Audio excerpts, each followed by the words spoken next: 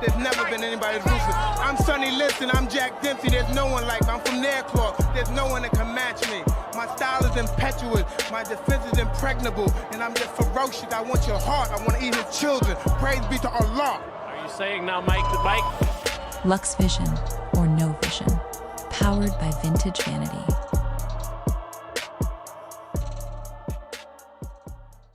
Ever. There's never been anybody ruthless. I'm Sonny Liston, I'm Jack Dempsey. There's no one like me. I'm from Nairclaw. There's no one that can match me.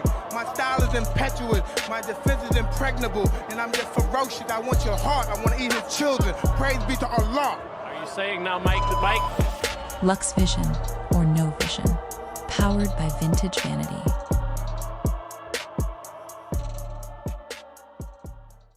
Ever. There's never been anybody ruthless. I'm Sonny Liston, I'm Jack Dempsey. There's no one like me. I'm from Nairclaw. There's no one that can match me. My style is impetuous. My defense is impregnable. And I'm just ferocious. I want your heart. I want to eat his children. Praise be to Allah. Are you saying now Mike to Mike? Lux Vision or No Vision. Powered by Vintage Vanity. I'm back on the shit again. It's time to take a whole SWAT team to bring me in. I'm back on the shit again. What's up? I'm back on the shit again. I had the same bitch cat had in 89. So all the work is outside gon' be mine. I got project protections of 10 grand in the building. Some niggas saying that's they spot, we gon' kill them. It's all simple math, now add it to automatic. It's filled to the tip of the clip, I'll let it rip. Now run, cover your mother, it's all cocksucker. Fuck around, have a piece of your brain blown. Hop out with that long tray pound. Flame throwing, now isn't this a beautiful day? Look up, same blue skies in Pelican Bay. Surprise nigga, David, check what's going on with it. The niggas get blasted on. Niggas get shooting at me, I'ma come back. I ain't let shit die. What's going on with it? Shouts out to all the visionaries in the chat. Lux Vision and No Vision.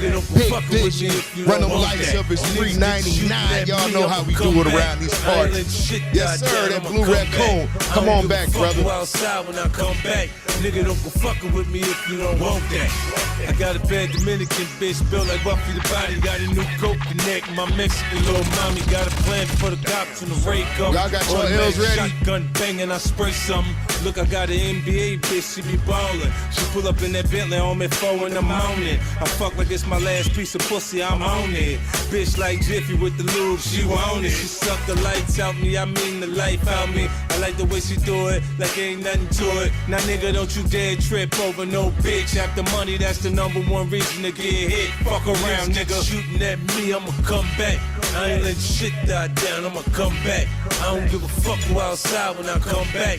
Nigga, don't go fucking with me if you don't want that. Niggas get shooting at me, I'ma come back. I ain't letting shit die down, I'ma come back. I don't give a fuck who outside when I come back. Nigga, don't go fucking with me if you don't want that. And you know you don't want that. Man, y'all niggas changed, man. These pussy ass niggas got y'all niggas dancing to love songs and shit.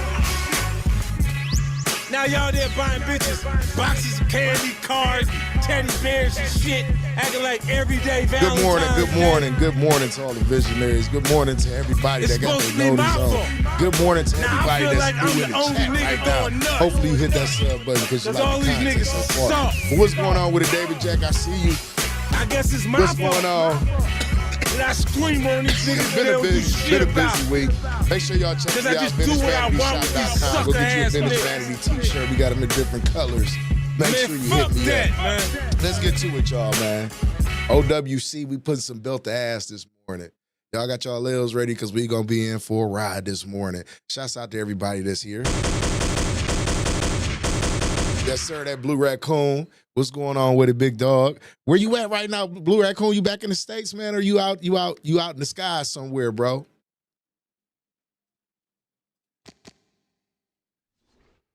Ray Long, I know you got yours ready already, big dog.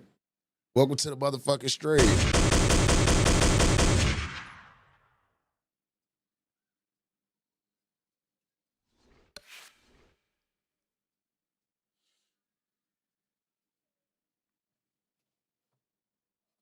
What's going on with y'all on this Saturday?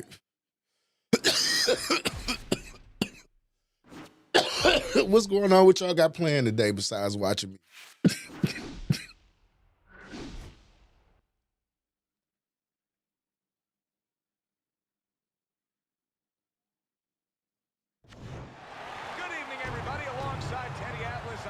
Tessitore, we welcome you ringside for a much anticipated. You said you don't go to the 28th, oh, so you chilling. You got about a good 5 days of downtime.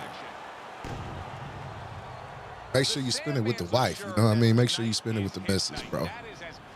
You say you just watching football, that's it. I seen you say you was watching, what game? I think you said Manchester or something, or who was playing? Oh, the Celtic versus Durham. I don't know how to. The Scottish Cup Finals. BBK, what's going on with it, homie? You know what? I got raw papers over here right now. I should have rolled up one of them. How you like that Battlefield 6, Lamont, man? I'm thinking about getting another game, bro. I'll play that with you. Smiley Gutierrez. I'll run that with you if I get it, Lamont. Just let me know.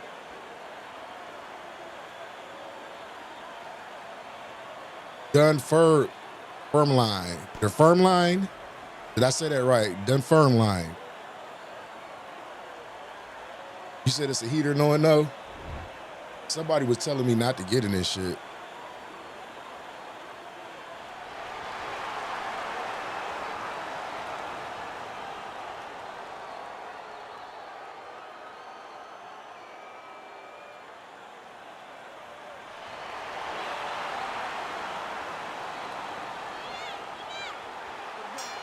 Opening 3 minutes of this 10-round fight.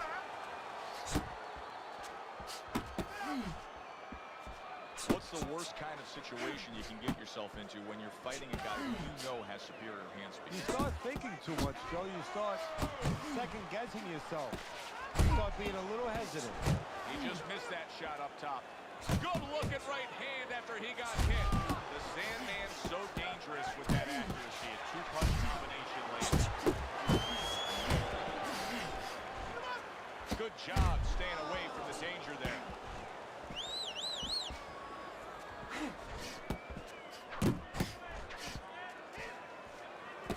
And now the right hand lands because of the work done by the jab.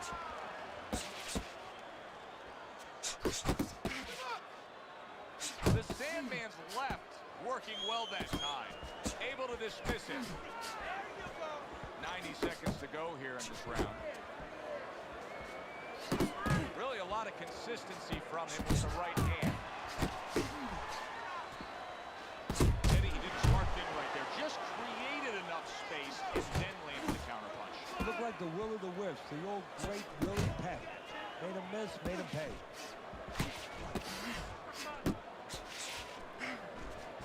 Gets rid of that body shot.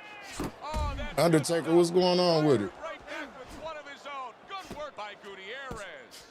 Rock'em, sock'em robots right from the start here, Teddy. No defense, just pure offense. There's a straight right hand. Zoning in on that gut combination punch downstairs.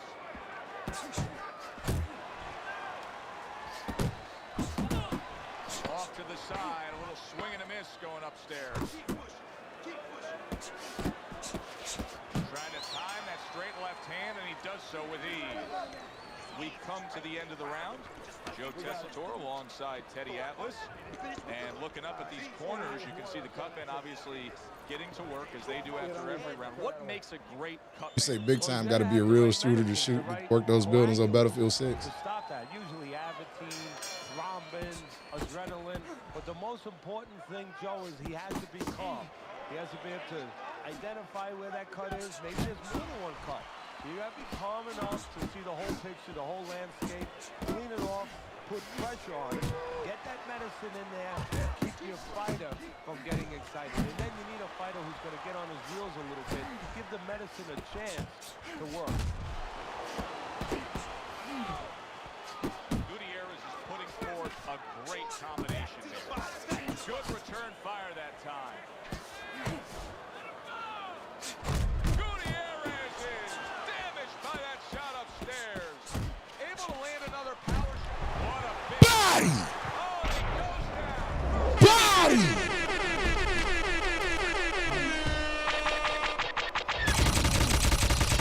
I'm doing good, Undertaker. Damn, son, where'd you find this? Gutierrez is going to have to pull himself work to do. Yeah, a lot of work because he doesn't have the benefit of his legs. Can't move around there wobbly right now. So what he's got to do is grab on a little bit and walk. Walk to the rope, kill some time, make the referee come in between you and break you. He got hit right there, but he also gave one. Solid effort by Gutierrez. Ted, he's trying to punch his way out of this damage he's incurred, but that's not the answer. Now, he's in a rainstorm. He needs an umbrella. And instead, he's running right out into the rain.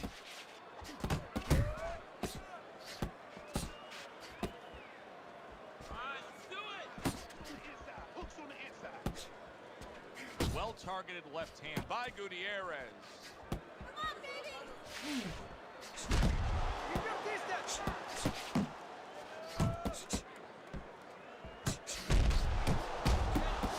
Teddy, what does he need to do right here? He has no balance. His legs aren't underneath him. Well, you know he can't move because he's going to fall on his own or the referee's going to stop him. So believe it or not, he's either got to grab or he's got to stand on the rope, stay right in front of the guy and move his head to make a miss. He can't use his legs. Gutierrez's corner tried to steady him and give him some sound advice with the 60 seconds they had to work with him. But keep in mind, he was knocked down in that last round. Well, the most important thing is his experience. Has this happened to him before? Can he justify it in his mind that he's overcome it before? Also his corner. Did they revive him? Did they do their job during that minute rest?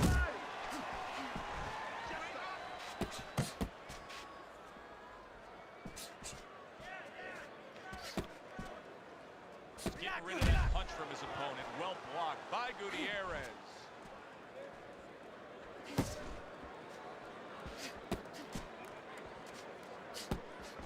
He brings it right back.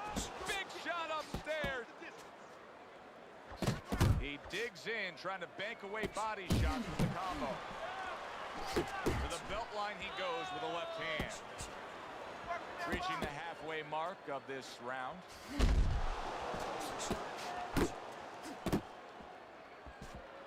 The Sandman's right hand scores well that time. He does a nice job with the uppercut, and I think fans, especially fans that like the big shots, lots of offense, they love that power punch. Yeah, because, you know, it's something that comes out of nowhere. It has real impact. It has vision value to it. I mean, it gets your attention.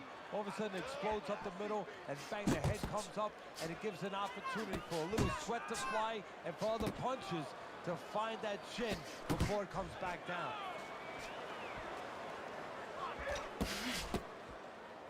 And makes that nice right angle on that hook upstairs.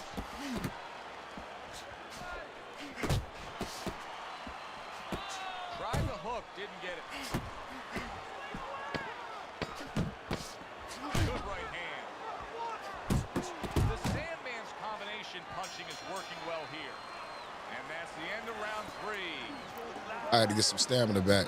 Love Fight Night. Let's get a sire going if you want, OG. What you mean, a sire? What is that? I feel like you lost weight, did it? Yeah, I lost a little bit. A little bit. Not too much.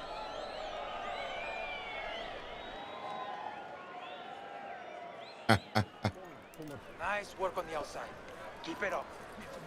Okay. Relax. Relax.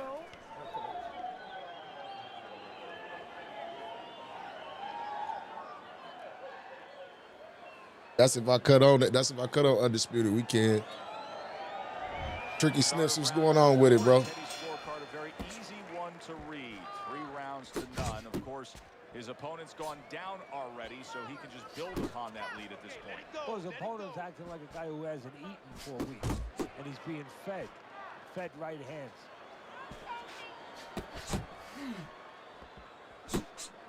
He's losing and he's running. I never get people who do this. And turn it against him. Yeah, the perfect way. I mean, boxing 101. Fuck it. Punching. Fuck it. That's what you want? No better way than to change his mind. Make a miss. Oh, that's what you want. You want me to walk up on you? I'll do that. Don't act like a bitch now. Don't act like a bitch now. Don't act like a bitch now. Takes one, but gives one. Good work by Gutierrez.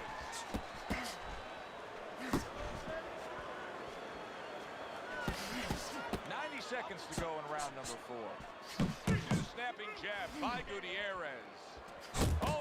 returns fire with a left hand. Gutierrez is hit by a counter punch there. Want somebody to chase you. Now you got to chase me. Up top with the right hand. Two good jabs by Gutierrez. And now he's acting like a fighter. Coming back with the right hand after getting scored upon. And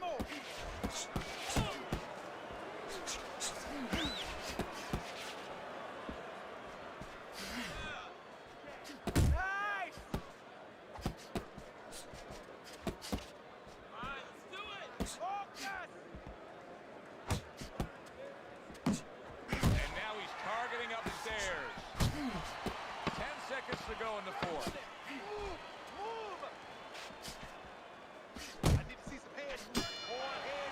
Now he got to chase me. Keep this fight in the center of the ring, okay? Listen, your best defense is Yeah, he is fucking running.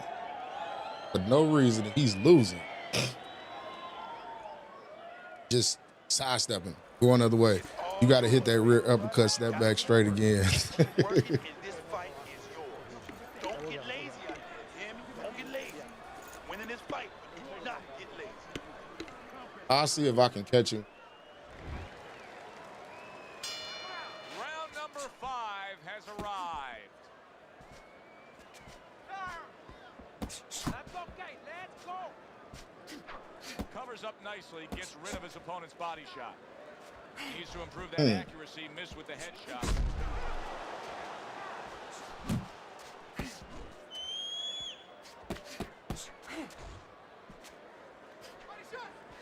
Keep working the chin. Keep moving. You got to see that coming now. Come on.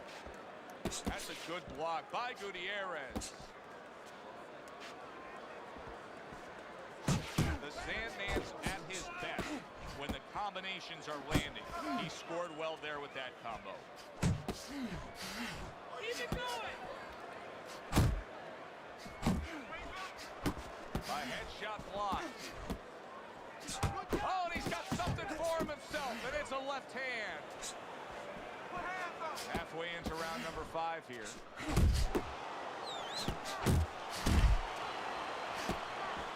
Right to the head with that. Oh! Body! He was just Get him the fuck out of here!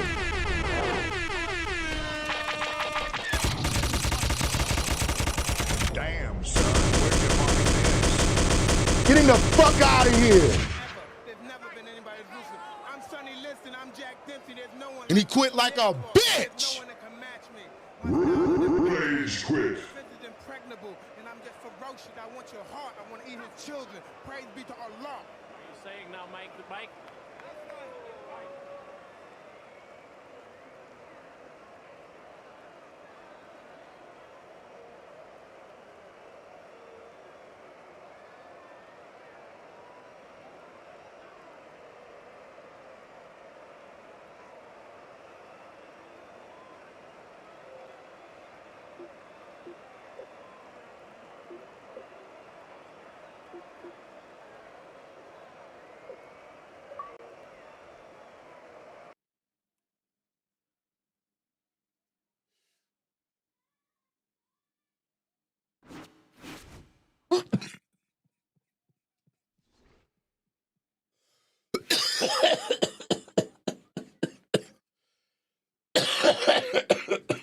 Sucker. Straight up sucker. Y'all see what they on early this morning. What's going on with it, Blaze?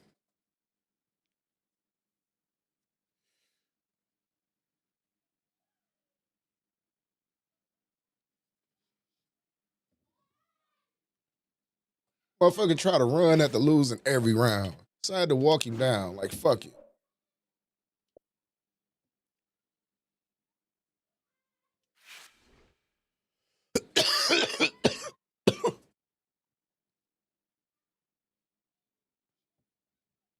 Nah, it ain't about to take me out, bro. Man. Just missed me, knock somebody out. This bitch ass clown. Fight this goof.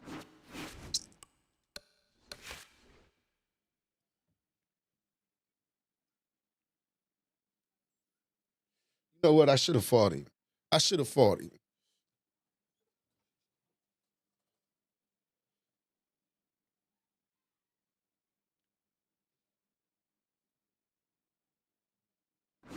Yeah, all that dumbass running shit.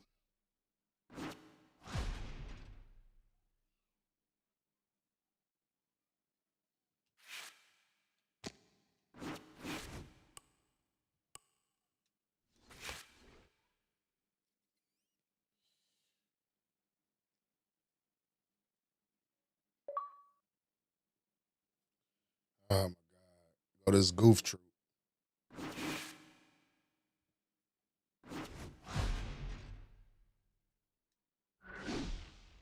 Really big scale.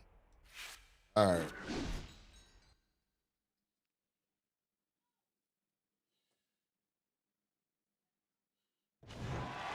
evening, everybody. Glad you've made the decision to be with us. Alongside Teddy Atlas, I'm Joe Tessitore. We're glad to be bringing you action and welcoming you to Vegas, where they do it bigger and better than any other city when it comes to the big-time fights. We're at the Oh, dude could fight. He'd beat the average motherfucker. It's just that he was running. He'd beat the average person that hop on here, but he was just running. Like, I ain't get that. You know you lose. 10 rounds slated in the books tonight. Here's the first.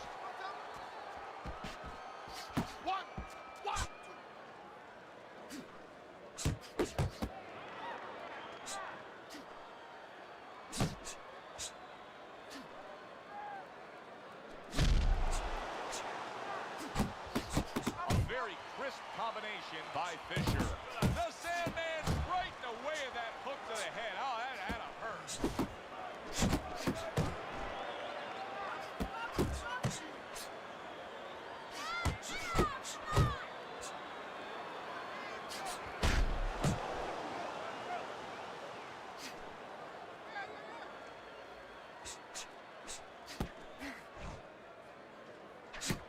And now committing to that midsection as the target with the combination punch.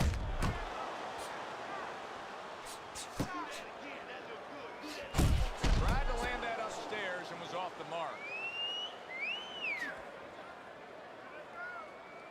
Yeah. Good looking combo by Fisher. Blocks away that headshot. He took the shot, but he gets one of his own. A left hand scores.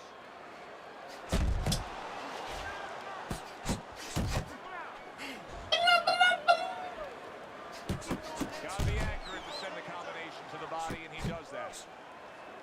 Red hot action to open up this fight. Both men throwing, both men landing.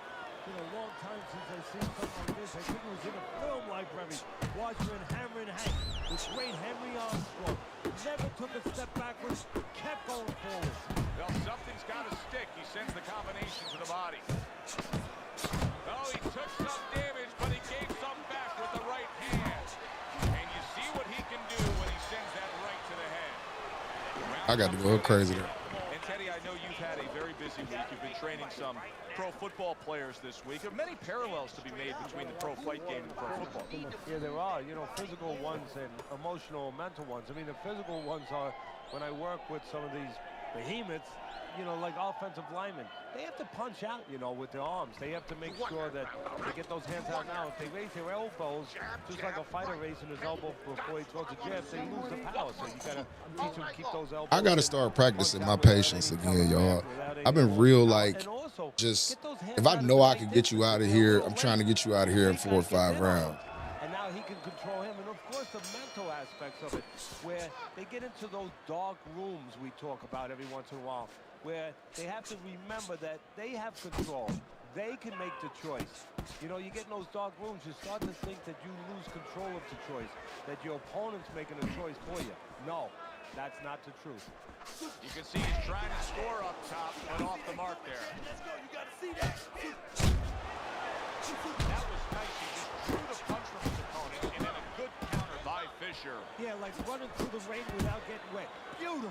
Fisher's doing a beautiful job here early on of counter punching. Yeah, it's going to pay off for him later on. You know, we talk about body work paying off for you down the road, like investing, putting money in the bank. Well, counter punching pays off too, because your opponent becomes a little tentative, and then down the stretch, he's not vigilant. The Sandman's the kind of boxer that wants to do just that.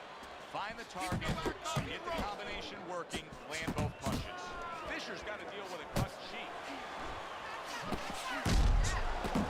He returns the favor with a right hand of his own.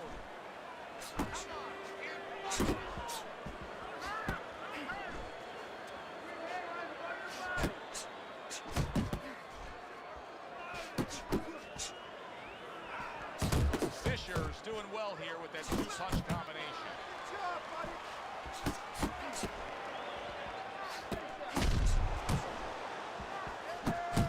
He tried to nab him up top, but was unable to connect. He gets hit, but he gives it right back. Keep it going. The Sandman Fisher's hurt by a big shot. Did you see that? Late goings here this round, and he goes down. Can he survive it? 2, 3, 4. Get up, man. Say y'all cooked already? Taking this test, rising It's up looking that to bad? the Sandman's gathering himself now after scoring a knockdown in that last round. If you were his trainer, what would you be pumping into his head?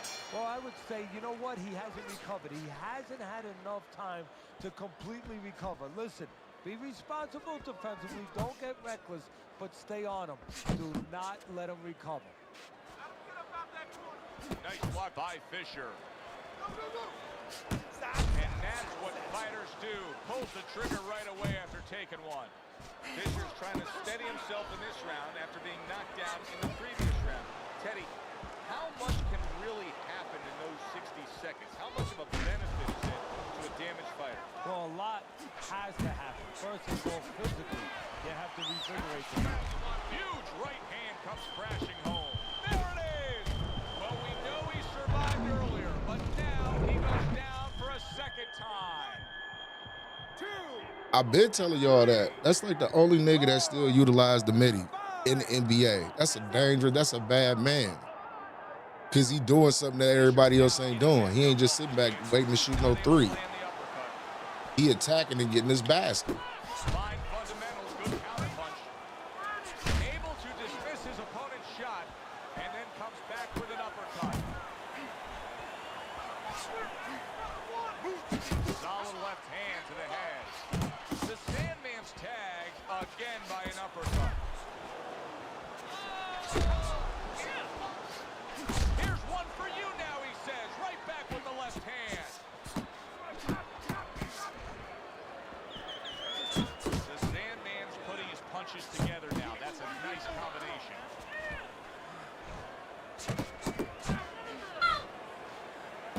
He takes a shot and then commits to giving one right back.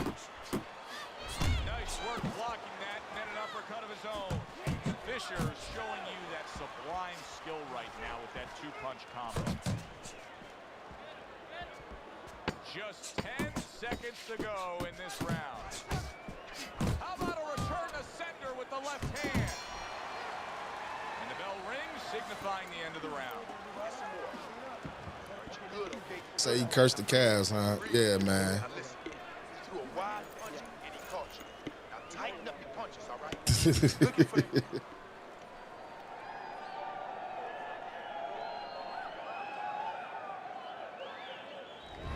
Start of round number 4. Fisher's sizzling up those punches thrown stats, but nothing else is working for him. He has not earned a single round on your scorecard. Well, I don't like the kind of punches he's throwing. He should go to the butcher shop.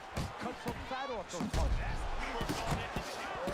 Well, his opponent is opening up and coming forward, so I would think there's some opportunities that exist. Yeah, I think some counter-punching opportunities. Opportunities not on the front end, but on the back end.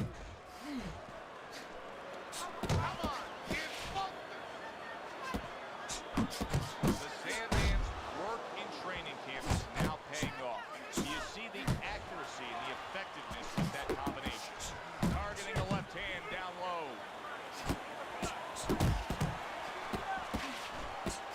Return to sender. He gives him back one of his own. The Sandman's landing a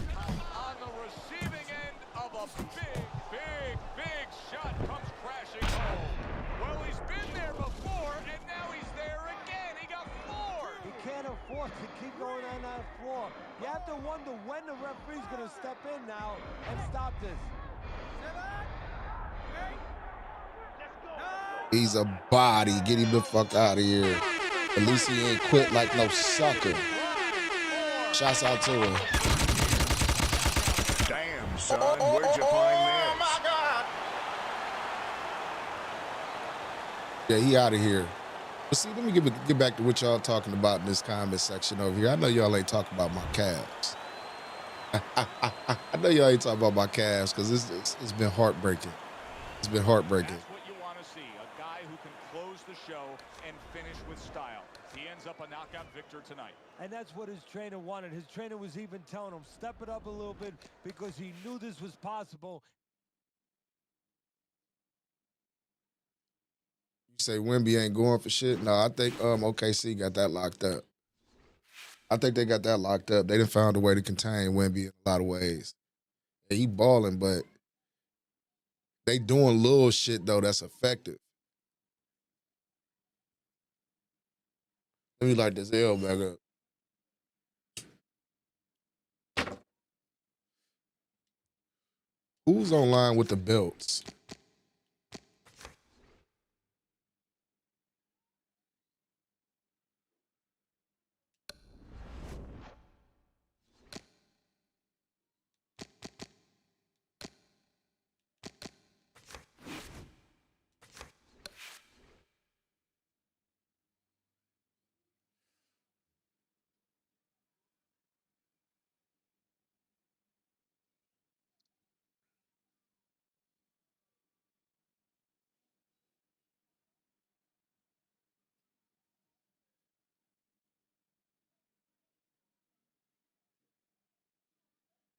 I think that's out of frustration though, Blaze.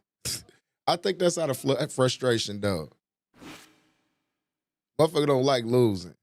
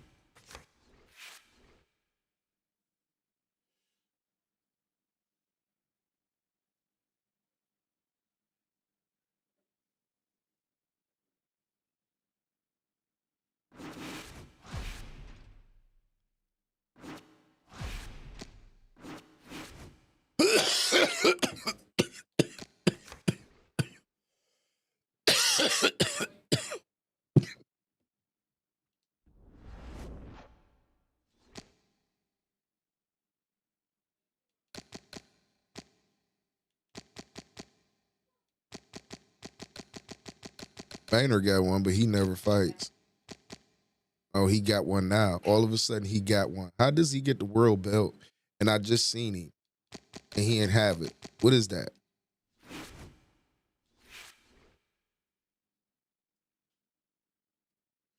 He just came through on here and did not win and did not have a belt, but now all of a sudden he has the belt on the leaderboard.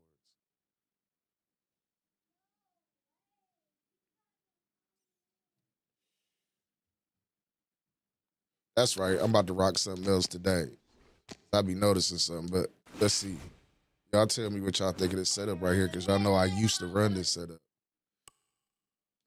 But I know it's kind of devastating. This is devastating right here when he hit motherfuckers. I'm about to see if I can still be just as devastating running smooth.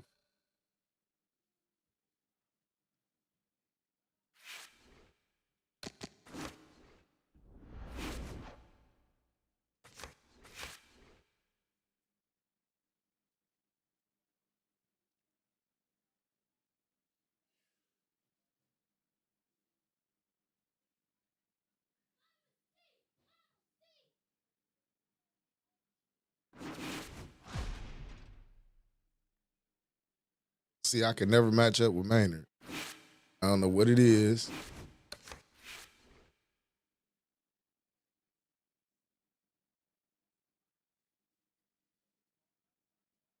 Maybe it's because I ain't ranked. Let's get ranked today. Let's get ranked today. I'm gonna stick in one weight class like I used to and just fight. Y'all remember them days I used to just stick in the weight class and just fight. Yeah, smooth was my shit. I used to always run smooth, but I would get more flashes running smooth. I noticed that. We gonna stick to one weight class.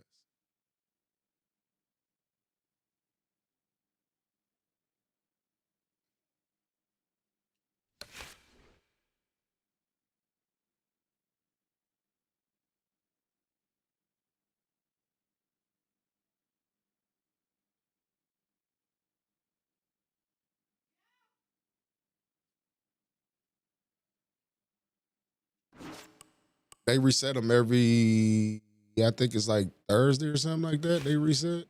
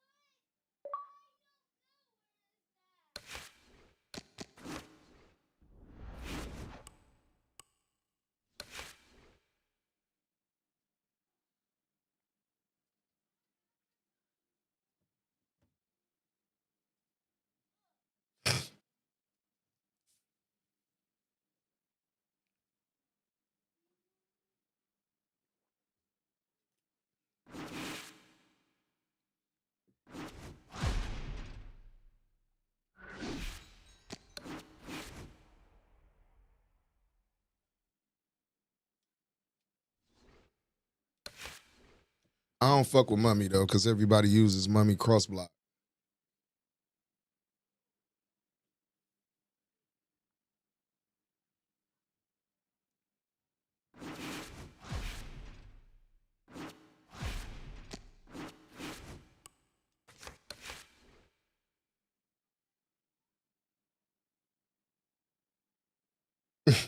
You said he in your inbox talking shit. Niggas be mad when they lose in this shit, bro.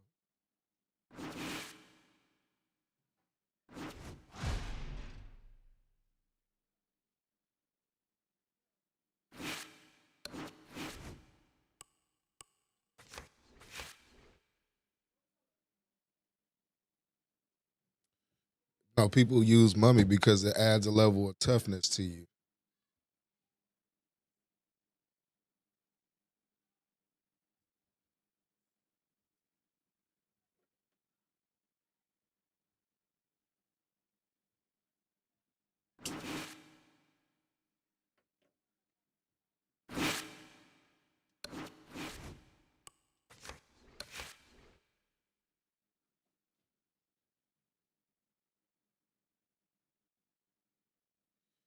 I still like Chavez punch style though, but it's not as powerful as Power.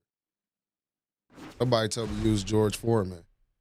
Look at this goofy right here. He know he ain't. And I just beat him again the other day and flashed this dumbass.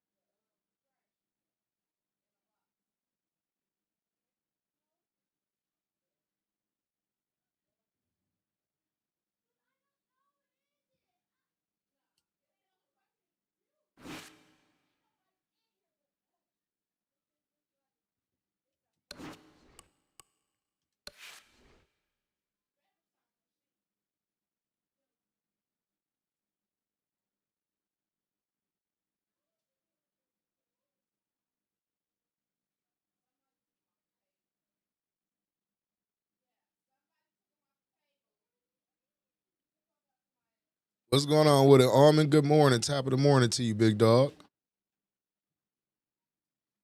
You say Foreman is your favorite. You got to know you'll land the uppercut, though. You'll have a good technique to land it. You said it'd be killing you.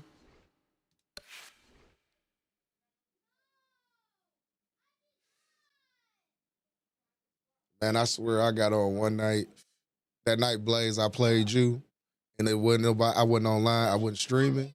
I just hopped on and started playing, and I ran into you that night. Man, there was so many fucking spammers online. It didn't make no sense. I got some footage of some shit y'all gonna laugh at. Boy, listen.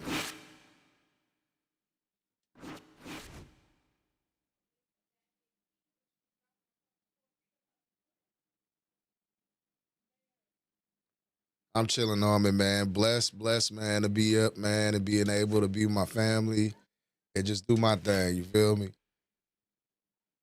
But like, yeah, that night, Blaze, it was so, I'm talking about like, bruh, it was like unknown spammers, like just niggas who just spam, and it was ridiculous.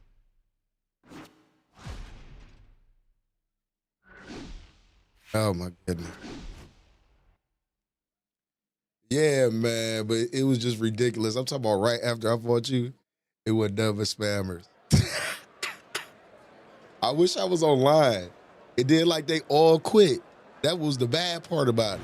Good evening, I'm Joe Tessitore alongside Teddy Atlas, and we welcome you to Boardwalk Hall. You say Foreman is good Atlantic City after Boardwalk replace the in uppercuts South with New hooker Jersey cuts. for a much anticipated main event. 10 I rounds feel of like he's slow. heavyweight I don't know action. why. And now the time has come. All the talk, now comes the walk. Yeah, he do. Giving us one of those attitudes like, hey, it's just another day at the office. Another day at the office. Exactly what I'm about to do.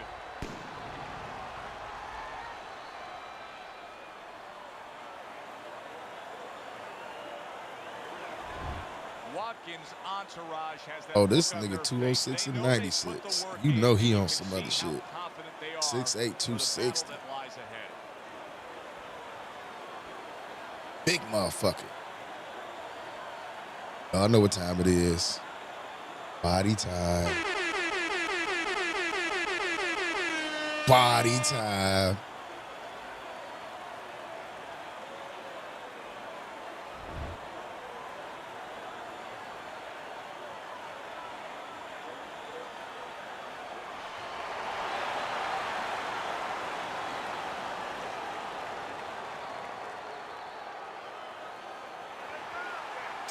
All the talk, all the hype, now the fight.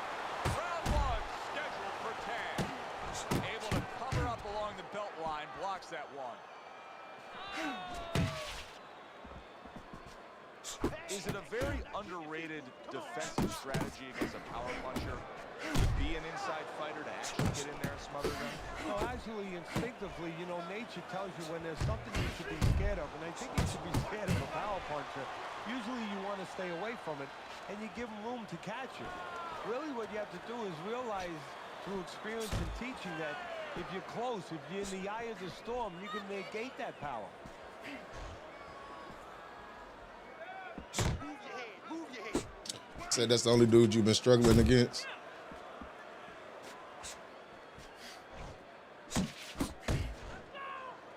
Comes right back at him with a left hand. Jackson. Yeah, I see what he on. You see how he comes over the top with that left hand. Look at that. Yeah, I see what he on. Shot, straight punch right on the mark. Like an What, he arrow, quit? shot by Cupid. He quit? What is that?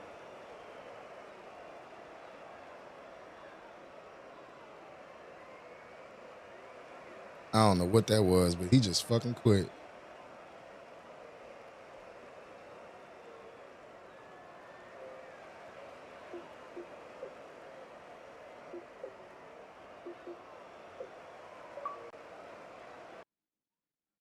I don't know what that was. That was strange as fuck.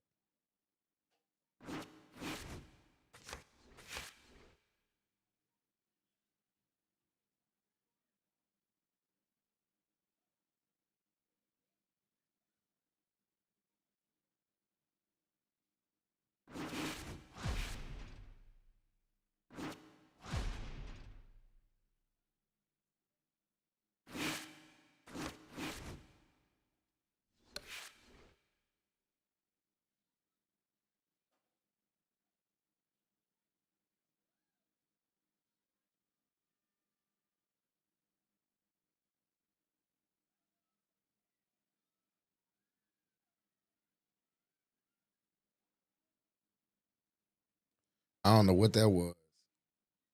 How you get a knockdown and then you quit. That's like a nigga hitting you and running.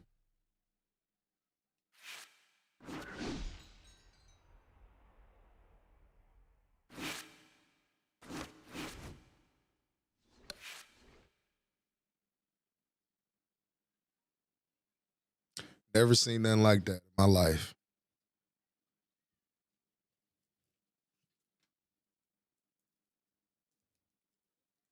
I put out the blunt and everything. For real, that's like a nigga hitting you and running and shit.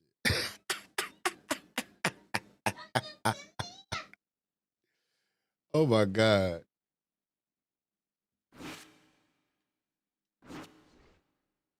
What be wrong with these niggas?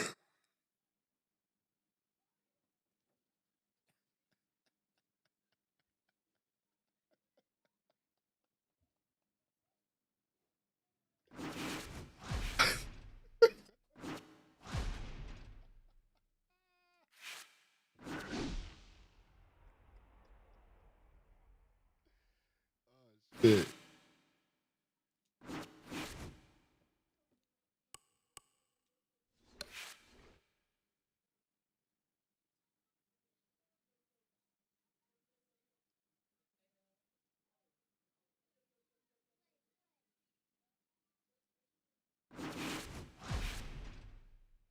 Oh my goodness, man.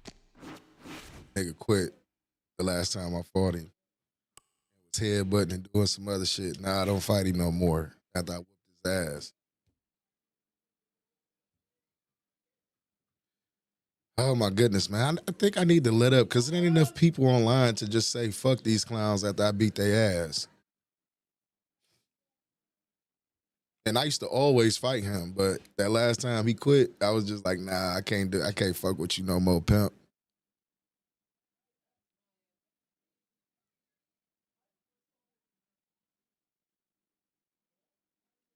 That's sad though. There ain't enough people online for me to say fuck the glitch quitters. You say going some head to head. You might be right about that, Mr. Armin. It's that bad to where like you can't like back out on the glitch quitters. But guess what? It's still more people than Undisputed. Shouts out to the Undisputed community, but it is more people on Fight Night Champion than it is Undisputed. That's crazy.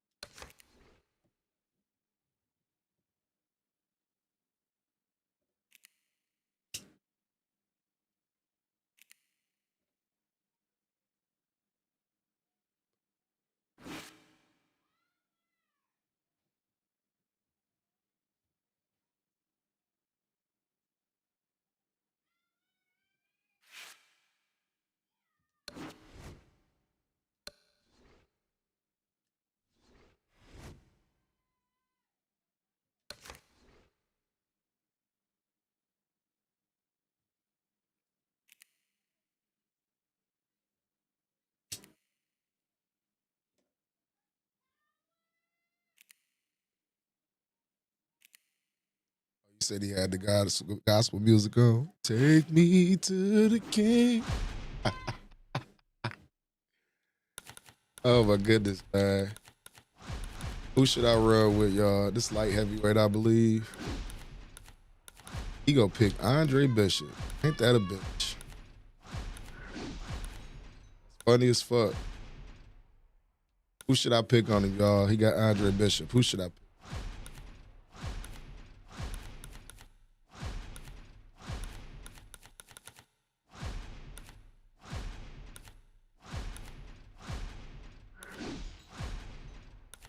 Andre Bishop. What? It's gonna be Tyson versus Bishop.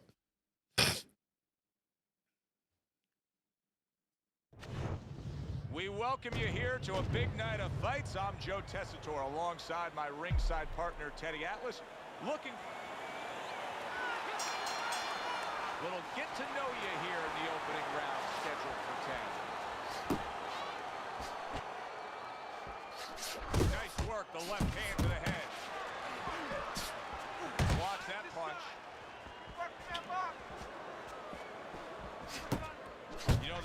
of talk in the lead up to this fight from his opponent saying, hey, I can punch too. Yeah, hey, look, I'm going to use baseball as an analogy. You have a power pitcher who can throw it 100 miles an hour. But you have another guy who can throw it 100 miles an hour, but he can also throw a curve. He can also hit the corners. He can also throw a changeup.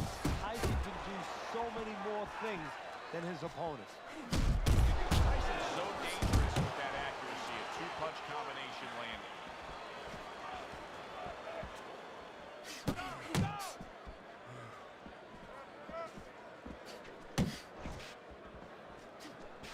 Halfway through round number 1.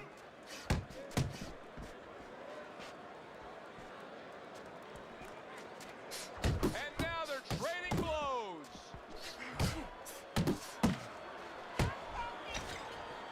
Keeps his hands up defensively, protecting the head.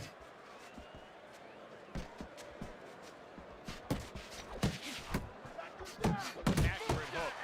So he decides to go downstairs early on, and I think he'll be happy with that decision later on. Well, it tells you that he's a well-prepared fighter. His corner came in here with a good game plan. They understood what they had in front of them. The guy that's going to move a little bit, start going downstairs, taking the air out of the tires, and later on, he'll be in front of you. A stabbing right hand by Mike Tyson. Keep working the body. Throws out the jab, and then brings back the uppercut up top. End of round 1. Mike Tyson's getting hit too much. I mean, it's as simple as that, Teddy. He comes back after that round, and he just got popped a lot. Yeah, well, right now, he's got to find a way to get away from some of those punches, but there's a problem, a big problem, like with anything else. How are you going to start changing it if you haven't been taught differently? I don't know that he knows the answers. Trying to erode away that body with the combination punching. Good fighting, snapping shot by Mike Tyson. That is a sharp uppercut by Andre Bishop.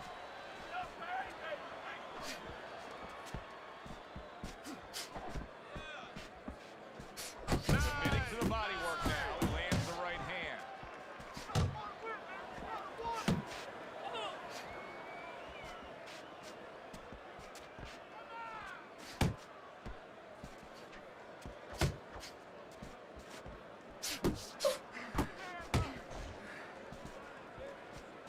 How much does leverage and torque play a role? Oh, he is stunned. He could go down. Teddy, I think he's going to go. Oh! He was What's good with it, E-Hearn? now he goes down for the first time. 1, 2. So he was knocked down, but Andre Bishop is proving that he doesn't want to be knocked out tonight.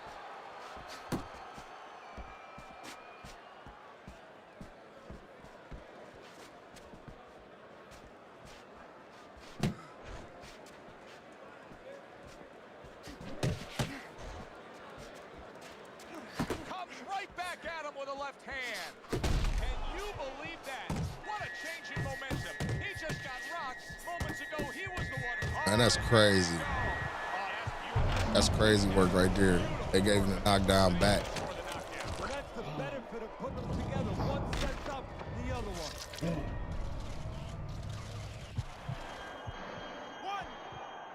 2.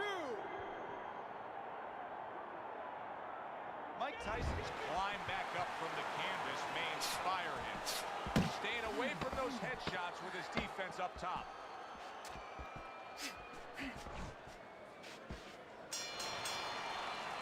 A very fan-friendly round, but a headache for the judges. How do you possibly score that round when each man was able to hurt the other? Well, this is where you have to be a good judge. You have to be a professional judge. You have to use the information that's there. Who won the spots of the round before they each hurt each other? And who hurt the other guy a little more? Tyson's landed a good, solid combination. He took a shot, but he came back with a right hand of his own.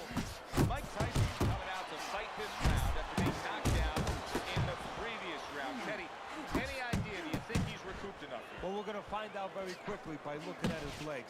You're going to look downstairs just like you look downstairs in the basement of the house and see whether or not those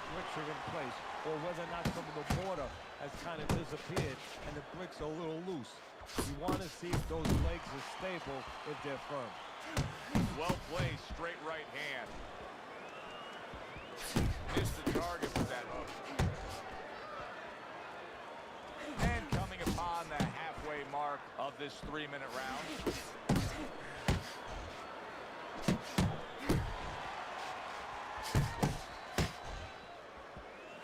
That's a good job by Bishop offensively. Landing his combinations is a key to victory tonight. Oh, they both land flush with uppercuts.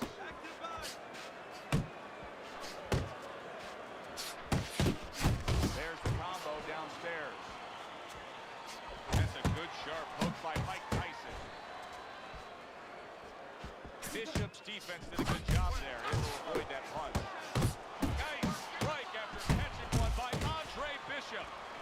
Big left hand from Iron Mike.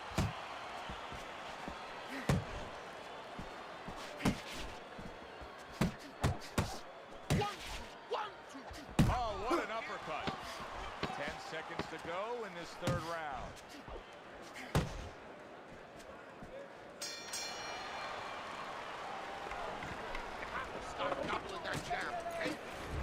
So round number 4 is underway. Bishop's been looking very good early on. Teddy, you have him up 3 rounds to 0. I think that's the only way you can have it right now, although I've thought that before, and the judges see it a different way. But he's been aggressive, and he's been effective. Nice block that time. It was intended to the head. Teddy, what would you recommend based on what we're seeing here tonight? Well, 2 aspirin and then, oh no, actually I would say a little counter-punching would be just what the doctor ordered. That's a better prescription for it. See, Andre Bishop, that training really paid off. Just back to basics with the 1-2, boom, boom. A stinging uppercut by Andre Bishop. More than one punch downstairs, that can be damaging. Bishop's got a bad cut now that's opened up on his cheek. Took a shot, now he gives a left. That's great stuff. He fires one right back after taking one. Gotta love the work by Andre Bishop. Right hand downstairs. Left hook to the body. Then he comes back with the right hand.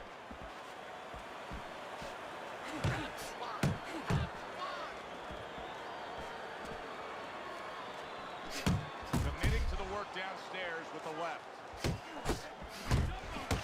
Good flush shot upstairs.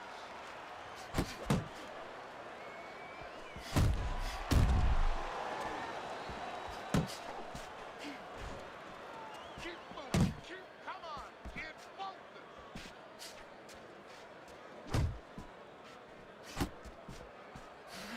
Great work offensively, landing that combination by Andre Bishop. Really solid left hand by Andre Bishop. That's exactly what his corner wants him to do. Tyson's inconsistencies are really showing up now. At times he has shown defense tonight. Other times, with what we've seen recently, he's getting hit by the left hand. Yeah, what he has to do is now make the adjustment.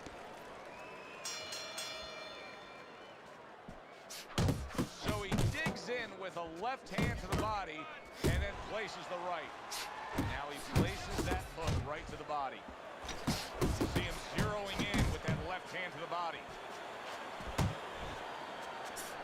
We overheard the corner of Andre Bishop earlier saying to look for the uppercut. That time, he found it, he saw it, he gave it. I like the angle that Andre Bishop just gave us right there. His opponent didn't like the result. He just ate an uppercut.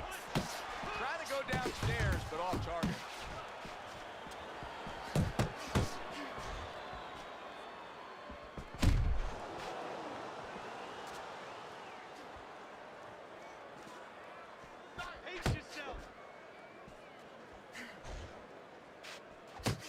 Bishop's left landing well. Still plenty of time to work here in round number 5. A minute and a half to go. Good 1-2 by Andre Bishop.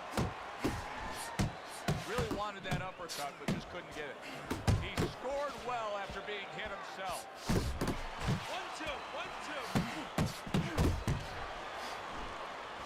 Mike Tyson's got to find a way to switch things up here, Teddy.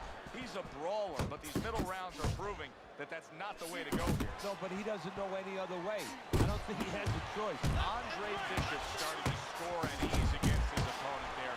Anytime you can land a three-punch combination, you're really hitting your groove.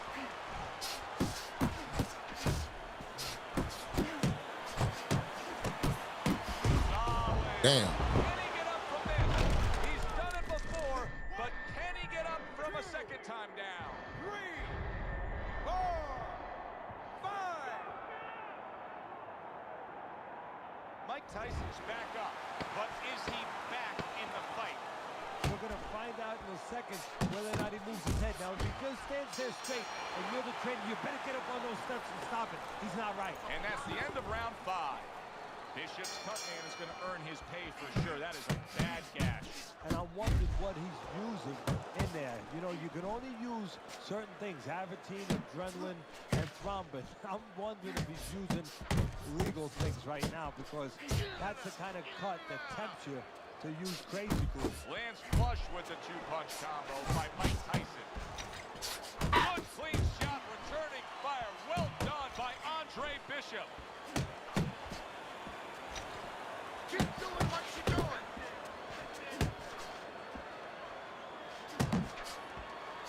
Not hitting his mark there, going upstairs. Good defense upstairs to stay away from that offensive assault.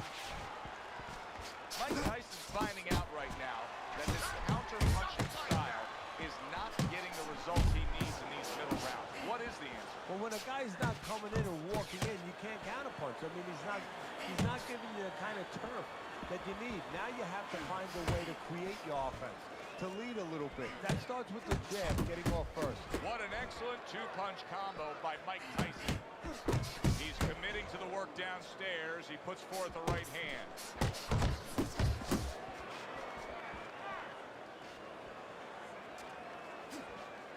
And now he's targeting upstairs. Very accurate two-punch combo by Andre Bishop.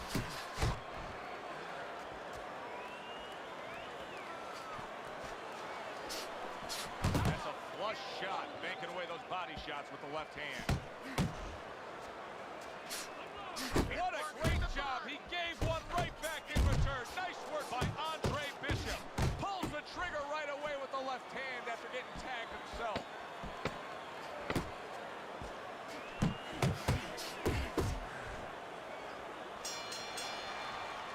What a good war this has been. What a good, solid fight it's been. The kind of fight that tells me somebody wants to get rid of the other guy. It almost looks like they made a deal where neither one could win by decision, where if they didn't win by knockout, it doesn't count. Bishop's shown us that if he pulls this trigger, he's hitting that target. His accuracy is great. Well, that's part of his ability. You know, I mean, it's not just his hand speed and he's technically good. You know, he's got a little bit of pop, but he knows when to throw. See, that's important, Joe. Knowing when to let the hand go. He knows exactly what time it is.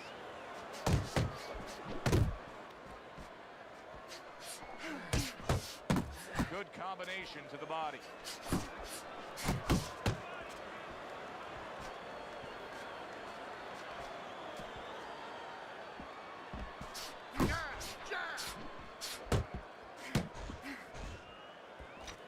Halfway through the 7th round.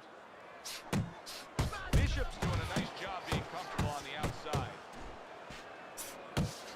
He has found his groove with this right hand. An accurate left by Mike Tyson.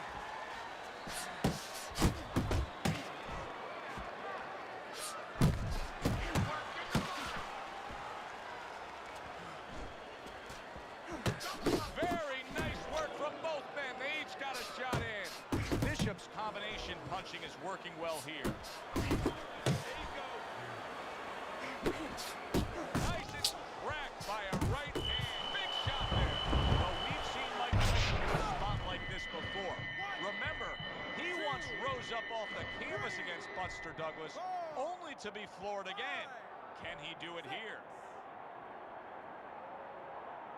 What guts he's showing here. I don't know that he's going to get the glory, but what guts to keep fighting here when he's damaged like this. Well, actually, Joe, too much guts. That's why the old-time guys, the smart trainers used to say, you have to have a little fear in there to know when you're in a bad place, to know when to grab. If this wasn't Andre Bishop, this dude would have been knocked the fuck out. Right back in this fight. He Would have been knocked the fuck out. Start round 8, Teddy. He's in the mix again. Yeah, he's a builder. You know, he's a creator. This guy's a They had me winning the fight. The guy who said, hey, I don't want a ranch house. I want to put a floor on. And he's building a floor. Oh, that's good stuff. Firing right back with one of his own. Good work by Andre Bishop.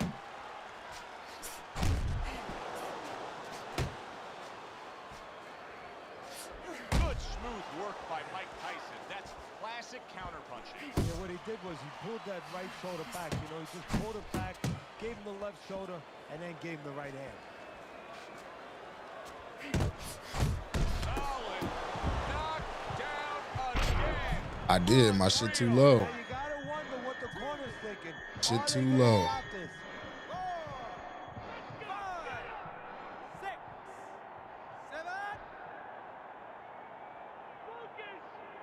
Tyson shaky right now. He survived the knockdown, but I don't know if he can take much more. 90 seconds to go, halfway through round 8. Commits to the straight right. Nice job doubling up the jab by Andre Bishop. Big shot. Yeah, it's just him and Ali got the highest rating in heavyweight. That's why I said when dude picked him, I knew he was a bitch.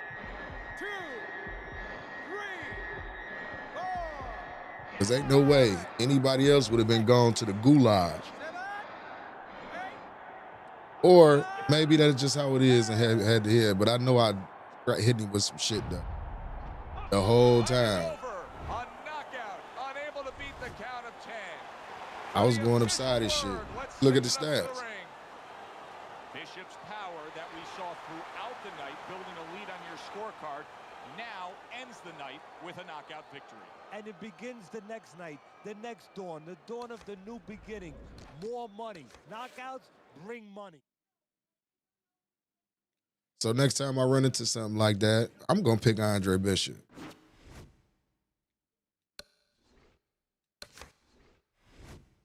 Because I noticed that's what suckers do. They really can't play this game, and head-to-head, they get Andre Bishop or they pick Isaac Frost. I guarantee you, that's 9 times out of 10 what's going to happen. Watch. See who he picked. He ghost picking now. Yeah, I ain't got time for you, pimp. You said Andre has that stand regen? Now that's what I'm saying. That's why everybody picking.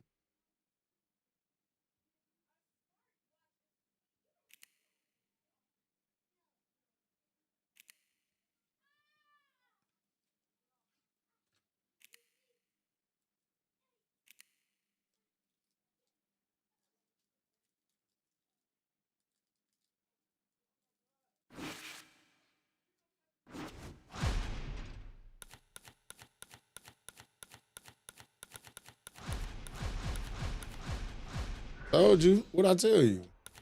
I'm gonna do the same thing.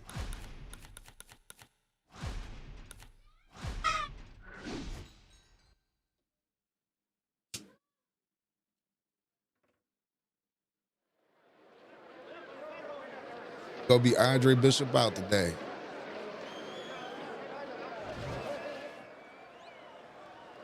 Good evening, everybody. Joe Tessitore and Teddy Atlas welcoming you to the Mexico City Plaza here in Mexico City for a much-anticipated main event.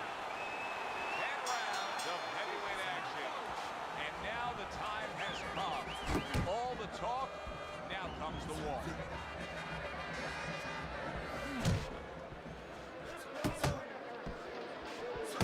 Andre Bishop getting to his opponent's head. Nice job by Bishop with the power shot.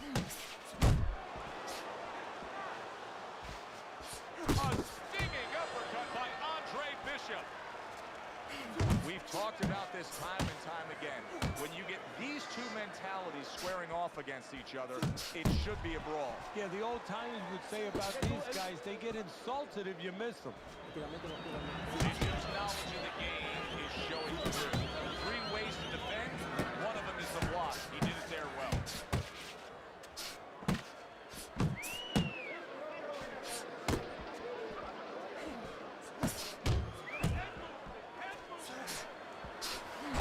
Carries that punch intended for the head.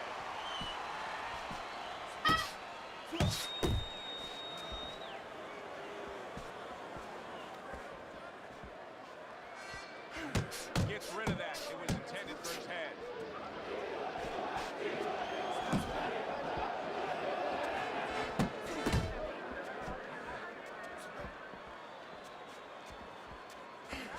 That is a big right hand after eating one himself. I shake it off.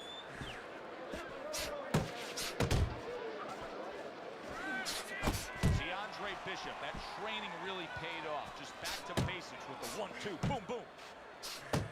That's a fierce left hand that landed by Andre Bishop. The other day when we were talking to Andre Bishop, he said to have success in this fight, I have to land combinations. He landed a good one there. Bishop's inability to really step on that gas pedal a bit, just be a little more offensive-minded, is really catching up with him. That last round was unimpressive. It's just not his temperament. And you know what? I'm afraid it's not going to change right now. It's kind of like being in a room, being in a party with somebody, and you say, hey, come on, talk a little bit more. You know, everybody else is talking. It's just not his way. He's not a talker. This guy is not a busy fighter. And now we got a fight. He fires back a right hand of his own. Took a shot, now he gets a left.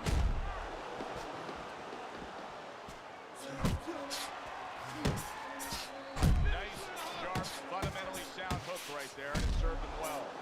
And right from the start, he's throwing the power punches and landing it. I think he has a gate. He wants to get through it.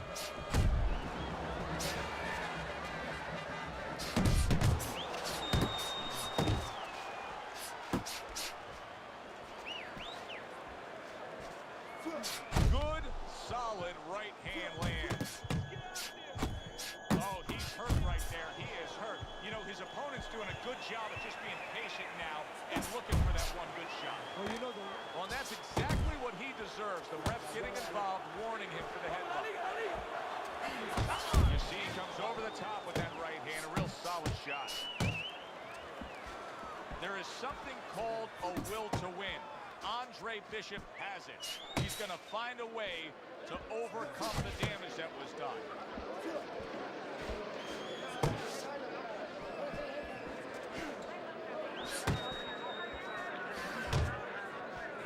He got hit right there, but he also gave one. Solid effort by Andre Bishop. Bishop's not just loading up. He's landing combination punches like he did right there. Scored well with that right hand to the body. He nearly lifted him off the ground. What an uppercut by Andre Bishop. That's a big hook by Andre Bishop that time. His opponent felt it. And we come to the end of round number 2. Got my homie Randy with the build and what's going on with it. I am the original Jamaican Dandana. Jamaica. Yeah, they have to make sure that they buy some time here and start moving their head, using their legs, tying up a little bit, doing anything to kill the clock and not get caught on that cut anymore. Good job protecting himself. Oh, what an exchange! Brings the hook that time.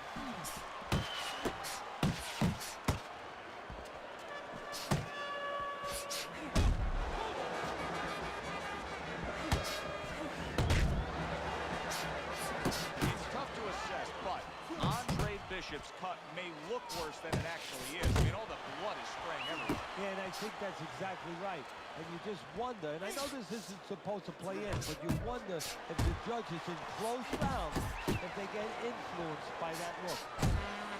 Hands up, hands up.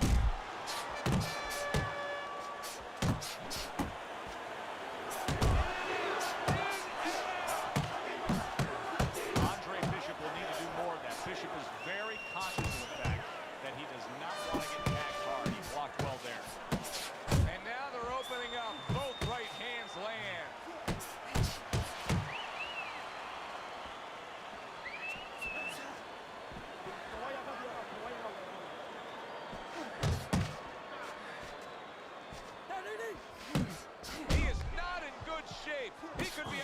choking moments. Oh, he's hurt right there. Look at this sucker. As the referee now feels that it's purposeful what he's doing, and he's deducting a point.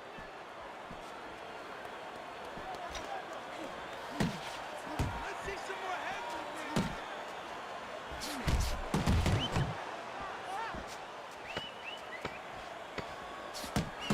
Blocks that punch. And that's the end of round 3. Yeah. But Bleedy, the little black dude, that motherfucker hit hard too, bro. He be throwing some shit at motherfuckers. Round number 4 underway. A chance to look at Teddy's scorecard.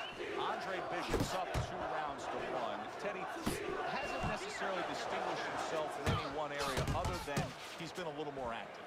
Yeah, he has been more active. The only thing that I worry about as a trainer, I would be concerned he has to work harder than the other guy to get things done. Does that hurt him down the road? Just knifing up with that uppercut by Andre Bishop. Solid straight right hand. Bishop's a brawler, right, Teddy? Yeah, exactly. Is that the style that you think is going to carry him through? He's working out so far. Yeah, if he can keep it going this way, you know, he's going to be happy. He wants to keep his opponent in this kind of mindset. Right now, he's got his opponent angry. I know that sounds crazy. Come on. Power shot lands, and all of a sudden it turns the tables. A little slow with that jab, and he got caught the right hand. And yet another big shot. Hits him right on the spot. 2. What guts by Andre Bishop. We've seen it throughout his career we've been following, but he wants to fight on here. Targeting that 1-2. And now targeting his opponent with the overhand right. Good work defensively by Andre Bishop. Plus, he landed that counter punch. Yeah, and he forced him to punch. He made him, he drew it out of him, and then he timed him beautifully. Andre Bishop has always had a knack. I love the way Andre will look for that uppercut and then deliver it. It's just showing that he's got some defense of his own. He got away from that punch.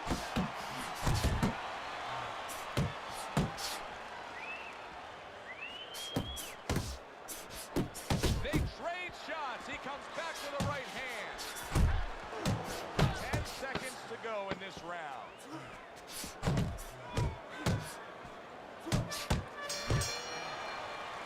And the round comes to an end. We did have a knockdown in that round. Now, Teddy, if you're in the corner where your man was down on the floor, what are you telling him? Well, the first thing I do is I sit him down, I get water on the back of his neck. You know, I bring him to a sense, I make sure that he's clear and everything. And then I tell him why he got his backside put on that canvas so he can correct. Wow, no doubt about it. Affected by that right hand. Oh, that's gotta hurt. Up off the deck and now. Bitch ass clown. Trying to headbutt your way out. And he turned it around because when his opponent scored the knockdown, he got a little careless, a little lazy. Bishop's corner looks like they're creeping up those steps. I think they may want this fight to be over soon. I think they need to be responsible and understand that just like sometimes the tide goes out, and guess what? It's not coming back in until tomorrow. Well, this is enough for today. This fight is over. We're going to have another day when we come back prepared to do it again.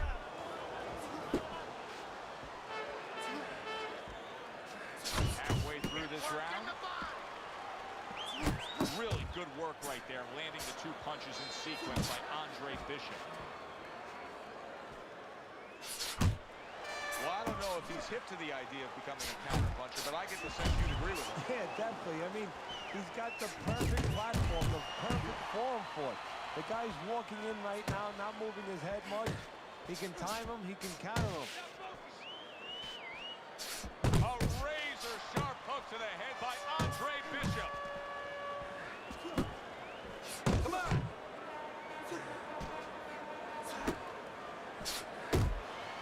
We overheard the corner of Andre Bishop earlier saying to look for the uppercut. That time, he found it, he saw it, he gave it.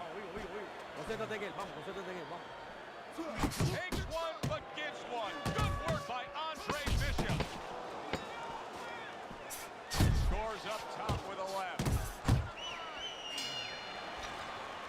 And round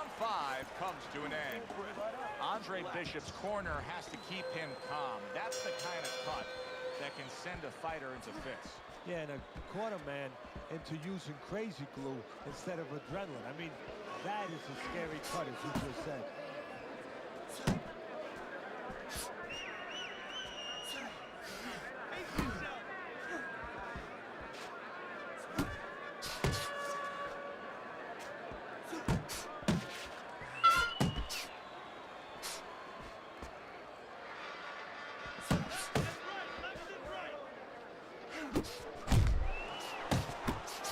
Scores well to the head with the right hand.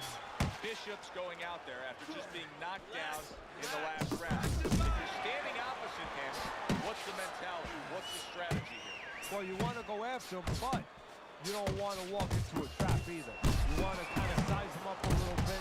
You want to see if he looks like he's okay, but at the same time, keep in mind that he might be trying to con you. You know you hurt him, so put that pressure on, but do it smart. There he is on the inside, doing well.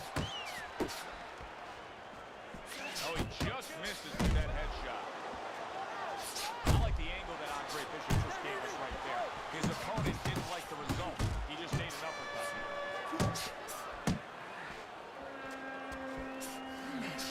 A little give and take, and here comes the left hand. Nice strike after catching one by Andre Bishop. Andre Bishop's absorbing a hook.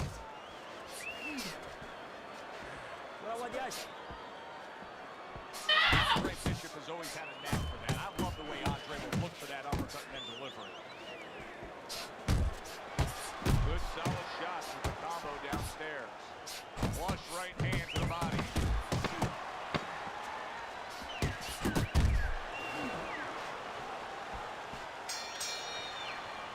And round 6 comes to an end.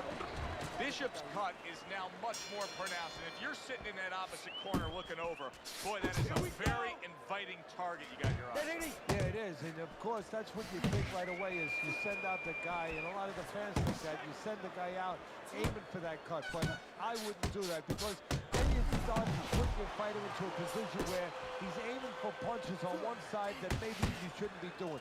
Just fight your fight. Use your jab, set up your punches. Don't start throwing single shots, haymakers, just to try to find that cut.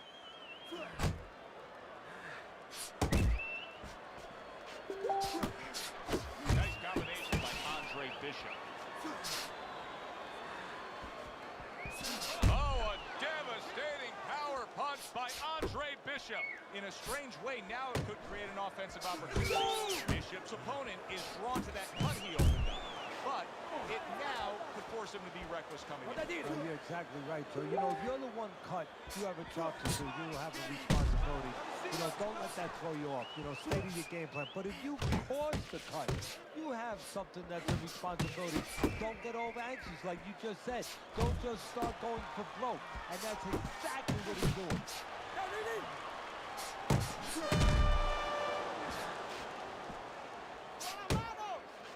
Protecting his head well with his guard. Andre Bishop's right hand scores well. Nothing there on the punch by Andre Bishop. Bishop's the kind of boxer that wants to do just that. Find the target, get the combination working, land both punches.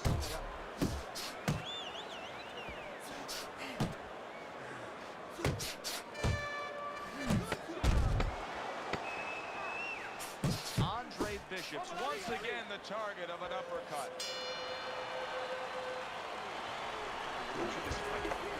Take some chances now. I think he's starting to get the message. Bishop's corner has been harping on him, and they were giving him sound advice because here at the start of round number 8, you can see he's built a little bit of momentum on your scorecard. Yeah, sometimes, Joe, you're listening, but you're not hearing. Now it's starting to sink in a little bit because he's seeing some of the benefit, some of the fruits to the labor. Unable to score with the hook. Blocks that belt line well.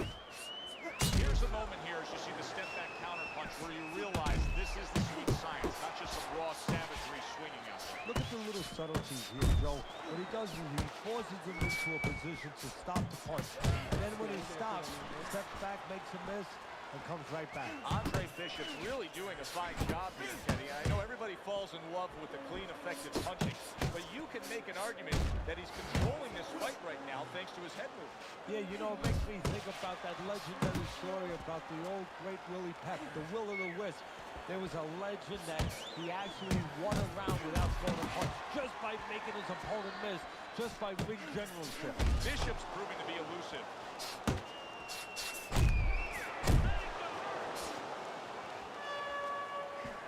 Andre Bishop scoring with that right hand. And a nice combo by Andre Bishop.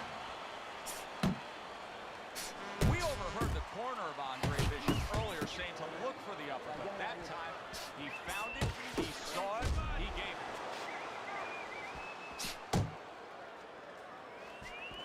Pace yourself. Very accurate with the overhand right. And you see what he can do when he sends that right to the head. Good scoring shot. It was a straight right.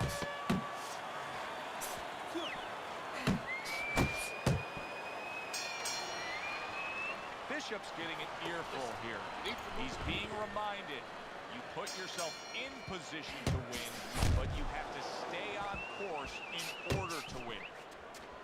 You see him with the left of the head there? See, he's got his guard up really well that time, and it protects his head. Side to side, move your head. Didn't get it done going to the body there. Scored well upstairs with the right hand. Able to cover up that gut. Good job on the two-punch combo by Andre Bishop. That's nice work by Bishop there, landing the left hand. Hits him in the mug with the right. Showing you some defense there with the block. That is exactly what the corner wanted to see. A good combination punch by Andre Bishop. Andre Bishop's defense is it ever good. Look at how easy he's able to block those punches. Oh, a good right hand by Andre Bishop. No head movement, and he's getting tagged.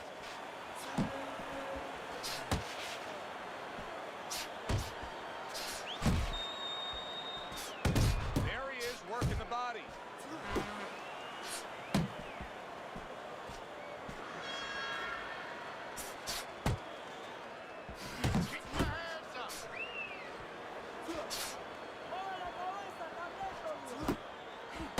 Andre Bishop's punch didn't come close.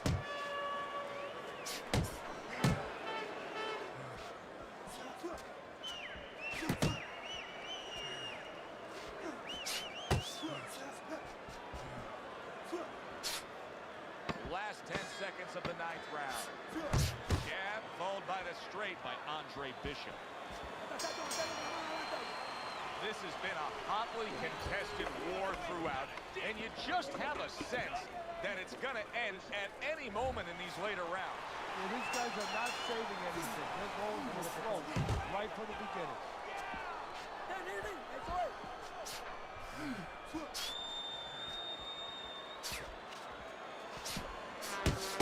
And now he scores well with the straight right. Double jab by Andre Bishop. That's great stuff. He fires one right back after taking one. Gotta love the work by Andre Bishop.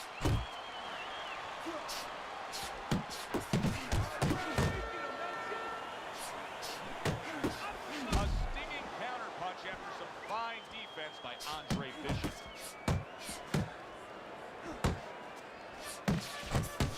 Andre Bishop rocking and shocking his opponent. Super hook by Andre Bishop. Bishop's doing well here with that two-punch combination.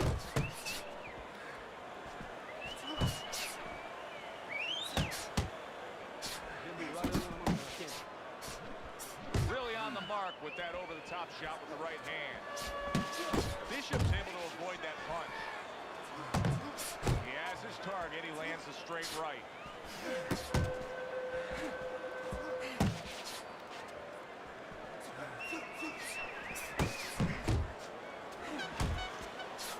Right to the body.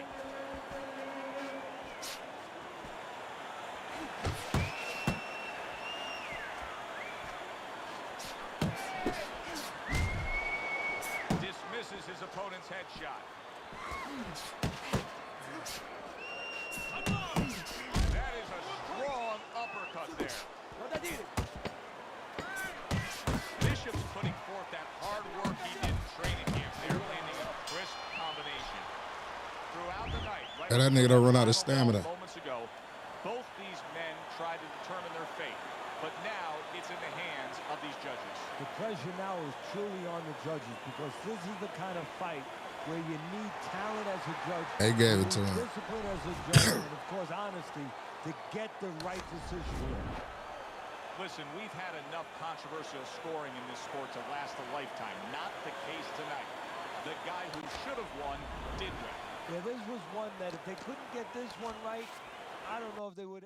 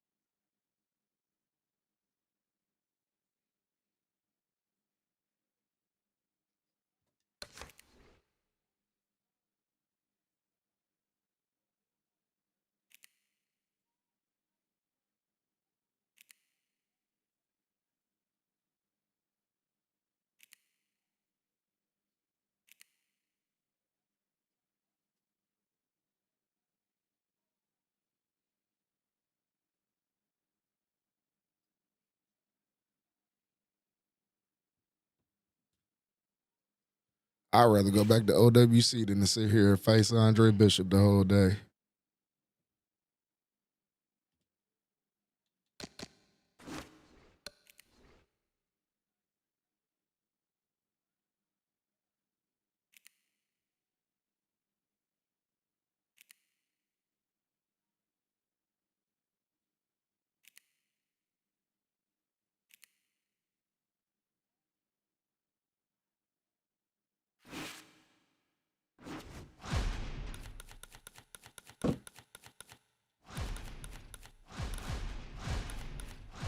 Told you that's all it's gonna be the whole day. This sucker shit.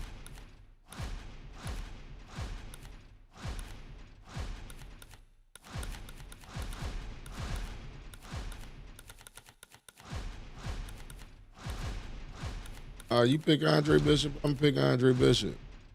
This sucker shit.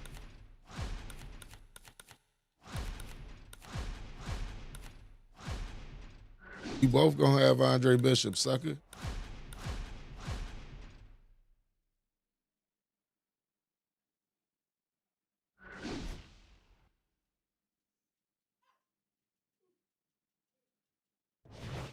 Hi, everybody. So glad you're with us. Joe Tessitore alongside Teddy Atlas, and we welcome you to the State Palace Theater, great venue here in New Orleans, for tonight's main event. 10 rounds in the heavyweight division.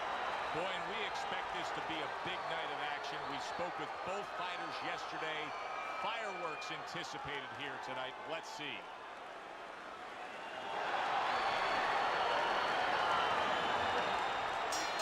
First round underway in this scheduled 10-rounder. That's a good job by Bishop offensively. Landing his combinations is a key to victory tonight. And a smart counterpunch by Lewis.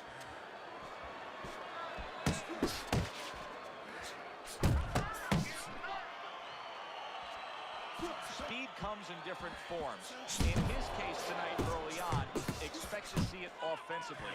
This is a fighter that can get after you like a viper. Yeah, he can, but he's going to need those feet to go along with it. You know, he's going to get those punches off, but he needs to get out of dodge afterwards.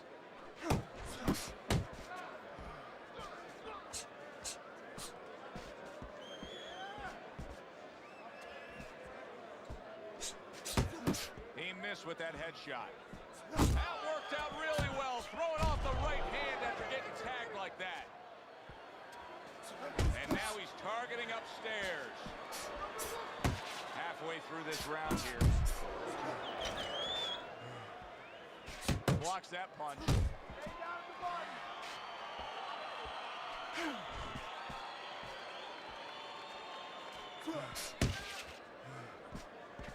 Hooks to the head. Targeting that midsection now with the combo.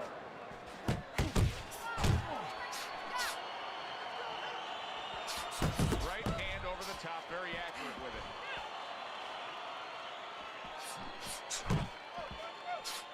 Bishop's putting his punches together now. That's a nice combination.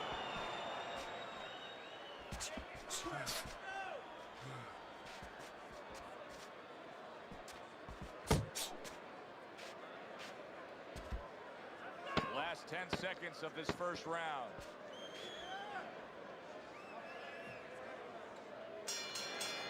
Lewis is doing something that I often question, and that's a fighter going out there as that round comes to an end. Once again, just being able to say he didn't put forth enough effort. Why? Because it's a mental game, Joe, and it's about confidence. And right now, he does not have the confidence to go forth and do those things. Even though you and me are looking and we see the opportunities there, he doesn't see them. He doesn't feel them. Oh, and he returns fire with a left hand.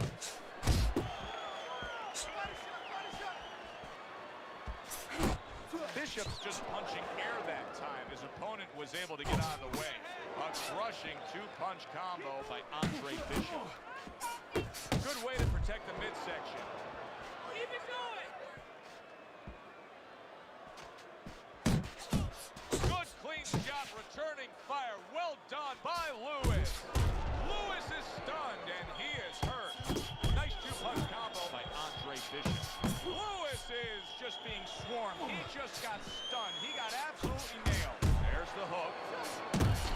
Oh, a big shot comes home for him. And he is down. He is down for the first time tonight. 2, 3, 4, 5. Get up! 6. Get up! Get up!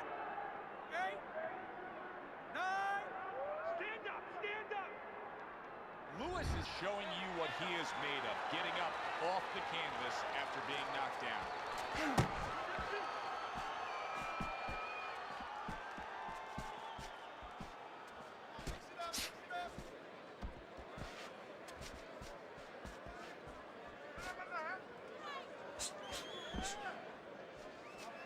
Yeah.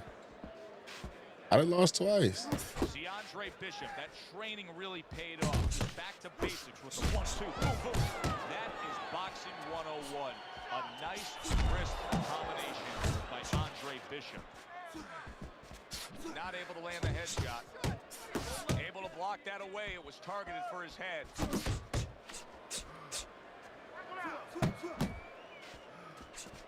Final 10 seconds. Little head knocking with that right hand. Lewis is showing you that sublime skill right now with that two-punch combo. And that's the end of round 2. Listen, he's a veteran guy. He knows the truth of the situation. That's a really bad cut. The kind of cut that can end a fight. Yeah, he has a gamble right now. You know, just got last call in the casino. They just said, you know, you got 3 more rolls of the dice. He's got to roll him. He's going to blow on him. He's got to do everything. Now he's putting his punches together. The comedy. Lewis is hit by a right hand. Wow! And he crashes to the canvas once again. He's gotten up before. What about this time?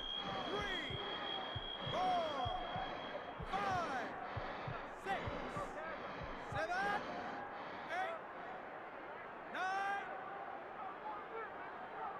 Lewis is back up on his feet. What will he look like in the next few moments of this fight? That's the big question.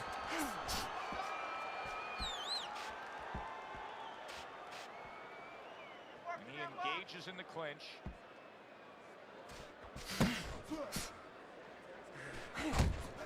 Sets up that right hand with the jab.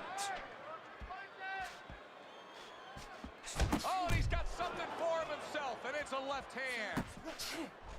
Coming to the halfway point of this third round.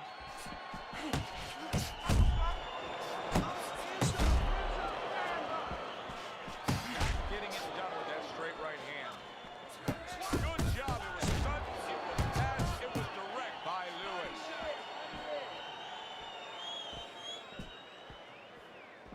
What impact with that uppercut by Lewis.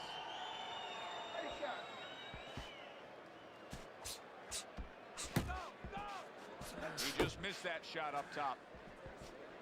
See him trying to cut down that tree with a well-placed right hand.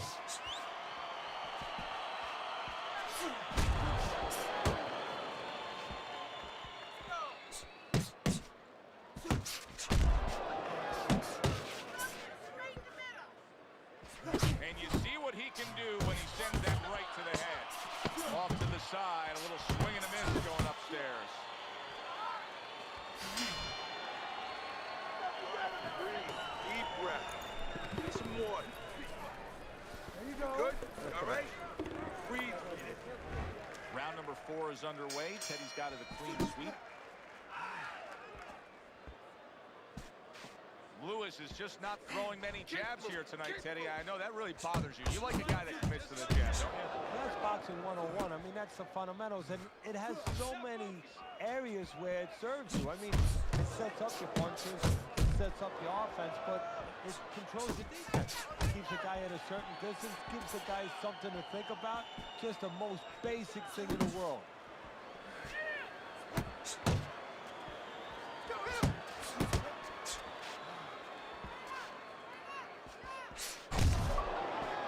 Oh. Jab upstairs.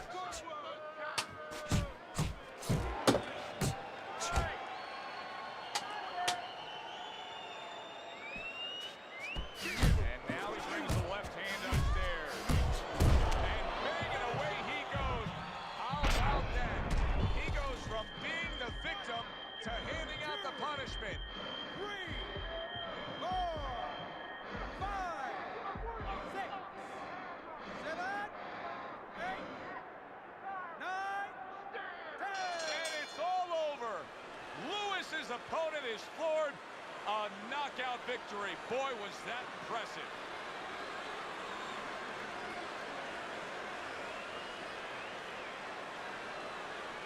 Yeah, he knew he was going to lose. He did what he had to do for a win. Well, he only went down once. Unfortunately, he stayed down. Bishop's flattened here in our main event. Alongside Teddy Atlas, He knew he was losing.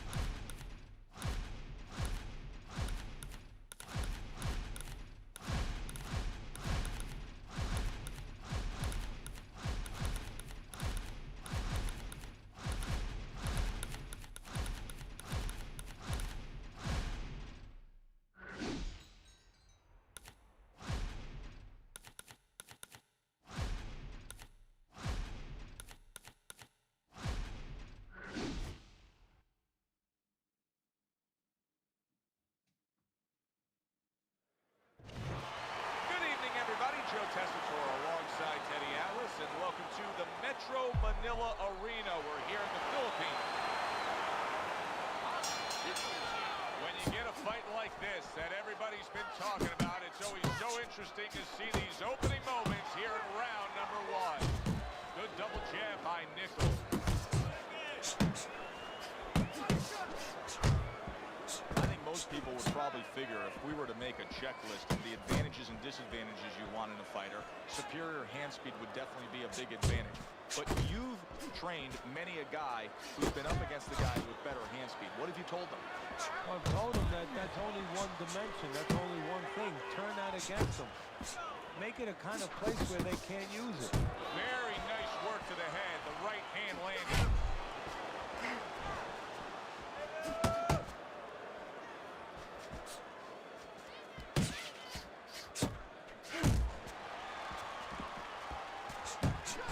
Evander Holyfield's combination punching is just perfect there. 3 punches landing. 90 seconds to go here in this round. Well timed by Nichols.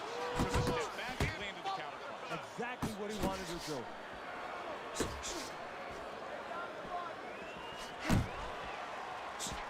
And yet another right hand lands. Right to the belt line.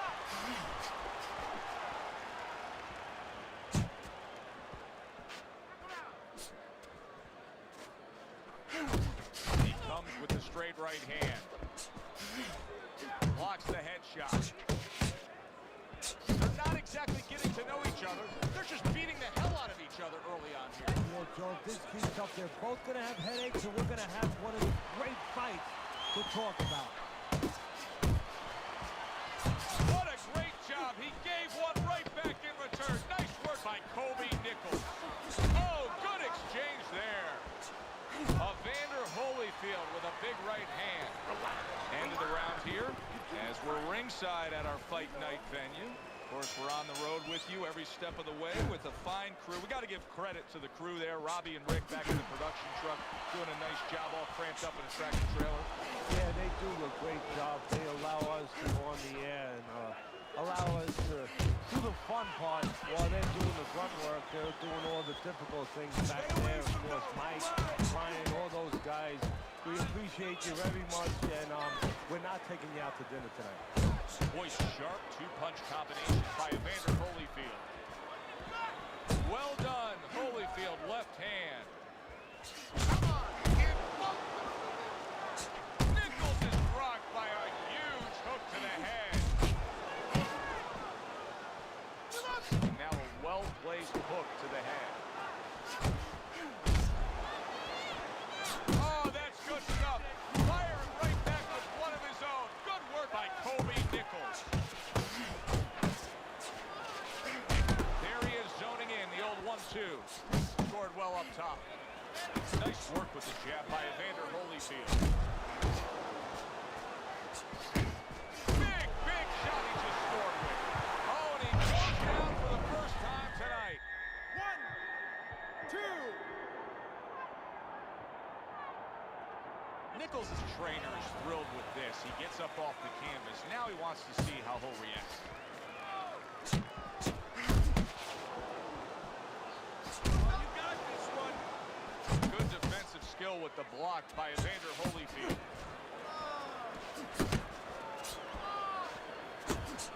Trading right hands. Boy, is this a dangerous biz.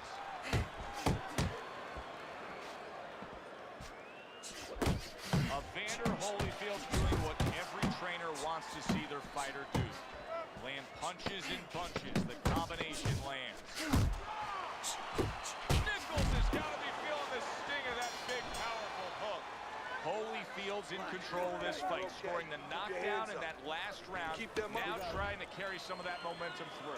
Well, right now, we're going to find out if he's a finisher. And promoters, fans, they love finishes. Networks, they love finishes. Right now, he has a chance to show that's what he is. A flush hook scores well for him.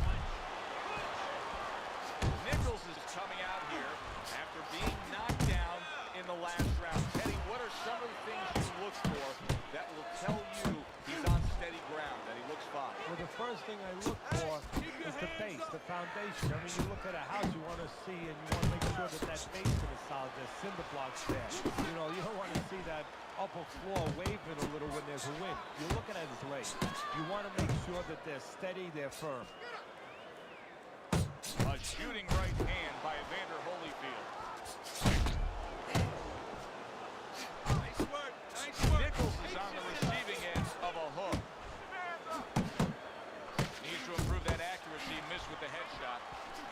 There he goes with the right hand again.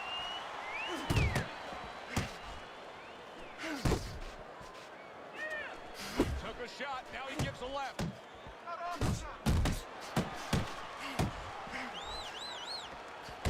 There's another right hand.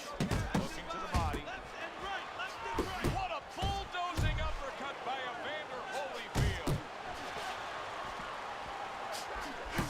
He got hit right there, but he also gave one. Solid effort by Kobe Nichols. Doubles up the jab to the head. Takes one, but gives one. Good work by Evander Holyfield.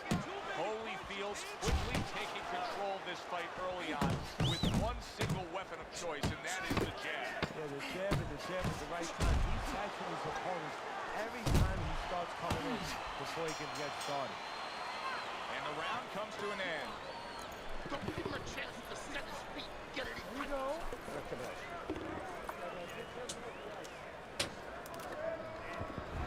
Start of round number 4. Fairly close fight with one exception. Holyfield scored the knockdown in this fight. He's up 2 rounds to 1. And his opponent cannot really be influenced or panic right now at this stage of the fight because of that. He still has to stay within his fight. And a good solid 1-2 combo by Nichols. Evander Holyfield's doing a good job tonight on the outside. He's able to score from the outside, keeping a safe distance away from his opponent.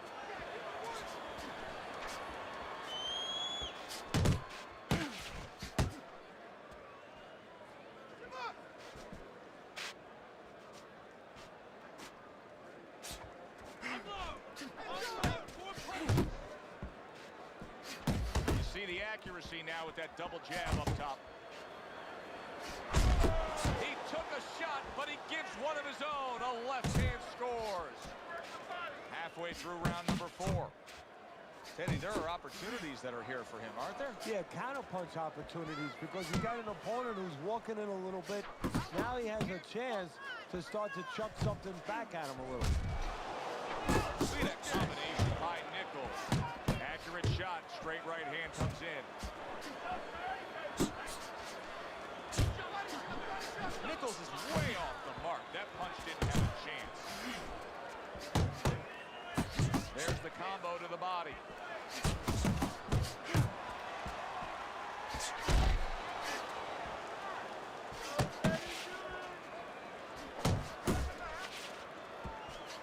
How about that left hand?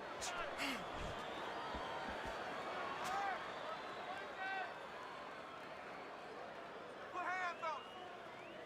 Wait.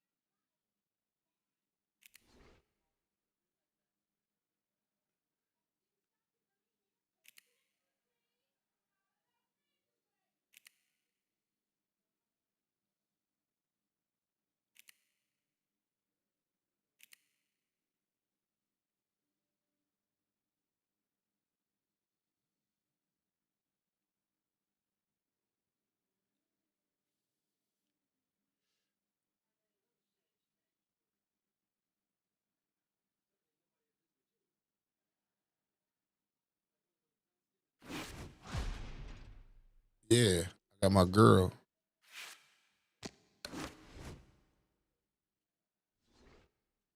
Lulu's still around.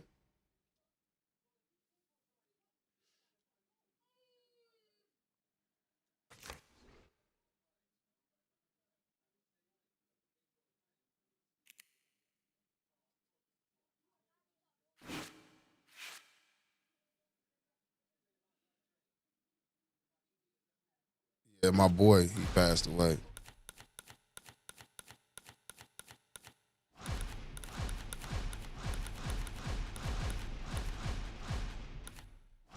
Yep, I already knew. Should I be talking about sucker shit? We gonna be Andre together. I already bred her. She done already had litters. I done had like 2 or 3 litters out of her. She ain't having no more puppies. Hi, everybody. I'm Joe Tessitore alongside Teddy Atlas. Good evening and welcome to the State Palace Theater here in beautiful New Orleans, Louisiana for tonight's main event. 10 rounds of heavyweights. And now the time has come. All the talk, now comes the walk. Yeah, them puppies, tall task. Well, they're scheduled to spend a half an hour swapping weapons. This is a 10 round. Here's one for you now, he says. Right back with the left hand.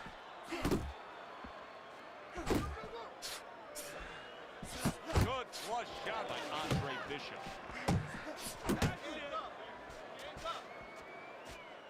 The other day when we were talking to Andre Bishop, he said to have success in this fight, I have to land combinations. He landed a good one there. Teddy, I'm going to call this one a little baking soda and vinegar matchup. You know what happens when you put those two things together? Yeah, you get a volcano, and it's going to explode. And I think before the night's over, you're going to see that. DeAndre Bishop, that training really paid off. Back to basics with a 1-2, boom, boom. A well-placed left hand up top.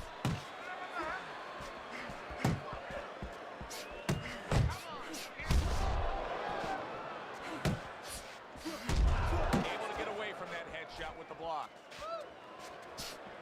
He's showing what a skilled fighter he is with this counterpunching. Good block by Andre Bishop that time. We'd like to see more of that.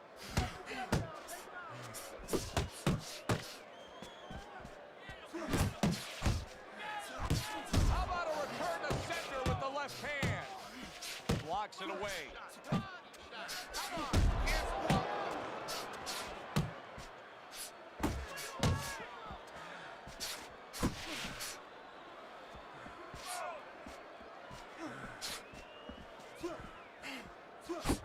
Not the most accurate uppercut you'll see. They're sending more than one at him now. The combo to the head. Oh, what a hook upstairs. And a good counter by Andre Bishop. 10 clicks of the tongue. A clean, big hook to the head by Andre Bishop. The round comes to an end here. An enjoyable night sitting ringside. Joe Tessitore alongside Teddy Atlas. A lot better than our day we spent at the horse track the other day where we couldn't get any winners, at least I couldn't. But we were talking about the fact that so many parallels to be made between boxing and life boxing and all these other sports we enjoy, like horse racing, of being well-conditioned and working your way up to this one singular moment. Yeah, well, the trainer obviously has to get the athlete. In this case, the athlete happens to be over 1,000 pounds, and that's a horse. You know, at peak condition, he has to look at a calendar just like a trainer does with a fighter, know when the race is, know when the fight is, and not get used up out on the track or used up, of course, in the gym. Combo lands to the head. Effective work with that flush overhand right. And now he's targeting upstairs. A solid uppercut by Andre Bishop.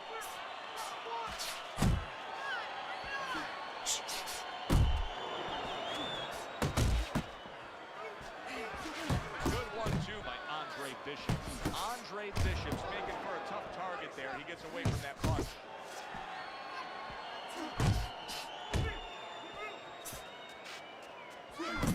Flush right hand to the head.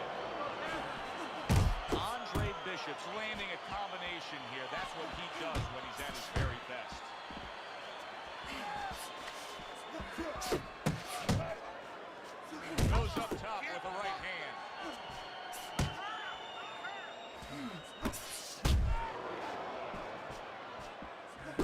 Combination to the head. See how he targets that hook? Good effective work with that straight right hand. Look at this, another power punch able to land. We're early on in this fight, he's going for it. Yeah, you wonder if he's got a car waiting outside. Bishop's so dangerous with that accuracy. A two-punch combination landing.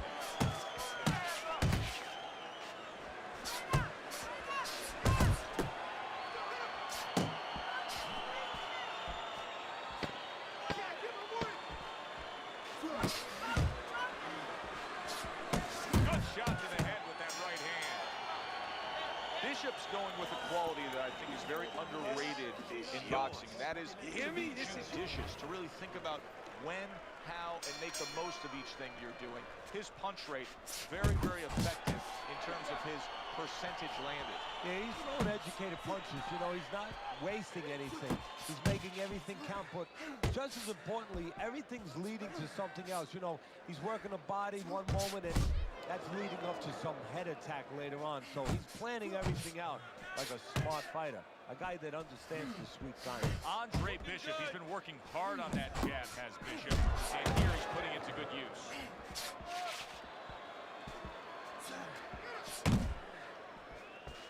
A piercing uppercut by Andre Bishop.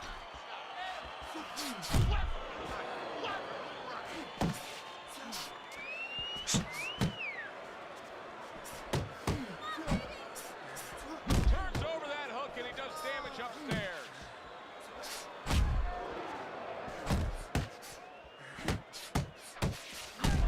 Reaching the halfway mark of this round. Bishop's using that jab well very early on here, Teddy. That could be a big benefit to him tonight. Well, it's supposed to be, so he has a real good wingspan. I mean, he's got those long arms. No better way to put him to use than to use that jab and use that jab at the right distance. I think Bishop scored really well there. He just damaged his opponent with that power shot upstairs. A well-timed right hand by Andre Bishop. Right to the body.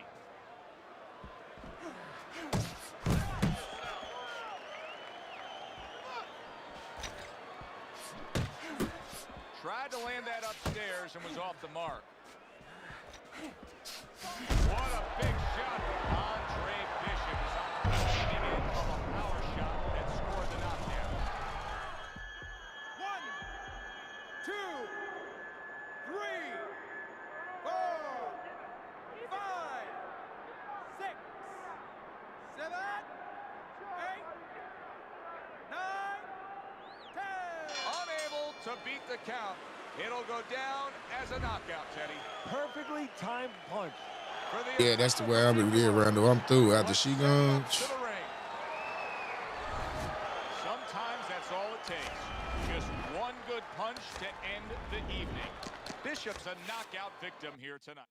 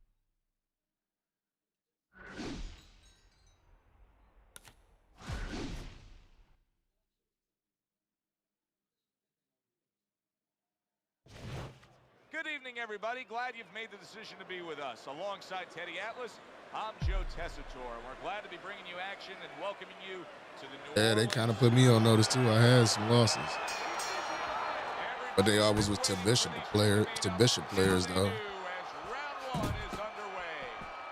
Tommy Hearns blocks that punch. What do you think we'll see out of Tommy Hearns here tonight, Teddy? Well, if he has his way, you're going to see what you should see. With a fighter this tall, this fast, and this powerful, he's going to stand in a place where he can use it, not on the inside. On the outside where he can control range, and he can time his opponent coming in, and if his opponent stays out, he can use that jab to keep him out. There's the headshot, but he parries it away. Early on in this fight, one of the things I'm going to look for is who's the more well-rounded fighter offensively. Who can do it all with all their punches? Well, you look for that in any sport, in any profession. You know, you look at a quarterback, you know, in football, the great ones, they can throw deep, but they can throw the short patterns. They can throw the out, the in patterns. Same thing with a fighter. Hearns is hitting the mark right now. How precise was he there with that three-punch combo? There's a straight right hand. We're seeing a lot of work to the body here early on by him. Teddy, is that a certain mentality, these guys that commit to being a body puncher? Yeah, because they understand that the body punching, you know, that's not something that's glorious. That's What? One-punch power has ended Bullshit. the fight. Can you believe that? There is no way he can continue on. Straight up bullshit. No, I picked Tommy Hearns and he ghost picked Tommy Hearns. That's some trash. And then he playing a 3-back replay of that shit. Hearns is able to come up with a knockout victory. No counting, and he but does it bitch ass in in. the fight. and does it with one.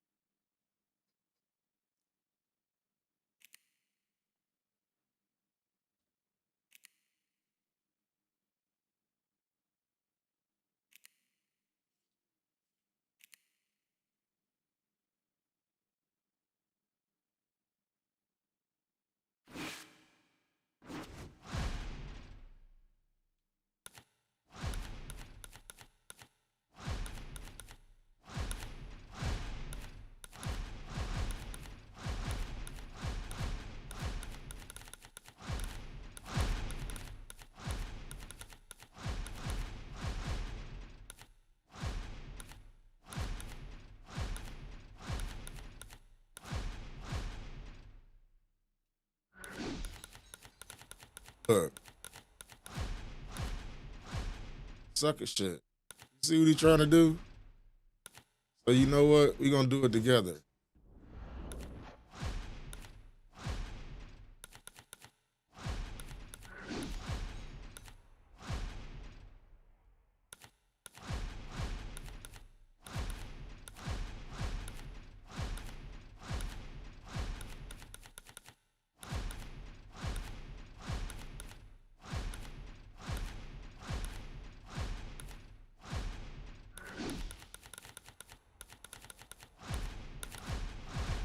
It's crazy.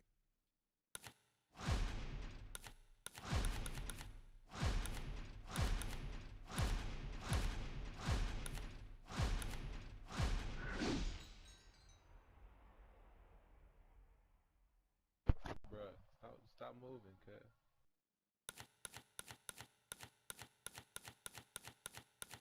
He gonna tell B stop moving and he the one moving.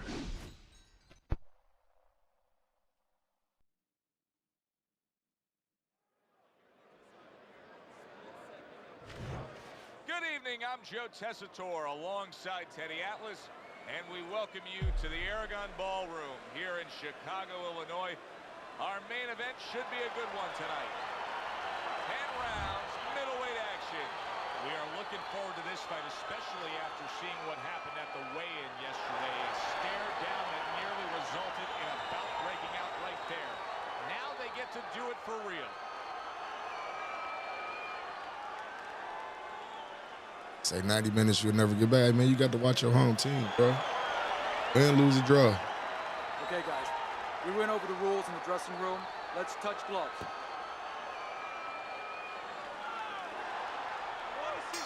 Round number 1 is now underway. All the talk is done. It is what should we see out of the Golden Boy tonight, Teddy? Well, I think his greatest strength is his body, his size. I mean, he's tall, he's rangy, he has a real good left jab. You know, use those assets. Stand on the outside, let everything start with the jab. A headshot blocked. You can see he's trying to score up top, but off the mark there. Teddy, talk to me about this matchup from a defensive side of the game when you have two speedy fighters matching up. Well, you know what? I'm going to whisper in my guy's ear a little bit. I'm going to say, you know what? Use his speed against him. Step out a little bit. Let him shadow box a little bit. There's nobody there. And when he misses, step right back. Miguel Cotto's been hurt by that shot. He got rocked. He just got rocked, and he's still taking punches. The only way right now is to grab on a little bit, stop the flow. Scored well with the hook after blocking that shot. How about that by Miguel Cotto? Stunned and now fighting back. He recovered well. Miguel Cotto, a good block. De La Hoya's combination punching is working well here.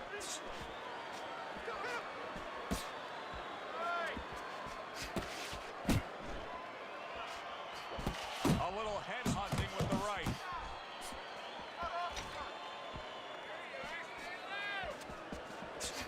Cotto's the kind of boxer that wants to do just that. Find the target, get the combination working, land both punches.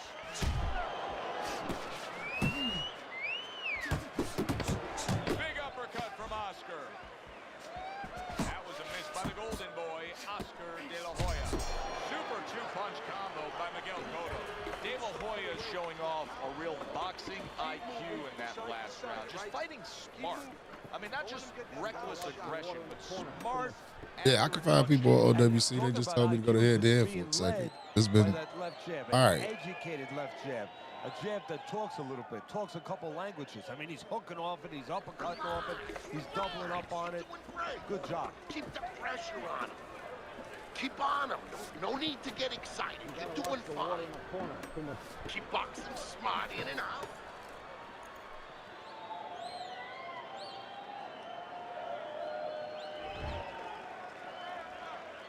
Cotto's opponent is not seeing the damaged goods he was opposite of in the last round. This is a different fighter starting this round right here. A huge right hand from Miguel Cotto. Oh, a nice two-punch combo by Oscar De La Hoya.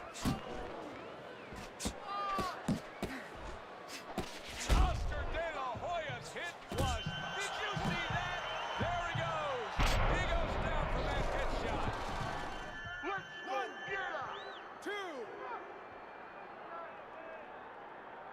De La Hoya's back up on his feet. Now, what will be interesting to see here is how he reacts in the next few moments. Cotto able to get away from that punch, able to block it there. Nicely timed 1-2. His opponent wanted the body, he wouldn't give it to him. Miguel Cotto's the victim of a powerful hook. Great hook to the head. Miguel Cotto's shot right there. He's all... There it is! What a turn of events. What a turnaround. He scores his own knockdown after being knocked down earlier. And that's where scoring a knockdown hurts you sometimes, because now you think you're just going to walk in and get it again. Well, he walked in, he did get it. He got it. Look at that. The hook came home with ease. Cotto's doing well here with that two-punch combination.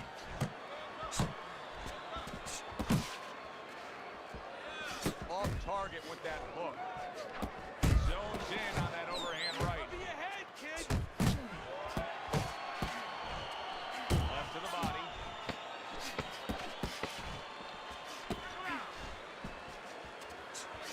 Miguel Cotto with a big left hand.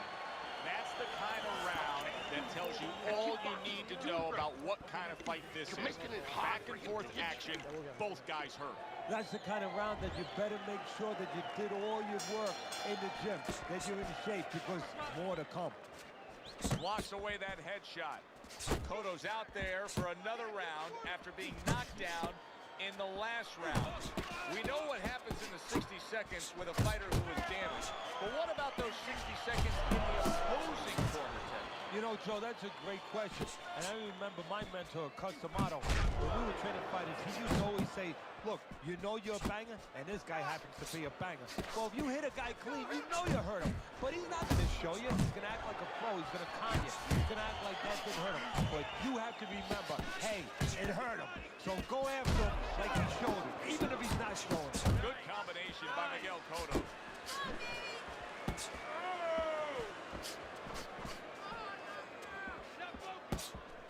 What about with Miguel Cotto that he gives his opponents the sense that he's not going anywhere at all? Because he wants time. He's a guy that loves time because it serves him to his real forte, going to the body. And when you go to the body, it's like putting money in the bank. You want time to get interest. Little head hunting with the left.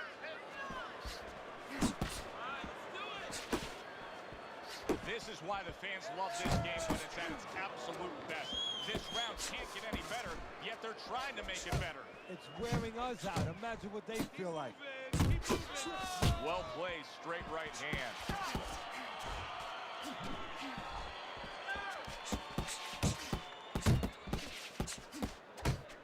De La Hoya's coming up with the answers, avoiding that punch.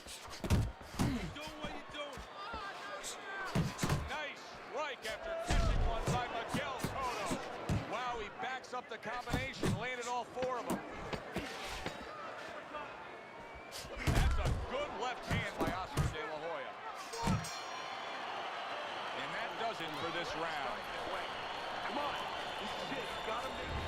As we start round number 4, not a lot separating these guys. Sometimes you can steal a round or two just by being the busier guy. Yeah, and it reminds me a little bit about those legendary stories the old timers used to tell me about Rocky Marciano. You know, they used to say that he used to hit the guy's arms. You know, he wasn't scoring clean, but he was keeping his opponent from scoring back. And then later in the fight, he was disabling his opponent from coming back. Do you see any way in which he can take his opponent's aggression and turn it against him? Yeah, the perfect way. I mean, boxing 101, counterpunching. You got a guy coming at you, no better way than to change his mind. Make him miss, make him pay. He gets off with a combination up top.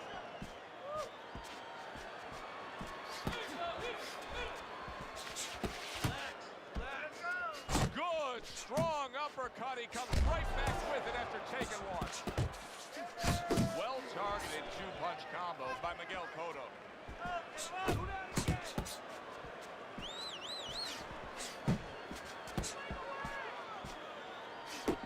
That's great stuff. He fires one right. Good, solid right hand land.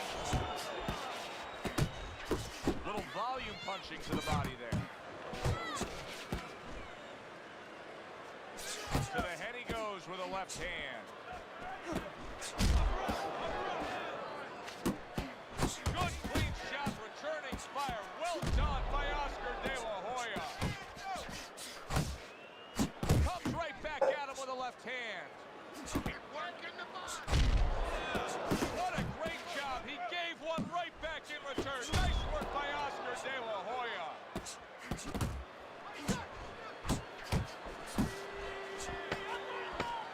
On the mark with the straight left hand. Cotto's putting forth that hard work he did in training camp there, landing a crisp combination. And round 4 comes to an end. De La Hoya's defense is going to need to shine when he gets back out there. I mean, just this dude just got unbelievable head movement all of a sudden. But okay. So he's got to get out there and buy some time for those medicines to work. Cotto's opponent's probably looking at him right now saying, wow, you're not changing anything up. You know, he got to a moment to go. Now he's got the same style that he's looking at again. Yeah, but he got to a moment to go. Got to it. One time. I think right now it's too early to all of a sudden throw everything out the window. But look for an adjustment if things don't change. If he can't get away from those punches, if he keeps having problems, he gets stunned again, then you might have to look for a change. You might have to make a change if you're going to survive. Keeps his hands up defensively, protecting the head. De La Hoya showing you a little defensive skill there, able to move away from that punch.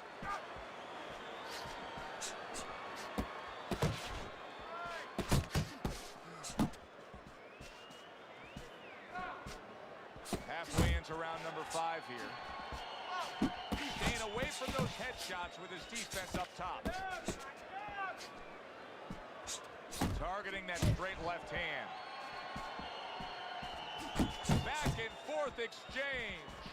De La Hoya's eye is really a mess now due to that cut. Now, if you're his opponent, it's got to be the primary target, I assume. You know, and that's the key word, assume. And a lot of people, a lot of fans do assume that you start aiming at that bullseye, so to speak. But I don't believe in that, because now all of a sudden you throw yourself off a little bit. You start pitching punches to that exact spot instead of just fighting your fight, instead of just letting the jab go in the general direction of the head to set up the other punches. You don't want to get carried away for looking to pinpoint that exact spot. Oh, that's good stuff. Fire it right back with one of his own. Good work by Oscar De La Hoya. Nice block that time. It was intended to the head. So it's the end of the round. And as both men head back to their respective corners, Teddy, it brings up a good point that's many times not talked enough, but the culture of a corner and how guys conduct themselves. What was always your philosophy in organizing and running a corner?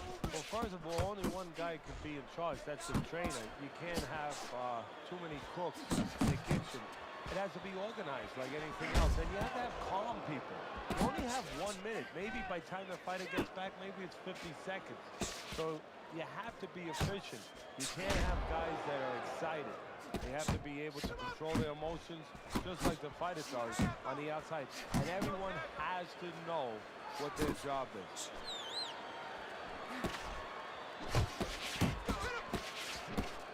Good block by Oscar De La Hoya. Commits to the straight right. Cotto's showing you what it takes to be the best in this business. Good, crisp combo. Miguel Cotto blocks that punch. Cotto's got to be really careful here. That eye is an absolute mess. The cut is really bad. In fact, it could call for an end to this fight at any point. Well, Joe, the key is where the cut is. It's above the eye, and that means that the flow will go into the eye and, of course, impair the vision. That is what the referee's going to be looking at. Basic boxing, and it works so well. Put your punches together. A good combo by the golden boy, Oscar De La Hoya. De La Hoya's giving us a taste of some of that athletic ability, that hand speed right there. Good combination. And his opponent, though, now is going to have to show us that he can do... Oh, and a crushing, big shot comes crashing home. And once again, he goes down. The question is, can he rise up again? 5.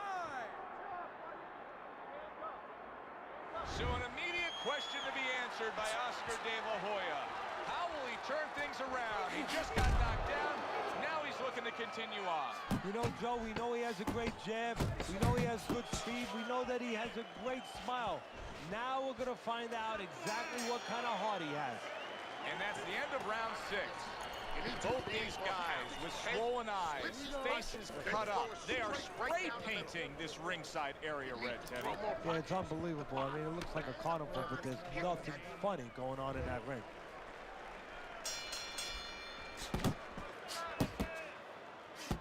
Oh, and they decide to trade there.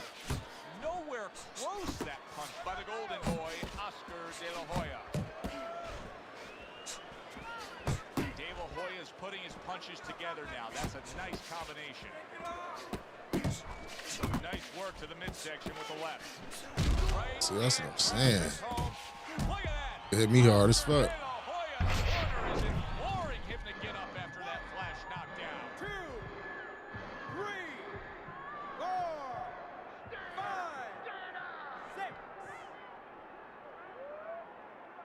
6. Teddy, this is the stuff of legend right now. He is hurt badly, but still he fights on. You know, this is what Customato, my mentor, used to talk about. He used to say, Teddy, when you got two tough guys. Oh! He was able to get up and continue on last time. Now he goes down again. 3, 4, 5. Miguel Cotto's up from the knockdown, but what we really want to look for is how he reacts in the coming moments of this fight.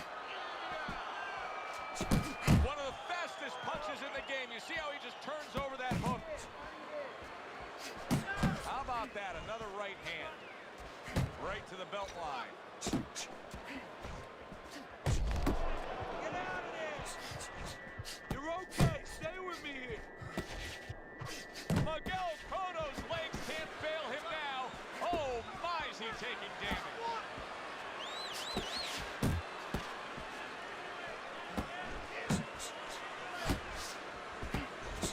Penetrating the guard with consecutive uppercuts by Miguel Cotto.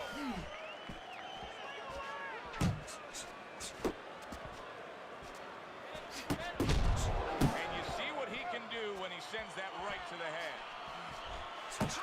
Well-placed, well-timed combo up top. You're not focusing. De La Hoya is swinging and missing like he's at bat right there. That punch was nowhere near his opponent.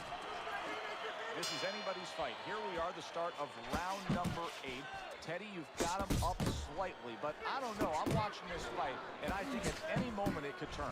Yeah, this is like in the old days, you know, the corner might break off one of those ammonia capsules, one of those smell salts, you know, in the nose of a guy. Pick him up a little bit, bring him down the hole. Oh, and there you go. Wow, he goes down again. This is going to be called the elevator fight. Up and down all night. 3, 4, 5, 6, 7, 8, 9. Cotto's legs are not in good shape right now. He showed some gumption in getting up off the canvas. I don't know that he's going to last. Takes one to give one. He comes back with a right hand. Good job, buddy.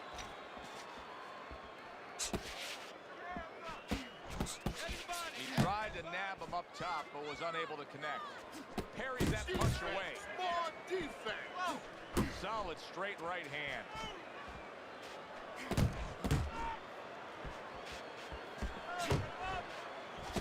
How about that exchange?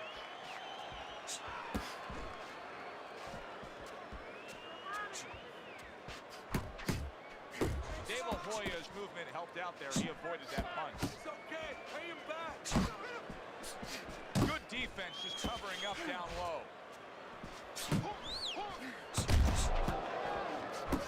Zoning in on that gut combination punch downstairs. Oscar De La Hoya's ability to properly throw and land his combinations has been stunning. Teddy, why is he so successful? Because you just said it, he's putting them together. You know, 1 or 2 wouldn't land, but he's handcuffing the guy. And the first 2 punches, they set up the 3rd and 4th. He digs in, trying to bank away body shots with the combo.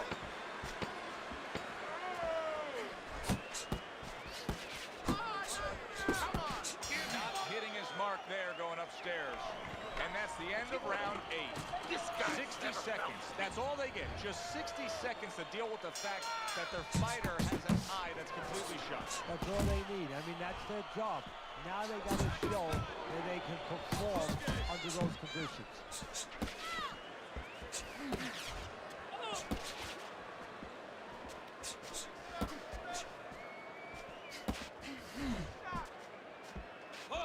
On the mark with the hook after blocking that shot. Went to the body there, but unable to connect. Oscar scores with a big left. Good 2-punch combo by Miguel Cotto. Body shot, body shot.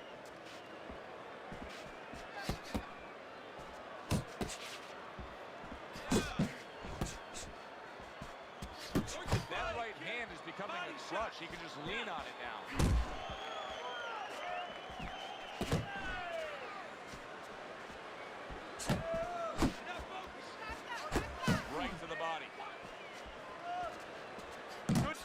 upstairs to stay away from that offensive assault.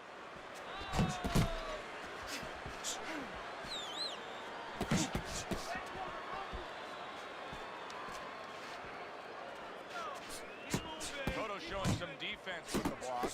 Good double jab by Miguel Cotto. Good step down. Miguel Cotto's a seasoned pro, and old pros tend to fall into the same pattern. Nothing has changed with him stylistically since he's been knocked down this fight. Well, that falls right into that pattern or that cliche where old dogs can't be taught new tricks. Well, right now, he's going to have to come up with a trick or two, maybe, to survive this moment. Back upstairs he goes.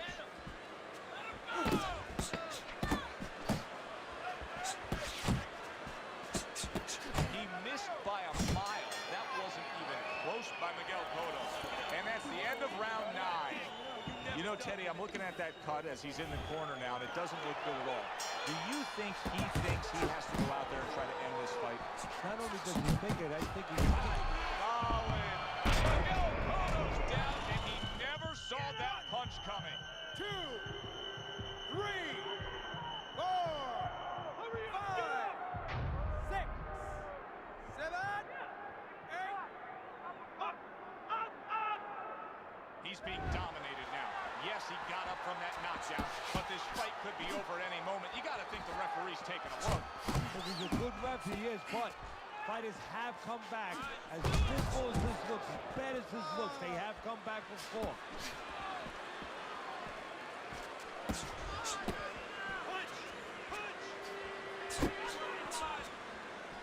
Carries that punch intended for the head. Takes one, gives one. The right hand scores well. Cotto's now feeling the effects, Teddy, of having his opponent punch right through that guard. Well, he should feel it, because, I mean, look, Joe, it's kind of like standing out in a rainstorm with an umbrella, and all of a sudden the wind's coming, and the rain's coming from the side, and you're standing there under the umbrella and say, why am I getting wet? Well, you're standing there covered up. The punches are coming from the side. They're coming from all angles. You're going to get wet. Big shot there.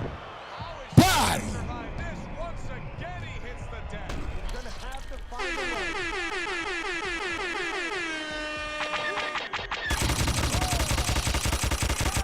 Damn, son. Where'd you find this?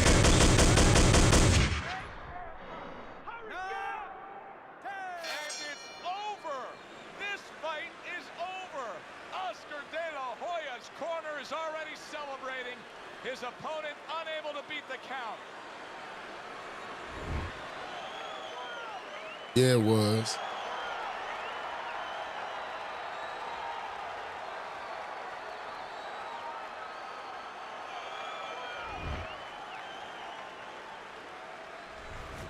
So here we are late in the Final fight. fight is a Coasting ESPN along, Classic. And then that happens. And that's exactly why it happened, because he was coasting along. Everybody was comfortable. Everybody thought nothing big's going to happen. We're going to wrap it up. And that's when something like this does happen. It was a good one indeed. And for Teddy Atlas, I'm Joe Tessitore. Thanks for being with us. We'll see you next time at the fights.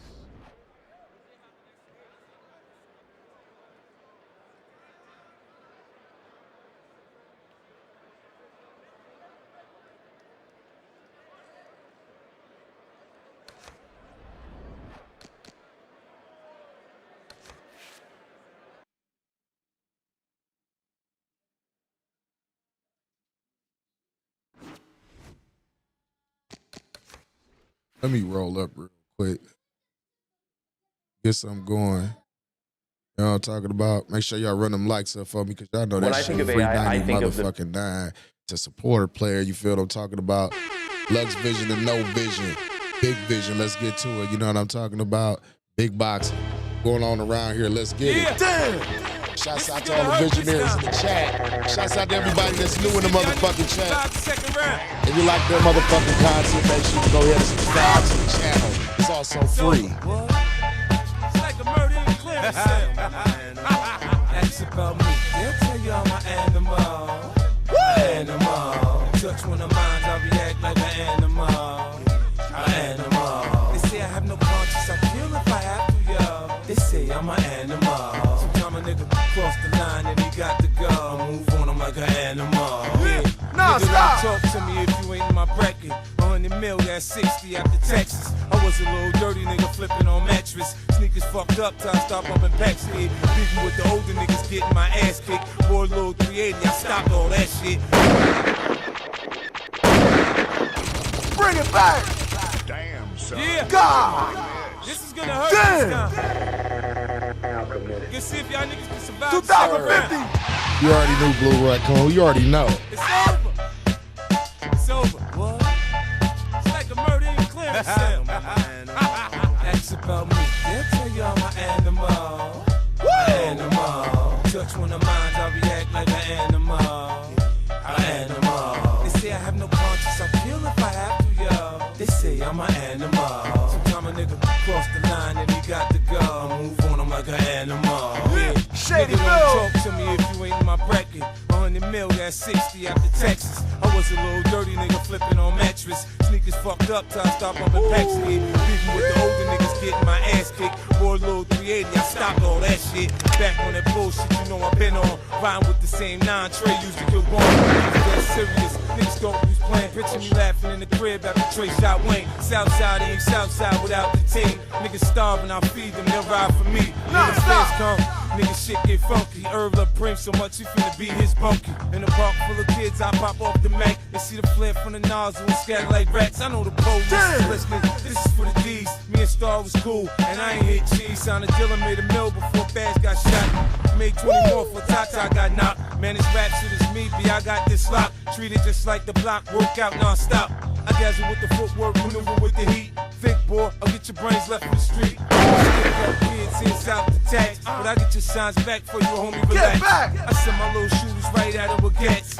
Hit them so hard they gon' send that back. You know, I know who ran up in your crib.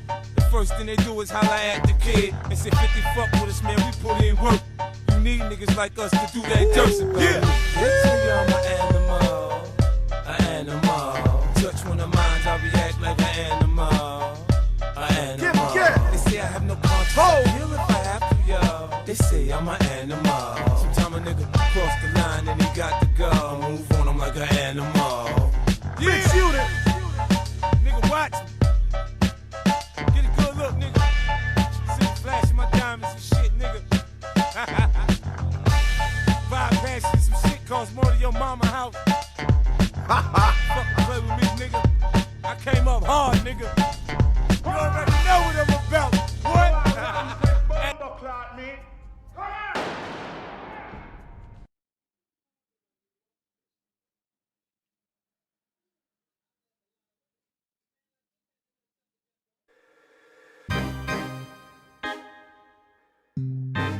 You say 6 million reasons, choose one. Shouts out to everybody in the chat. Shouts out to the Mod Gang in the building. That Blue Raccoon. Puerto Rico and La Casa, what's poppin'? Sitting on big rims, rocking exotic gems, approaching with caution, grinding and bossing, stunting and flossing, everything costing a whole lot for she. What you gonna do? Cause I'm a problem. How you can't sobbing, lumps in your noggin, knuckles to your face, both jaws throbbing. Any type of issue, stat quo solve 'em. You a punk, you a scrub, no love getting shown. You should've left well enough alone. Before you find yourself dead and gone. Don't try my homes, it can go there, cause I don't care. This beef, believe me, I don't fight fair. Stump the truth out of line, punch a hole in the square. Talking all that mess, but are you aware? I ain't scurvy, cause I'm right here. We can handle it, yeah. You want a war, we can accommodate ya. How you step on the news or in the daily paper. Family crime, send your homie, your maker. That's how your folk deal with hate. Shawty, I think he wanna fight. You want a war, we can accommodate ya. How you step on the news or in the daily paper. Family crime, send your homie, your maker. That's how your folk deal with hate. Shawty, I think he wanna fight. Say something to me, homes get beat down. Nothing but the stump sound. Shawty don't play round. Live from that A-Town, straight up G. Stat quo home, that be me. Or you can find me on chair with something fly. My motto was pimp or die. And if you come talking that BS, it's lights out. We can handle your hood or my house. Shoot the fair one or pull them big things out. Let them bang out. Lot of bleeding going on. Lot of sad, slow songs getting sung, huh? All cause you yapping your gums, talking about what you done. When you know yours on ain't where you from. Can't fool me, I see what you really is. You see, real gangsters bring war where you can live, and that's real talk. But wow, what's going on with it, big homie? And if you got a problem, we can get it on, man. You want a war, we can accommodate ya. How you step on the news or in the daily paper. Family crime, send your homie, your maker. That's how you everybody that's here. Let's get it. Yeah, you want a war, we can Appreciate it. accommodate ya. How you step on the news or in the daily paper. Family crime, send your homie, your maker. That's how you folk deal with hate. I think he wanted I got it, let's do it. You blew it, you knew it was foolish. For saying anything. All right, I appreciate you, Randall. You already know what time it is, man.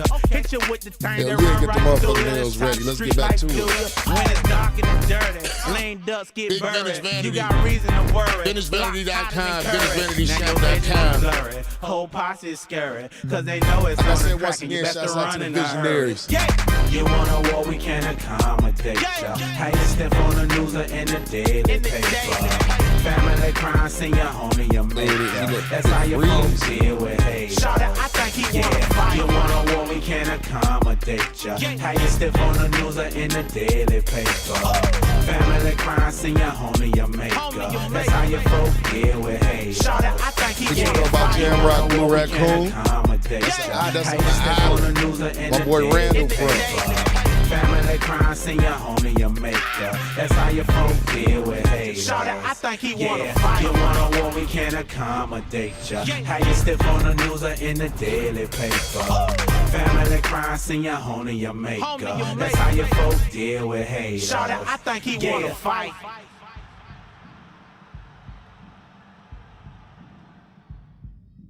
I'm trying to tell you, but you don't hear me, son. The nigga be right there in front of them buildings.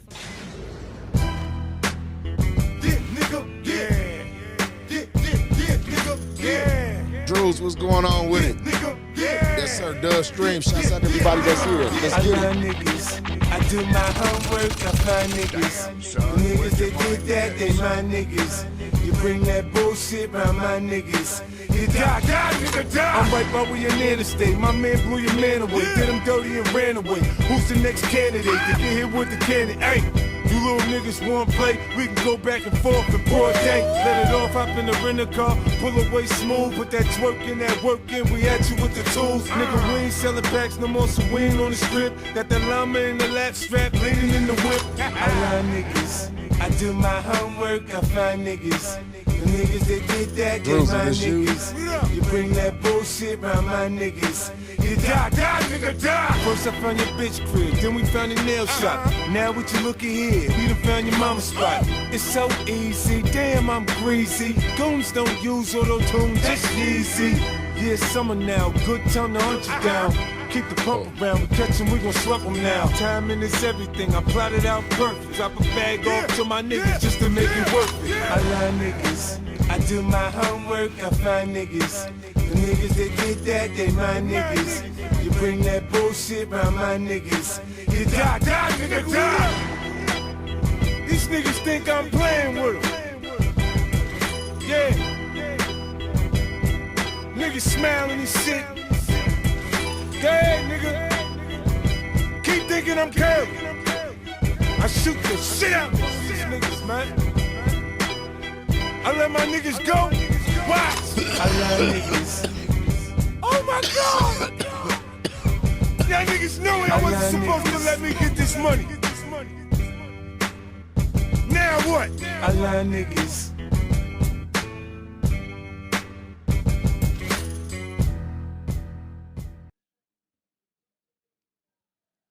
Man, what's up with fight night today with these fights? Come on. And it just froze again.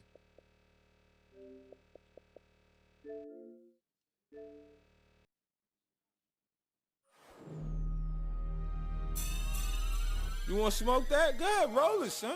I don't give a fuck, man. Smoke Yeah, we get to it. I'm trying to get to it, y'all. I don't give a fuck what you want to do, man. Son, where'd you find Don't look at me to stop you, man. Yeah, I'm not getting in the way. Cash rules, I keep a shooter around me. Queens get the money, I have a nigga kill y'all. You ain't no hood ask niggas about me.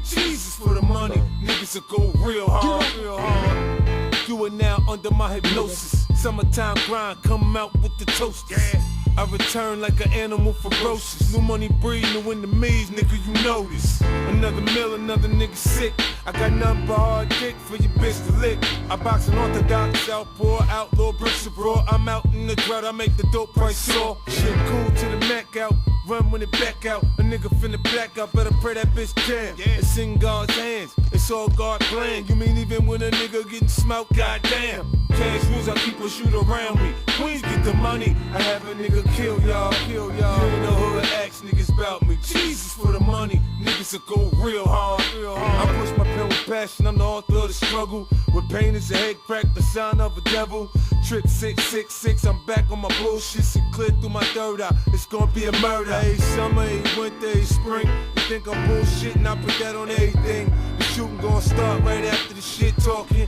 I was selling crack while Mike was good with moonwalking. Y2K 20 off a pack, I stacked, I can't call it. I blast you like NASA Jack, you out of orbit. I mean you out of order. You don't want me to send a nigga to you, so he can put some hot shit through you, do you? Cash rules, I keep a shoot around me. Queens get the money, I have a nigga kill y'all, kill y'all. You ain't the hood, ask niggas about me. Jesus for the money, niggas will go real hard, real hard. Yeah, I'm back, baby, I'm back.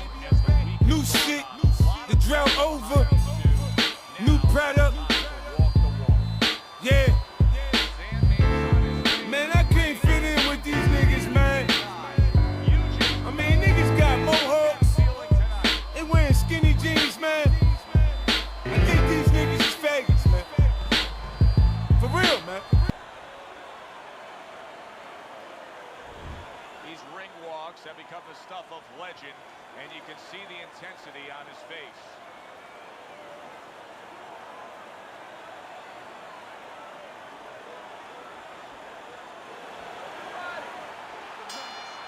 Round number one is now underway. All the talk is done.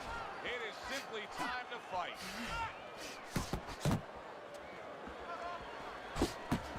Well-placed shot came after a nice defensive move there. Good block. Well-placed straight right hand. The Sandman's left now getting into the mix.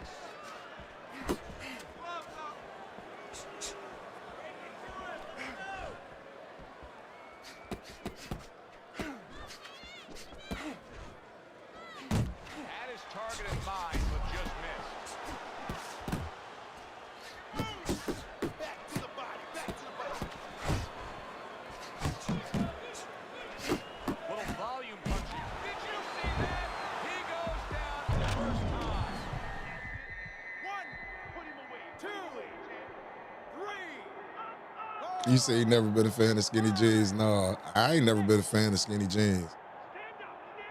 I don't know why y'all want to wear y'all jeans tied around y'all ankles and shit. After that knockdown, and he has gotten up.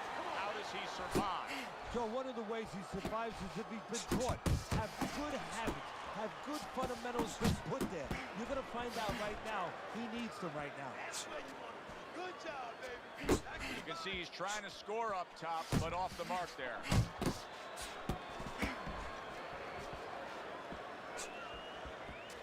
His opponent wanted the body. He wouldn't give it to him. Tremendous pace being set early on here between these two. Can't see this fight going the distance with this pace.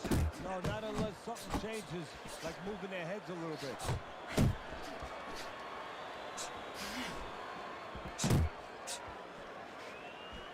Comes right back at him with a left hand. And now a little combination punching, landing both shots. He tried to nab him up top, but was unable to connect. Comes right back at him with a left hand.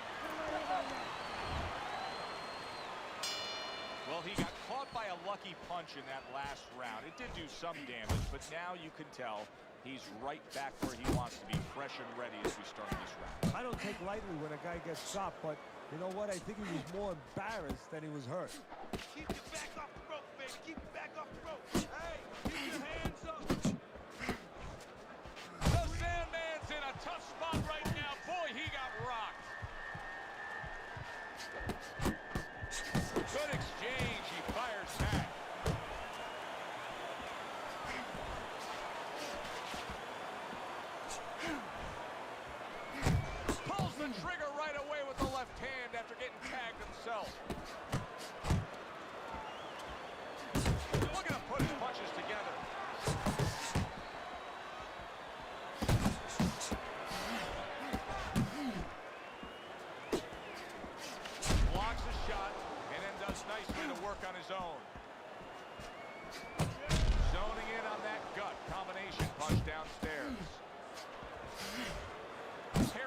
punch away. Comes right back with a shot of his own. The Sandman's coming up with the answers, avoiding that punch. All-out action throughout this round. Let's see how they finish it up.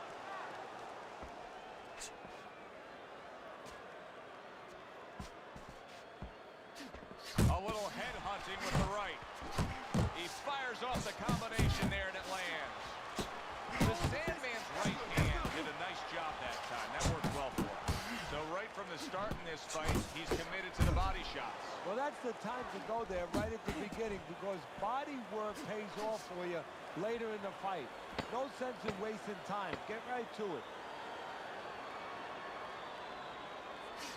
Good right hand. So it's the end of the round. And as both men head back to their respective corners, Teddy, it brings up a good point that's many times not talked enough, but the culture of a corner and how guys conduct themselves. What was always your philosophy in organizing and running a corner? First of all, only one guy could be in charge. That's the trainer. You can't have too many cooks in the kitchen. It has to be organized like anything else. And you have to have calm people. You only have 1 minute. Maybe by the time the fighter gets back, maybe it's 50 seconds. So you have to be efficient. You can't have guys that are excited. You have to be able to control their body. Like that was a wrecking ball. One punch power ends the evening. You gotta love that.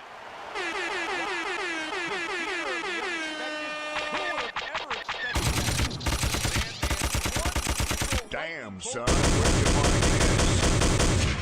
Come on, because nobody can get close to me. They're not even close. I'm the best fighter in the world. Never saw it. For Teddy Atlas, I'm Joe Tessitore. Have yourself a great night.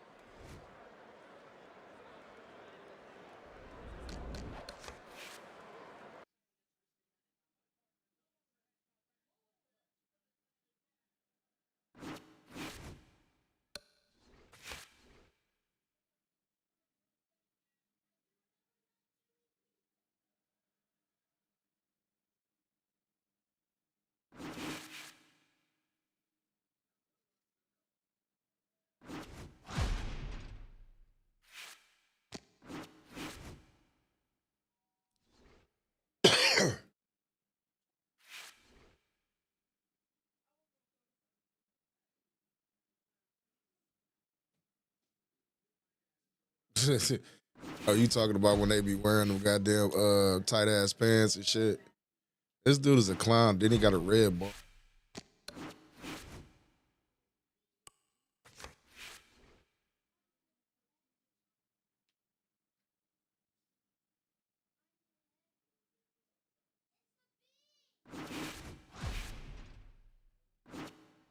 Legend.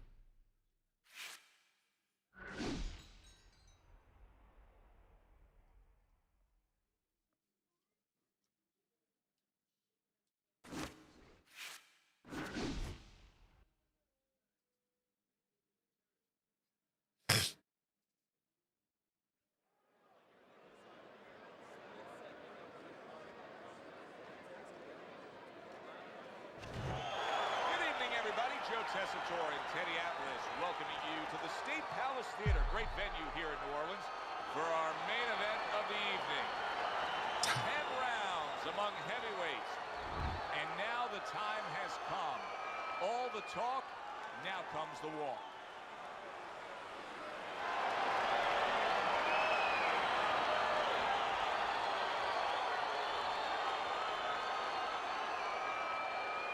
I gotta go out of town. Go to a little family, little thing today.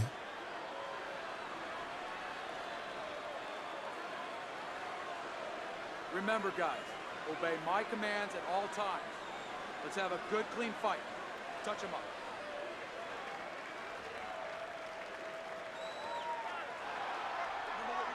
Well, they've been waiting for this moment, and now they get it. Round one underway.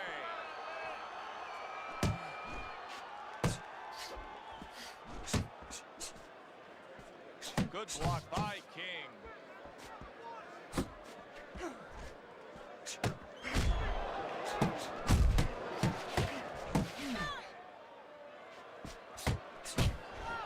What an impact that left hand just made by Magnifico.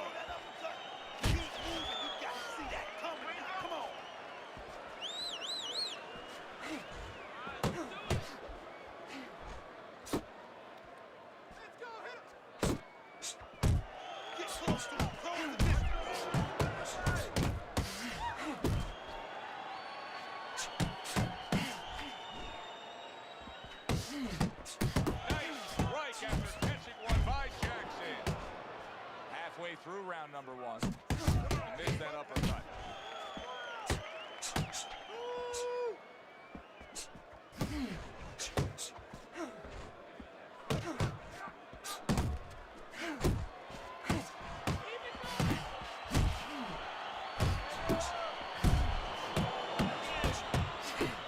Showtime showing you a little defensive skill there. Able to move away from that punch. Magnifico! Nailed by a counter punch. Another huge shot comes in early on in this fight from him. Well, he understood that his opponent, Joe, was a slow starter. He's jumping right on him, taking advantage.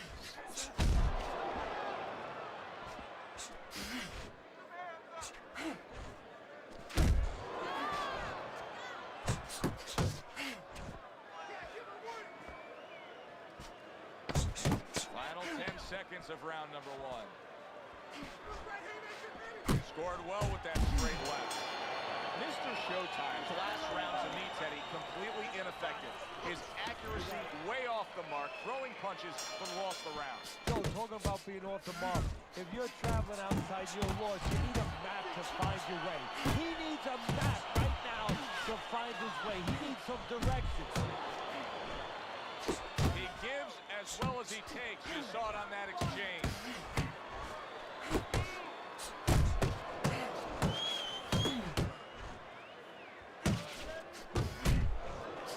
Oh, a nice two-punch combo by Magnifico.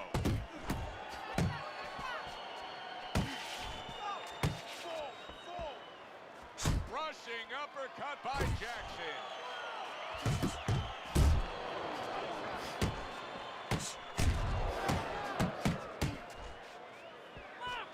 Mr. Showtime's got to deal with a cut on his cheek right now. The good news is it's below the eye, but still it can get nasty as the fight progresses.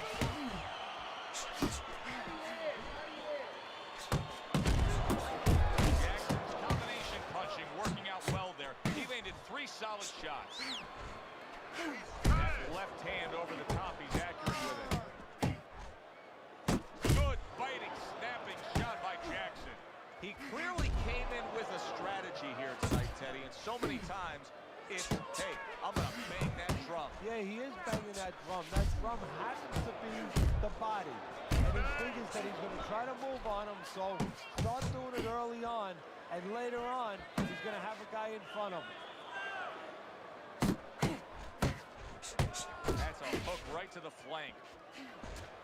Right hand down there. Stay focused on the inside. Good job. And Mr. Showtime's tag. Punches and bunches, combination up top. Magnifico's right hand working well that time. Scored well. King's left working well that time. And that's the end of round 2. Jackson's defense is going to need to shine when he gets back out there. I mean, just look at the close-up of that cut we're seeing. Yeah, he's got to use his legs. You're right, Joe. He's got to get out there and buy some time for those medicines to work.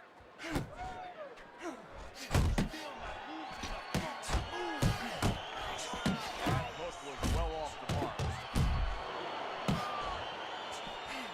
Jackson's picking up right where he left off. Remember how he finished that last round? Yeah, he really finished strong, really fast. And you know what? This is a thinking man's fight. I know a lot of people are going to say that he's just an aggressive fighter. No, he understands and his corner understands that his opponent only had 60 seconds to recover, and they're jumping on him, figuring that their opponent hasn't recovered. Good block by King. Magnifico's keeping his guard up very, very well. Teddy, does it help to have the speed that he has? No, sure. Anytime you have speed and you can put it into the equation where whatever you're doing, it has to be technically right. But now you put speed, you're doing it even better. You're doing it at a higher level.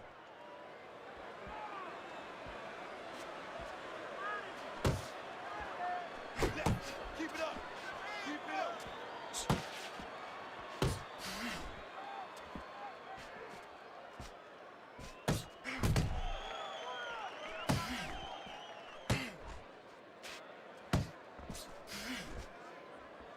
He comes back with the left hand again.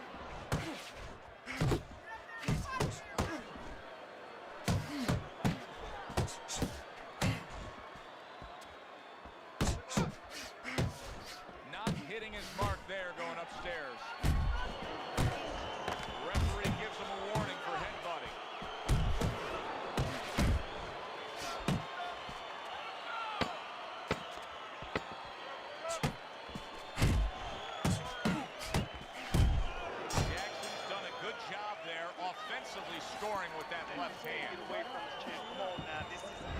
Magnifico's pitching a shutout right now on Teddy's scorecard. First 3 rounds all going on his side of the ledger.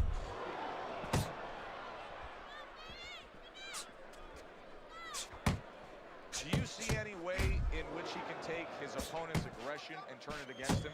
Yeah, the perfect way. I mean, boxing 101, counterpunching. You got a guy coming at you, no better way than to change his mind. Make him miss, make him pay.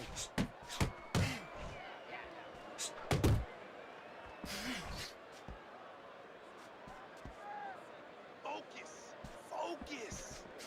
That's great stuff. He fires one right back after taking one. Gotta love the work by Jackson.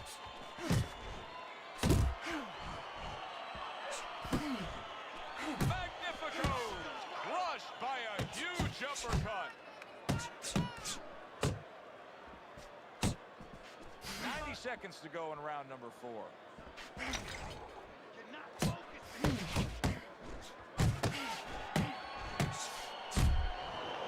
Back and forth they go, each man getting the best of it. Stay on the inside, inside. Unload right now. More punches, punches and bunches. Let's see it. Let the fist go. Let it go. King's combination punching is working well here. See, that's the work they want to see with the right hand by Mr. Showtime. Took a shot, now he gives a left.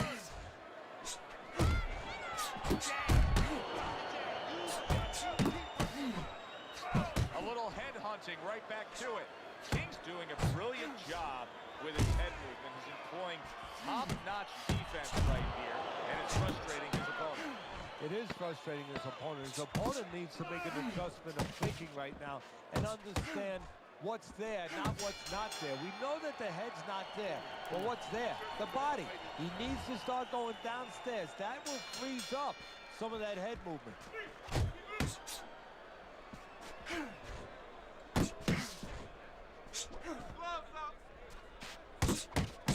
Really on the mark with that overhand left. Good job. It was sudden, it was fast, it was direct by King. Little head hunting with the left.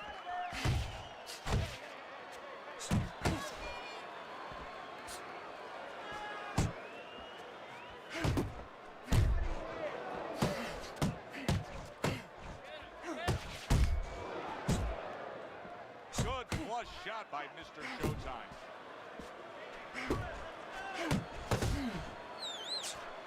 Zoning in with the overhand left.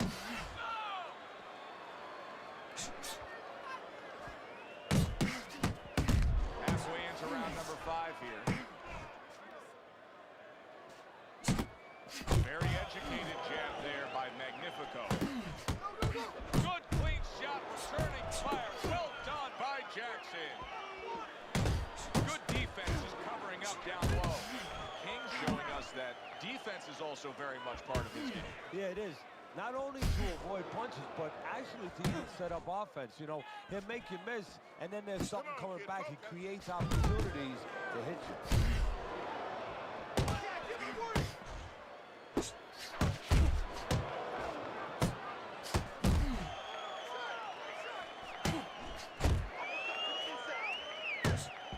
Up top with the right hand. King's rip to the head.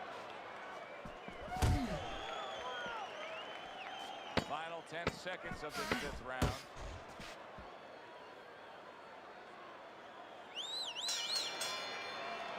King showing off a real boxing IQ in that last round. Just fighting smart.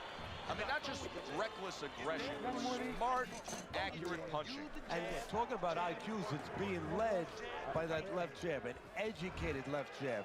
A jab that talks a little bit, talks a couple languages. I mean, he's hooking off it, he's uppercutting off it, he's doubling up on it. Good job. Still get after him. Go hit him.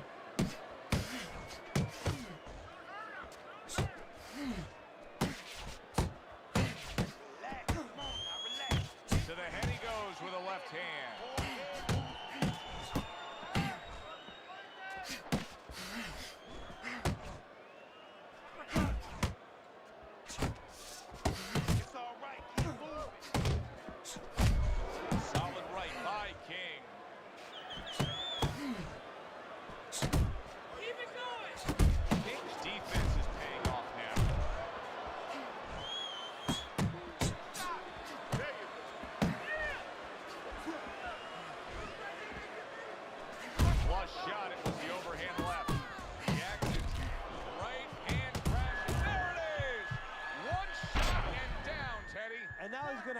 find a way to clinch. He needs time to recover. Jackson's back up on his feet. Now, what will be interesting to see here is how he reacts in the next few moments. That's a razor-sharp uppercut by Jackson.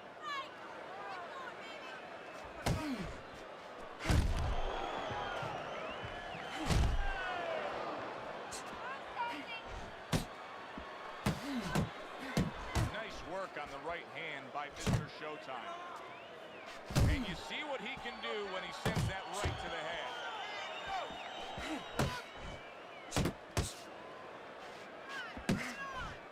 A headshot blocked. Come on now. 10 seconds remaining in this round.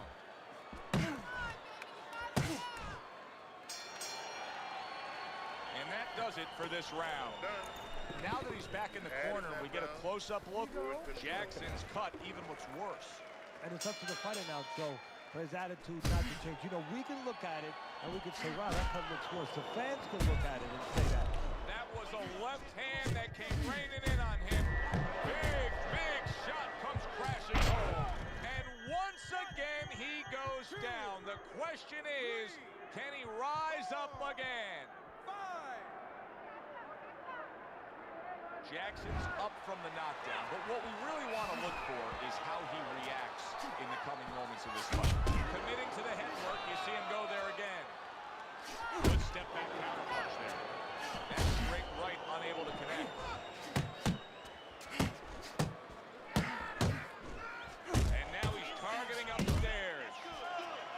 Magnificos, tagged by that power punch.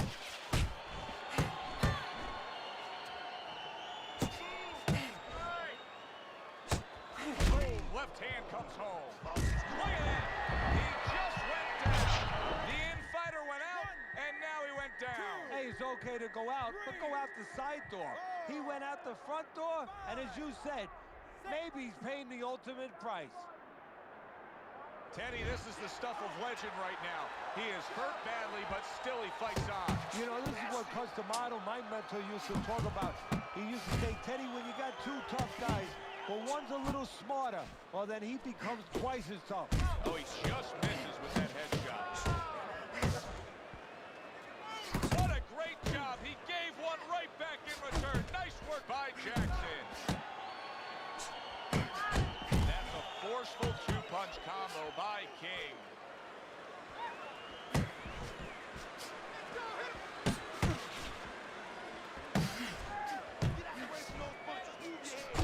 Commits to the straight right. Left and right, come on, baby.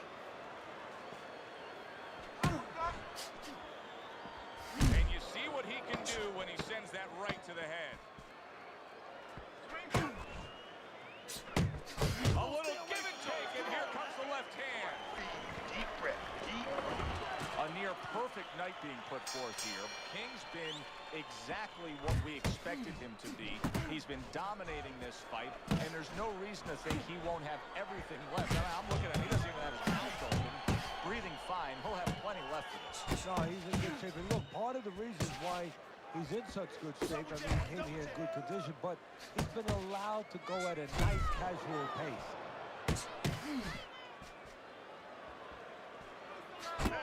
Able to lock in that target and bring it home well. One or two more of those, it'll be the end of their night.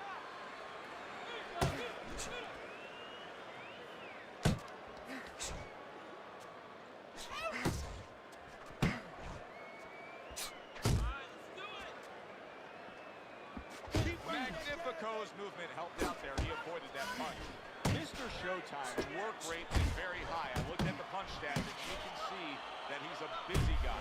I don't think he's an effective guy, though. A lot of these aren't landing. Well, you have a reason to think that, Joe. Guess what? I agree. They're not landing.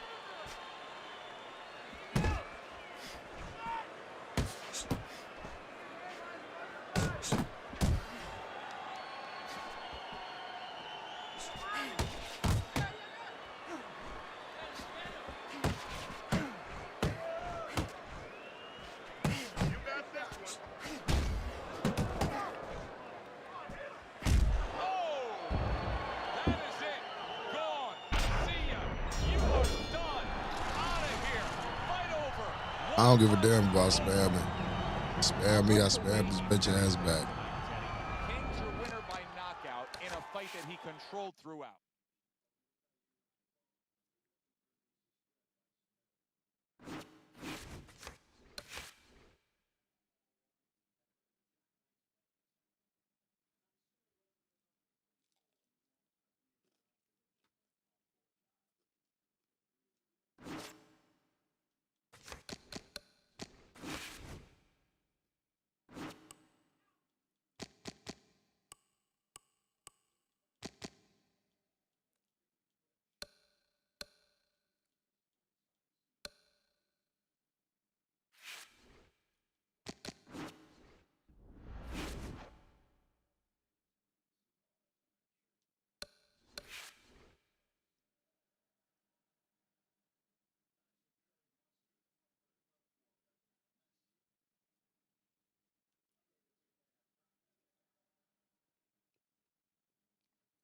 Nah, he's right though, Tez.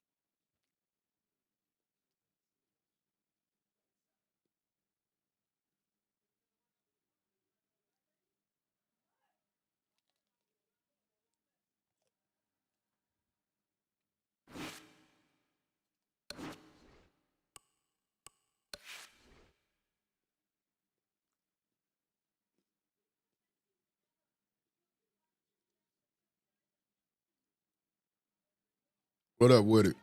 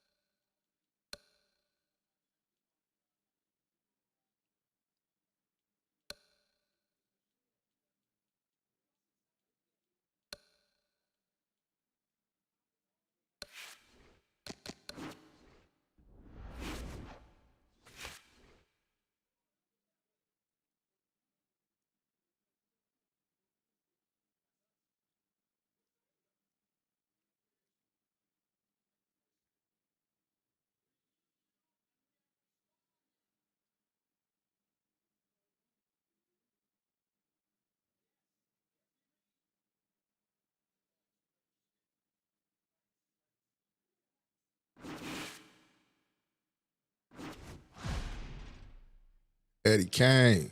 Let's get it.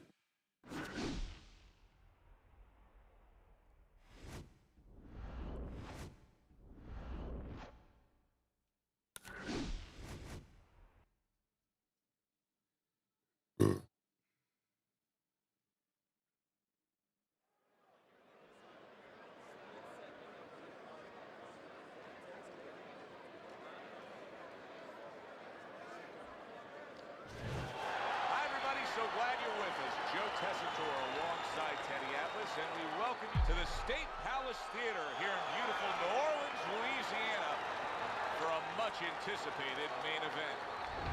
10 rounds in the middleweight division. We are looking forward to this fight, especially after seeing what happened at the weigh-in yesterday. A stare down that nearly resulted in a bout breaking out right there. Now they get to do it for real. You want to smoke that?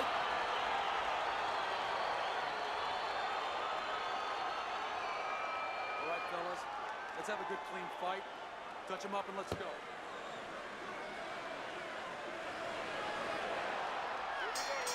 Scheduled to go the full 10 if we get that far. Round 1 underway. Body shot, left hand. No, he missed that right. Wow, is he defensively sound.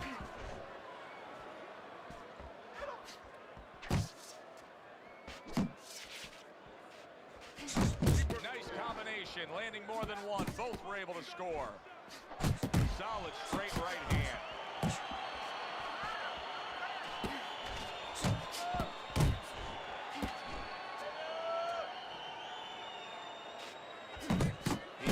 In, trying to bank away body shots with the combo. Nice block.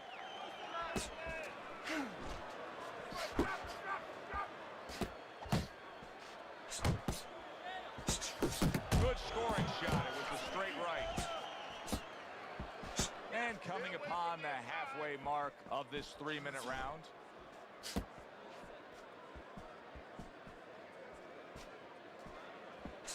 Good looking 2-punch combination there.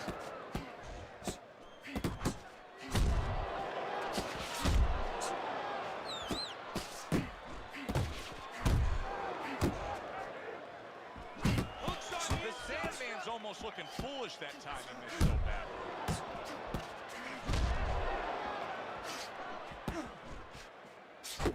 Good fundamental work, landing the 1-2 there. Sandman's blocking ability is doing well for him there. Solid hook. Headshot lands, was a hook. Will you look at this? Look at this pace that these two are fighting at so early in the fight. Teddy, each man must have been determined to think they can get the other one out of here early. Yeah, I want to see who blinks first, though. That's what's interesting to me. Who changes? They can't both keep this up. You're fighting on the inside with this guy. I want you to use the ring and keep your distance. Okay, listen. When he misses, you can punch counter.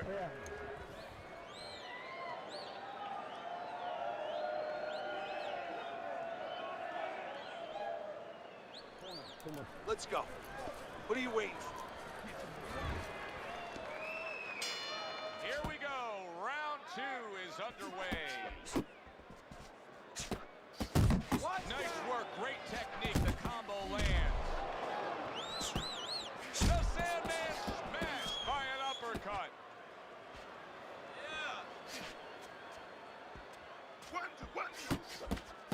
Oh, and he returns fire with a left hand. Couldn't hit the elusive target with that straight right. It's okay. Pay him back. The Sandman's the kind of boxer that wants to do just that. Find the target, get the combination working, land both punches. You're still not moving enough. Move. Not an accurate hook at all. Blocks away that headshot. And he returns on that exchange. The Sandman's doing well here with that 2-punch combination. And there he counters back against his opponent.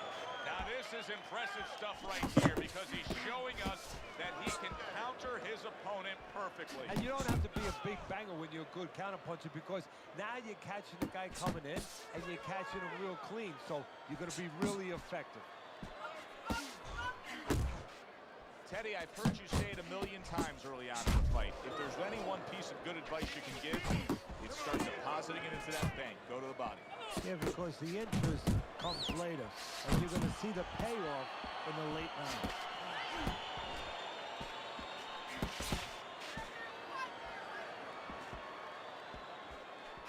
Just 10 seconds to go here in the second round. Takes one to give one. He comes back with a right hand. And we come to the end of round number 2. You know, Teddy, I'm looking at that cut as he's in the corner now, and it doesn't look good at all. Do you think he thinks he has to go out there and try to end this fight? Not only does he think it, I think he's right. I think that he probably has very little time left before the referee or the doctor's going to stop this. And he needs to be thinking that way if he's not. They both decide to bring it. Well-placed, well-timed combo up top. Good step back, counter punch there. Beautiful. Comes right back with some offense of his own. How about that exchange? Sending shots to the midsection. Double up your punches. Fires right back at him.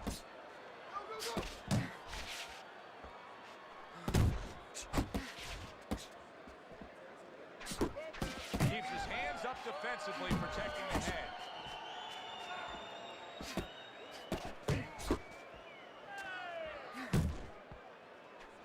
Halfway through this round.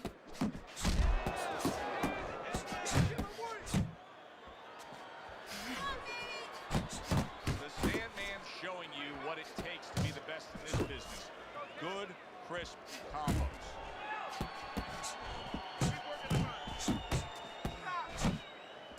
Hard to believe they can still give like this in these final moments of what has been a sensational round. I feel like I'm back at the amusement park on a roller coaster again, like a kid. Good defensive skill. Takes one, gives one. The right hand scores well. Keep it tight inside. Able to dismiss his opponent's shot, and then comes back with an uppercut. The Sandman swinging and missing like he's at bat right there. That punch was nowhere near his opponent. Keeping his hands up, getting rid of his opponent's offense. And we come to the end of the round. Keep it up. You gotta give me the double jab. You're not giving.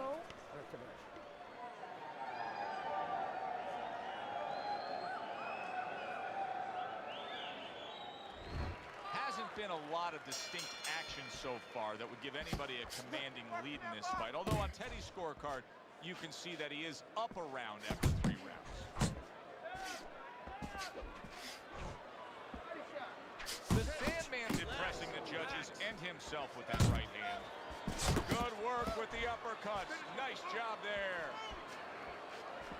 The Sandman's got to know that things can't continue like this. These middle rounds have not been what he's wanted them to be. He thought he was going to do a heck of a job on the inside, but he's not. Hey, you know, you mentioned something very, very interesting. You said he's got to know. Yeah, he knows that he's got to be on the inside, but maybe he doesn't want to be. You know, it takes discipline. You know, it takes risk. It takes the ability to accept that risk to be inside closer to your guy, because more stuff's going to come back. Maybe he's taking this the safe way, the easy way, even though that means he's going to lose. He doesn't have enough discipline to win.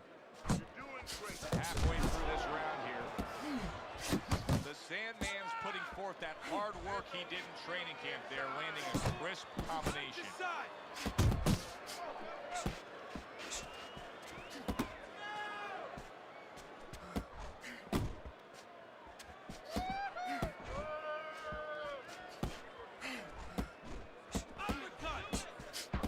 Parries the punch, puts one in there. The Sandman's movement's really helping him out, avoiding that punch.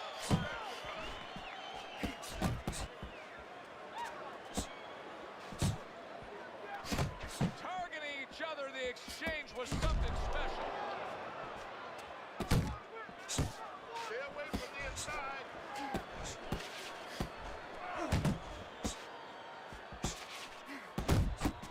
Able to show you his blocking ability. He is damaged badly there. Oh! Oh, this is going to be close. He Yeah, he do. Yeah, he do.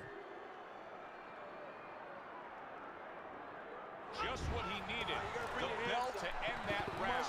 He was taking a lot of punishment there. Well, if he hit a bad driver, you know, he was a golfer, you say he has to have a short memory. Forget about it. There's another hole coming up. Well, you have to have a short memory right here as a fighter. The only thing is you better get some advice to go out there because you don't want to hit that fairway the same way. Great movement to get away from those punches. The Sandman's putting his punches together now. That's a nice combination. Come on, kid, focus. Well, his opponent is opening up and coming forward, so I would think there are some opportunities that exist. Yeah, I think some counter-punching opportunities. Opportunities not on the front end, but on the back end.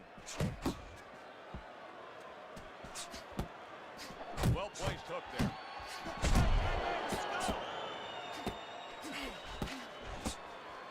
Punch! Punch! Hey, you got some of that too. Let's go.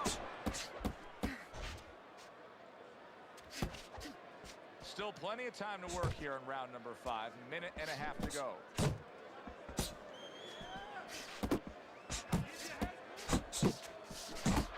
Good-looking counterpunch. Oh, and he's got something for him himself, and it's a left hand.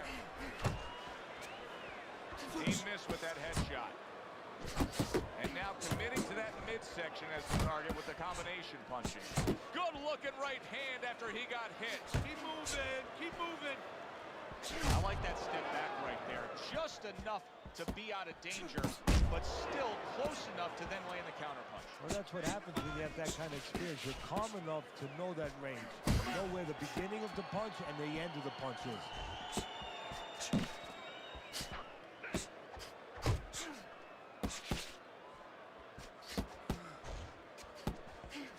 Coming to the end of round number 5, last 10 seconds. Right to the head with that right. The Sandman's got no chance of keeping his opponent off balance. None at all, because he's not moving at all. Maybe he doesn't want to. You know, guys start to deteriorate, not just physically outside, but inside. Maybe he's given up already. And maybe he doesn't want to fall down. He knows everybody's going to see that. But maybe this is his way of getting out of there. He knows the ref's going to stop him.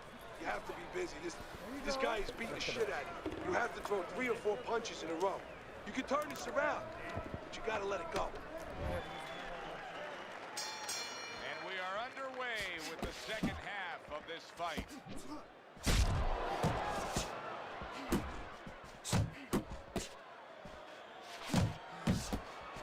Scores well to the head with the right hand. Inside. Pace yourself.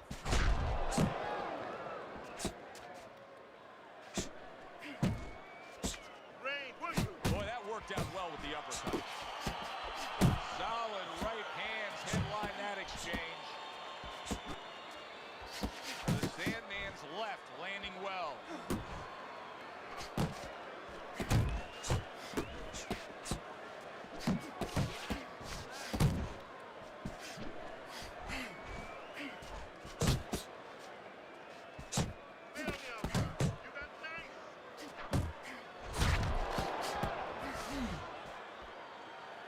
Halfway through round 6.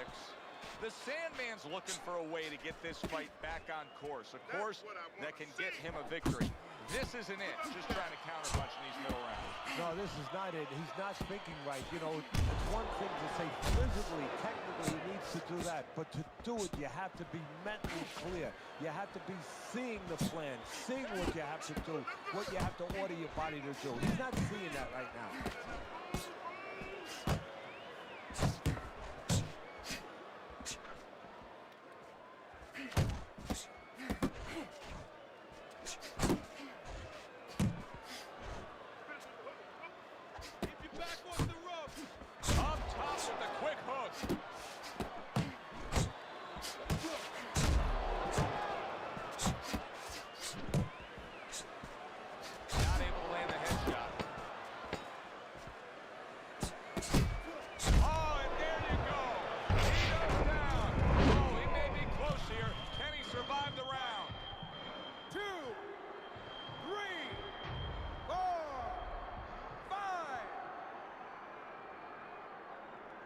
Catches a lucky break.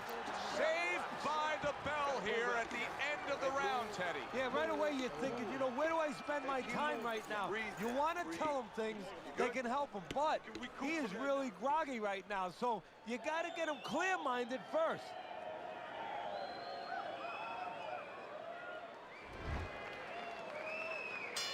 Here we go. Action to start the 7th round. Come on, kid. Staying away from those headshots with his defense up top. He's in a good rhythm defensively here. Teddy, what is that, a credit to his ability to anticipate? You know, also, it's the teaching. Let's give the trainers credit. Of course, let's give his background of the amateurs credit, but he learned how to get away from punches. This is technique that was taught to him.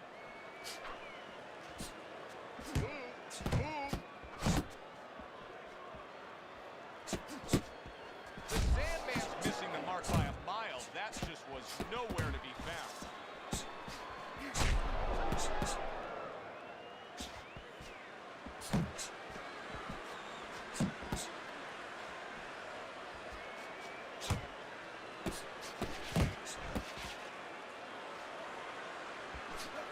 Very effective with the block and then the score. He took a shot, but he gives one of his own. A left hand scores. The Sandman showing you that sublime skill right now with that 2-punch combo.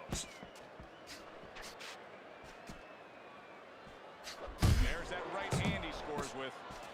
The Sandman's got a way of just getting away from that punch. Putting his punches together, landing 2 shots there. Finish with the hook. Smash to the body. Very accurate work with the hook there after fine defense. Why is his opponent struggling so much here? Why can he not land a clean headshot? Well, one reason is his opponent is moving his head. He's doing a good job of being elusive, but there's no change. He's just throwing straight, naked punches at him. He needs to make a little adjustment, a little adaptation. He needs to feint a little bit, get a false movement, get him out of position, get him off balance, and then time him a little bit. He keeps just throwing at him. He's going to keep doing what he's doing. Move air around.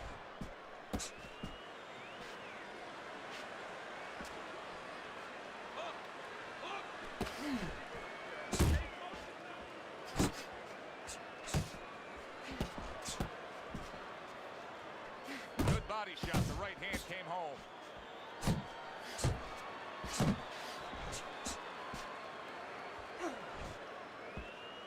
The Sandman's in a bad place right now. He was tagged.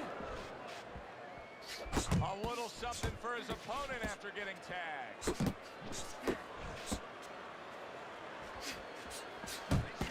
Nice work. Work the body, kid. Body shots.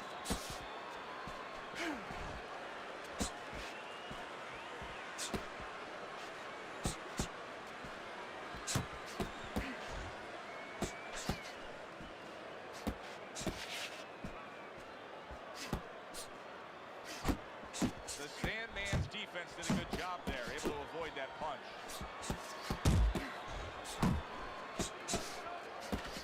Way to block there. Here's something that's a key factor now, and that is his ability to simply defend himself. He's doing a wonderful job at it. Yeah, he is, and that gives him the ability to always be fresh, confident, round after round, since he's not taking a lot of punishment.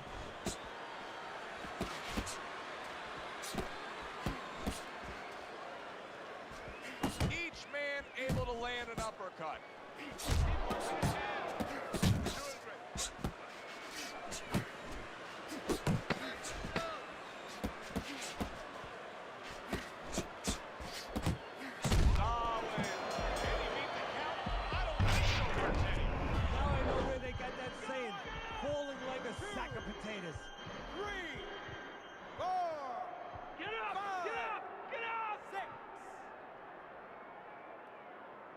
Can you believe that? If there were 30 more seconds in that round, I don't know that he survived.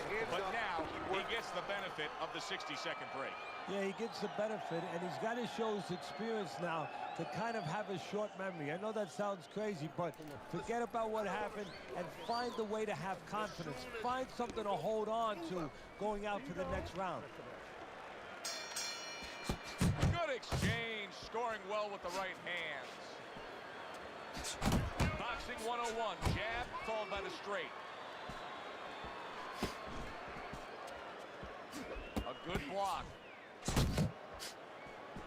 The Sandman's out there for another round after being knocked down in the last round. We know what happens in the 60 seconds with a fighter who was damaged, but what about those 60 seconds in the opposing corner, Ted? You know, Joe, that's a great question. And I remember my mentor, Cus D'Amato, when we were training fighters, he used to always say, look, you know your bank. Big shot there. He just fought the other guy's fight, and now it's not his fight at all. He is down. No, he should have been on the inside. He pulled out into a world of trouble, a world of punches. 3, 4, 5, 6, 7, 8, 9. He went down from a big shot. Now he's got to have some big guts to move along. You're going to find out exactly what he's made of.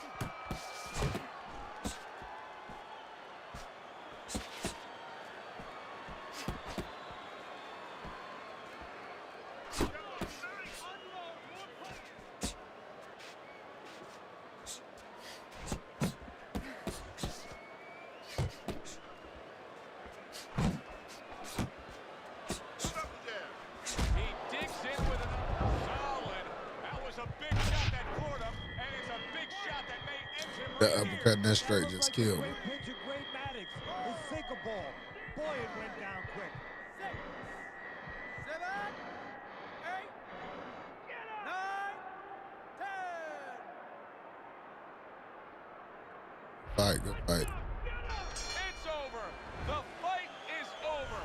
The Sandman's night has ended early here. Unable to go the distance, he couldn't rise up and beat the count.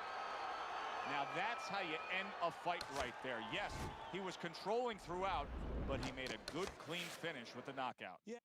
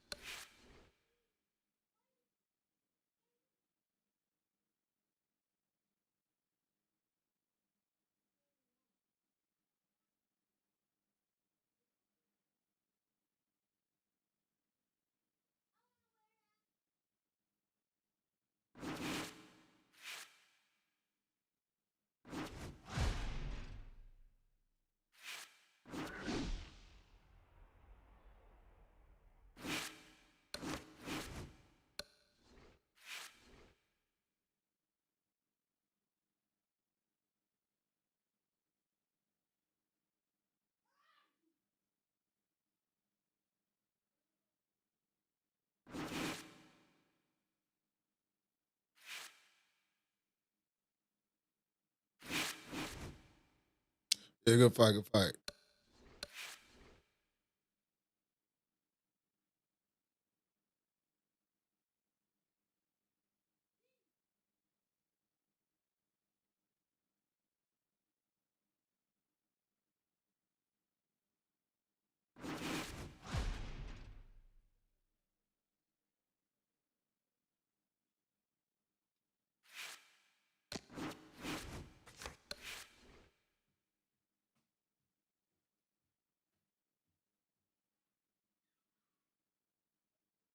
What's going on with it, Kurt?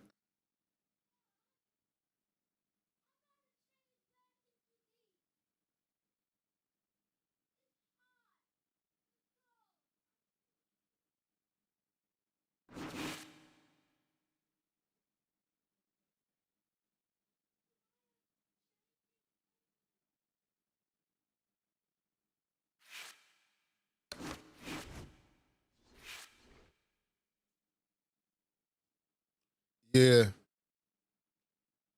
I have the middleweight and the heavyweight belt.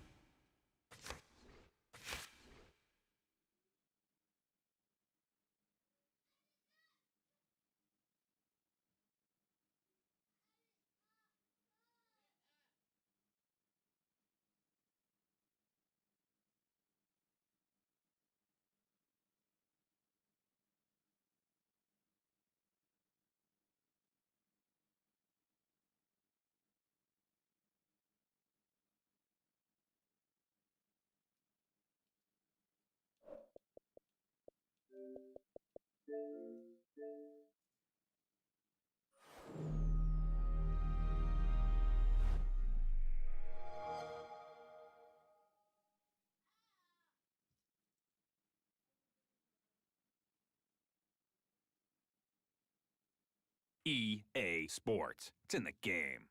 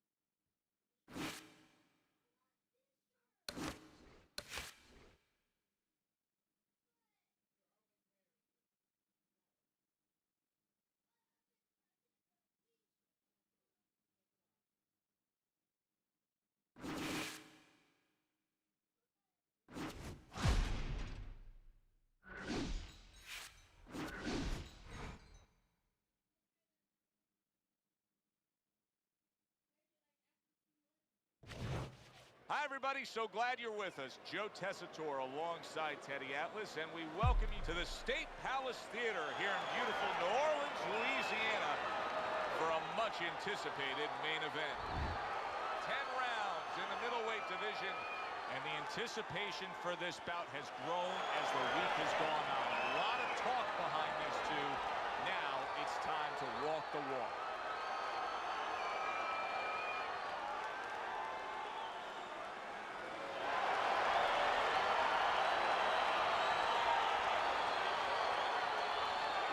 Rules in the dressing room. Let's have a good, clean fight.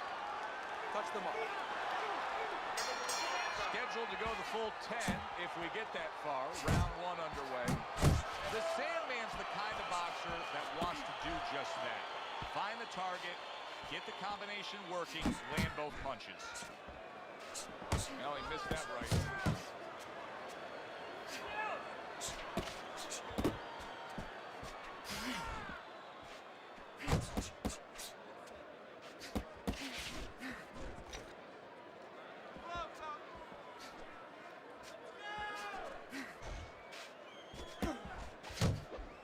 Blocks away that headshot. And he returns on that exchange.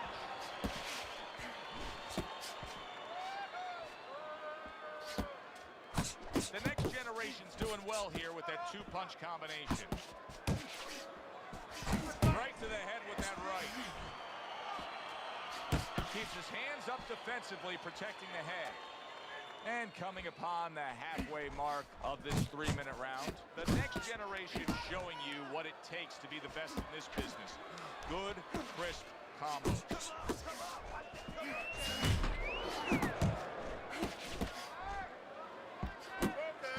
There's a taste of the sweet science. You see the skill he has in counterpunching. And you know what he's doing? He's taking his opponent's jab away. Oh, and he returns fire with a left hand. He missed with that headshot. Will you look at this? Look at this pace that these two are fighting at so early in the fight. Teddy, each man must have been determined to think they can get the other one out of here early. Yeah, I want to see who blinks first, though. That's what's interesting to me. Who changes? They can't both keep this up. Last 10 seconds.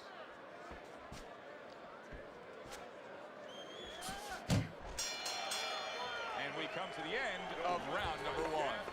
The next generation's got to find a way what's going on? to land more of these punches. It's okay to throw punches, but not if they're just drifting off to space. Absolutely, and space is it. He's in space. He's too far away. Yeah. He has to get the right range. That was After this. really well done. Targeting the jab, and then, and there he lands the right hand well. The Sandman's legs can't fail him now. Oh, my, is he taking damage.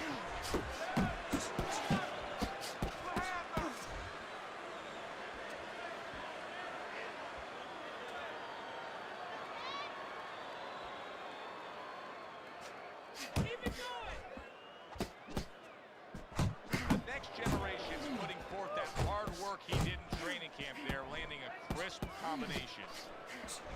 A target on his head, and he places the hook right on it. Great round now, back and a non-stop swarming attack puts him down. His opponent feels like he's in a rainstorm. He went down from a big shot. Now he's got to have some big guts to move along. You're going to find out exactly what he's made of. The next generation's putting his punches together now. That's a nice combination. Unable to score with the hook. The Sandman's got a cut. It looks like it's below the eye, on the cheek, but it's something that needs to be monitored. Nice work, great technique. The combo lands.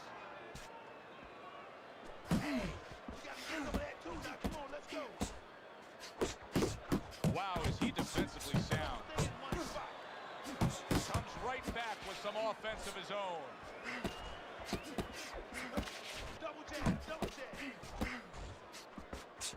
The next generation's blocking ability is doing well for him there.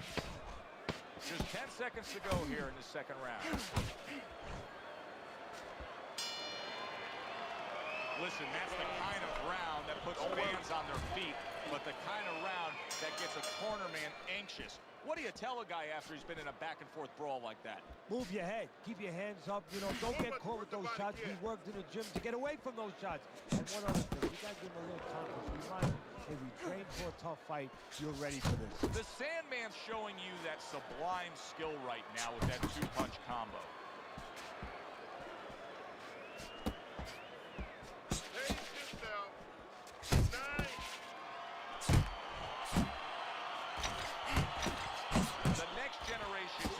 Combination here. That's what he does when he's at his very best.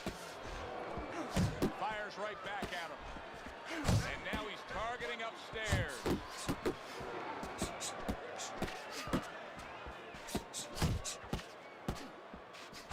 Scores with the combo to the head. Staying away from those headshots with his defense up top. Halfway through this round. Got to try to do better than that. He missed with that hook. Scores well to the head with the right hand.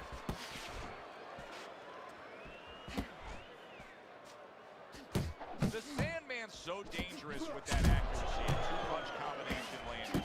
Tucks those elbows in, blocks the body shot. The Sandman's got to be really careful here. That eye is an absolute mess.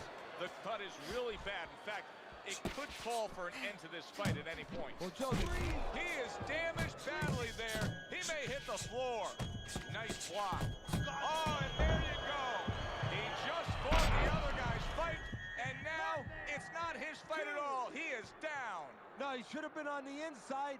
He pulled out into a world of trouble, a world of punches. The Sandman's doing exactly what you should to be a strong defensive fighter. You got to block those punches away.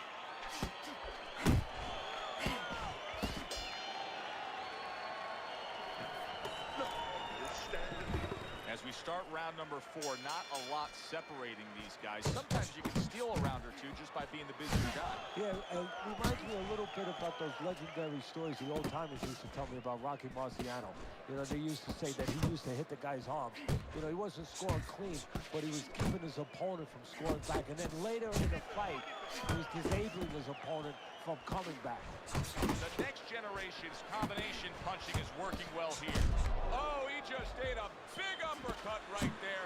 He had no idea it was coming his way. He does not look good at all. Oh, and he's got something for him himself, and it's a left hand.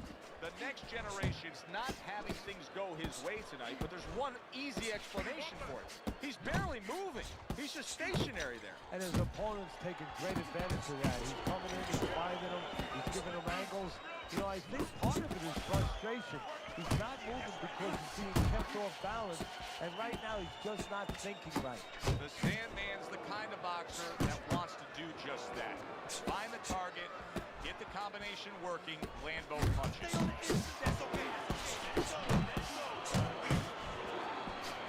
Scored well upstairs with the right hand. Final minute of this round that has been nothing but 2 straight minutes of non-stop fury. Fasten your seatbelt, more turbulence ahead. He digs in, trying to bank away body shots with the combo.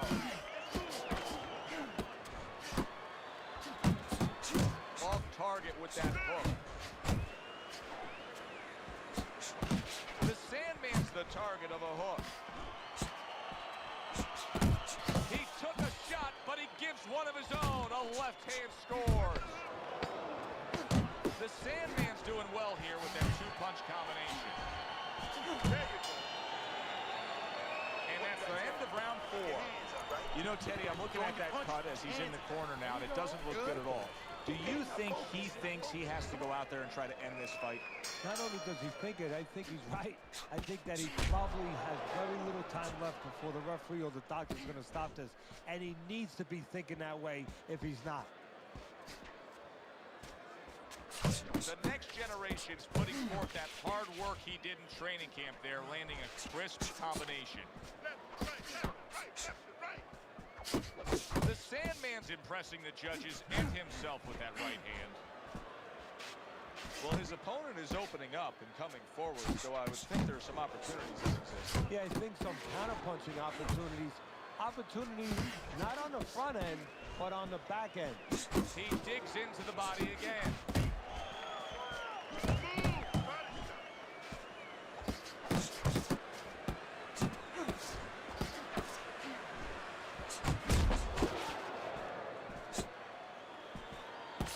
A little something for his opponent after getting tagged.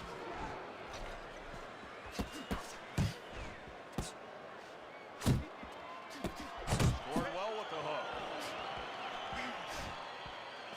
The Sandman's opponent knows exactly what the game plan can be now. That counter punch landed with some success.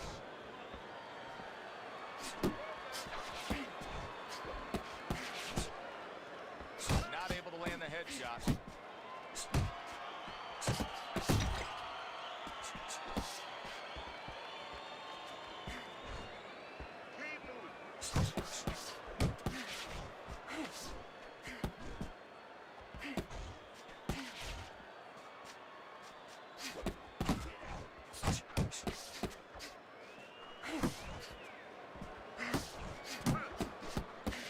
Coming to the end of round number 5, last 10 seconds.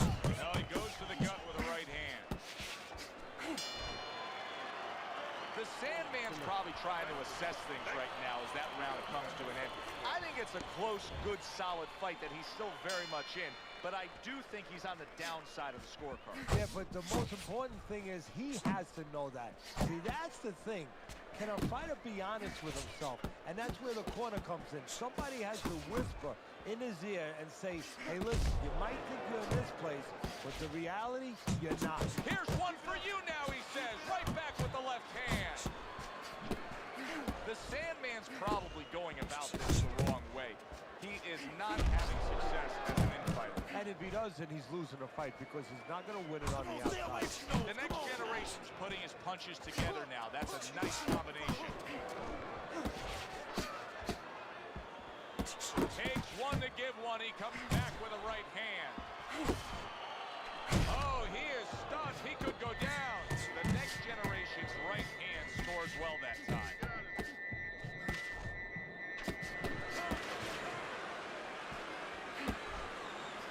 And you see what he can do when he sends that right to the head. Good step back and counter punch there. Beautiful. The Sandman showing you that sublime skill right now with that two-punch combo. The next generation's movement is really helping him out, avoiding that punch.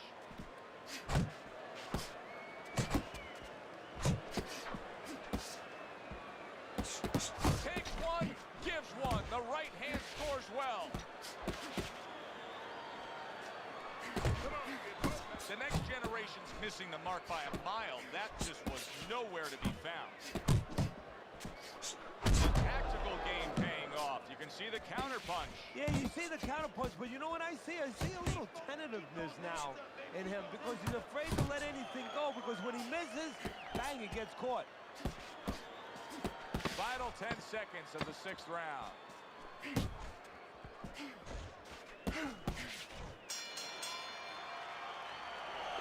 All right. Good job. Come on now. So a fresh round is underway, but is it a fresh fighter? The next generation's corner is hoping so. Based on what we saw at the end of the last round, who knows? Well, his corner should also be hoping that his opponent across the way doesn't come out here like the executioner to get this over with, because if he does, I think it's over. The Sandman's looking for a way to get this fight back on course, a course that can get him a victory. This isn't it, just trying to counterpunch these middle rounds. No, this is not it. He's not thinking right. You know, it's one thing to say physically, technically, he needs to do that. But to do it, you have to be mentally clear. You have to be seeing the plan, seeing what you have to do, what you have to order your body to do. He's not seeing that right now. The next generation's landing a combination here. That's what he does when he's at his very best.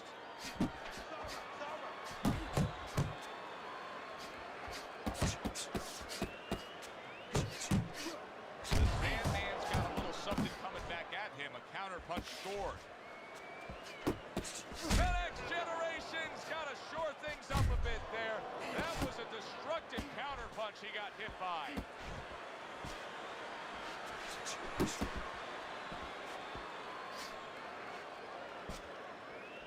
He got hit, but he sends it right back.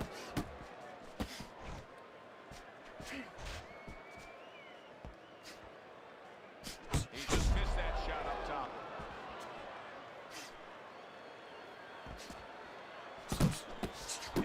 The Sandman's putting forth a great combination there. There's a nice left hand able to get in.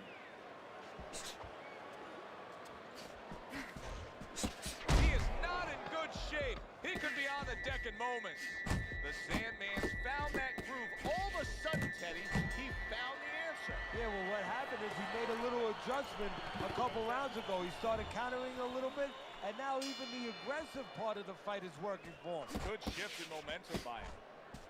The next generation's leading on your scorecard as we start round number 8, Teddy. But there is some doubt here. Only a few rounds remain. Yeah, don't forget now in the other corner what's going on. We're just looking at one side here, Joe. But in the other corner, they're very aware of what's going on. They're behind. They're telling their guys, get after them. So it's not going to be enough to just stay status quo. This guy better be ready to lift up his concentration a little. Headshot lands, was a hook. How about a return to sender with the left hand? Accurate uppercut after taking a shot of his own. And now committing to that midsection as the target with the combination punches.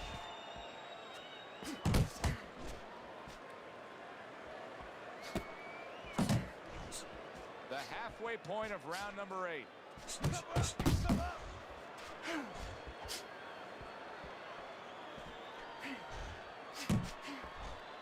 Off to the side, a little swing and a miss going upstairs.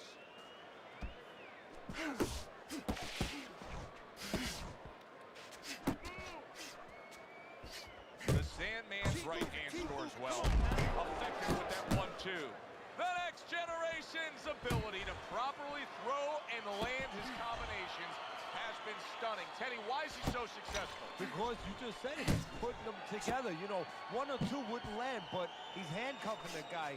And the first 2 punches, they set up the 3rd and 4th.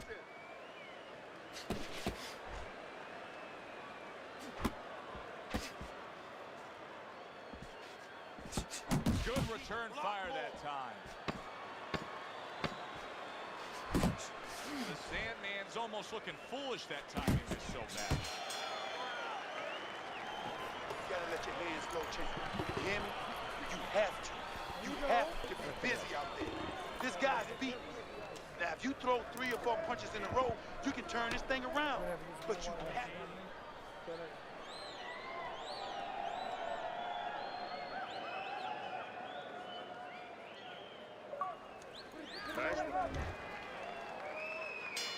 Good action here tonight. Both guys bringing their best, and both guys meeting each other stride for stride, punch for punch. Tough fight to score here as we're back underway.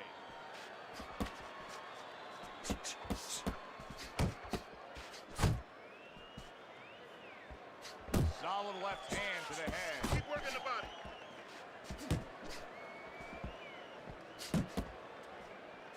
The next generation's really impressing us here, defensively impressing us. I mean, it's so easy to say, wow, look at the punching, look at the power. But, Teddy, you got to appreciate what he's doing with defense. Yeah, well, that's one of the reasons why you can say that you appreciate, you know, the aggression or the power and all these things. He can afford to be aggressive because he doesn't get hit. Well, he's got the attitude, something's got to stick. He fires off the combination, and they both do. That's my man. Keep fighting. Nice work, the left hand to the head.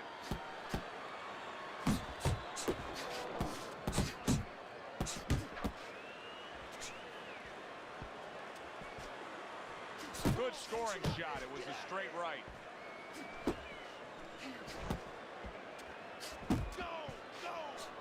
Went to the body there, but unable to connect.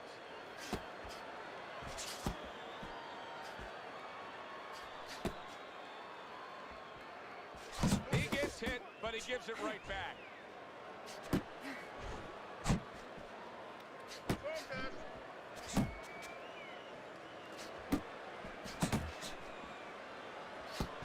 The next generation's at his best when the combinations are landing.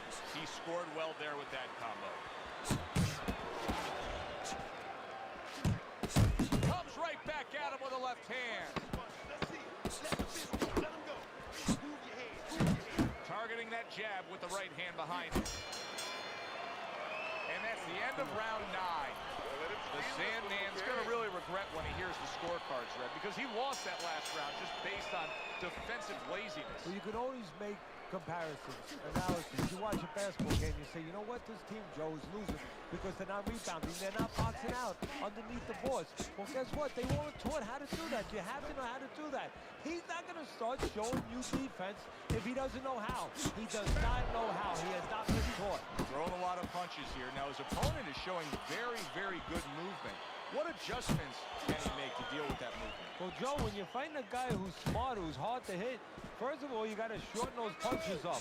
If they're wide, they have no chance at all. And you got to go to the one place that's not moving. Guess where that is? Downstairs.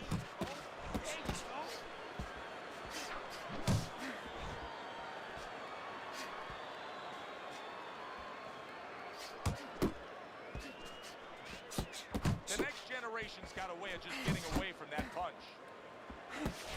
The Sandman scoring with that right hand. The next generation's work in training camp is now paying off. Do you see the accuracy and the effectiveness with that combination?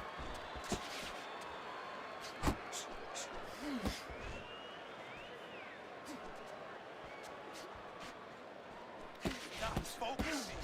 You're not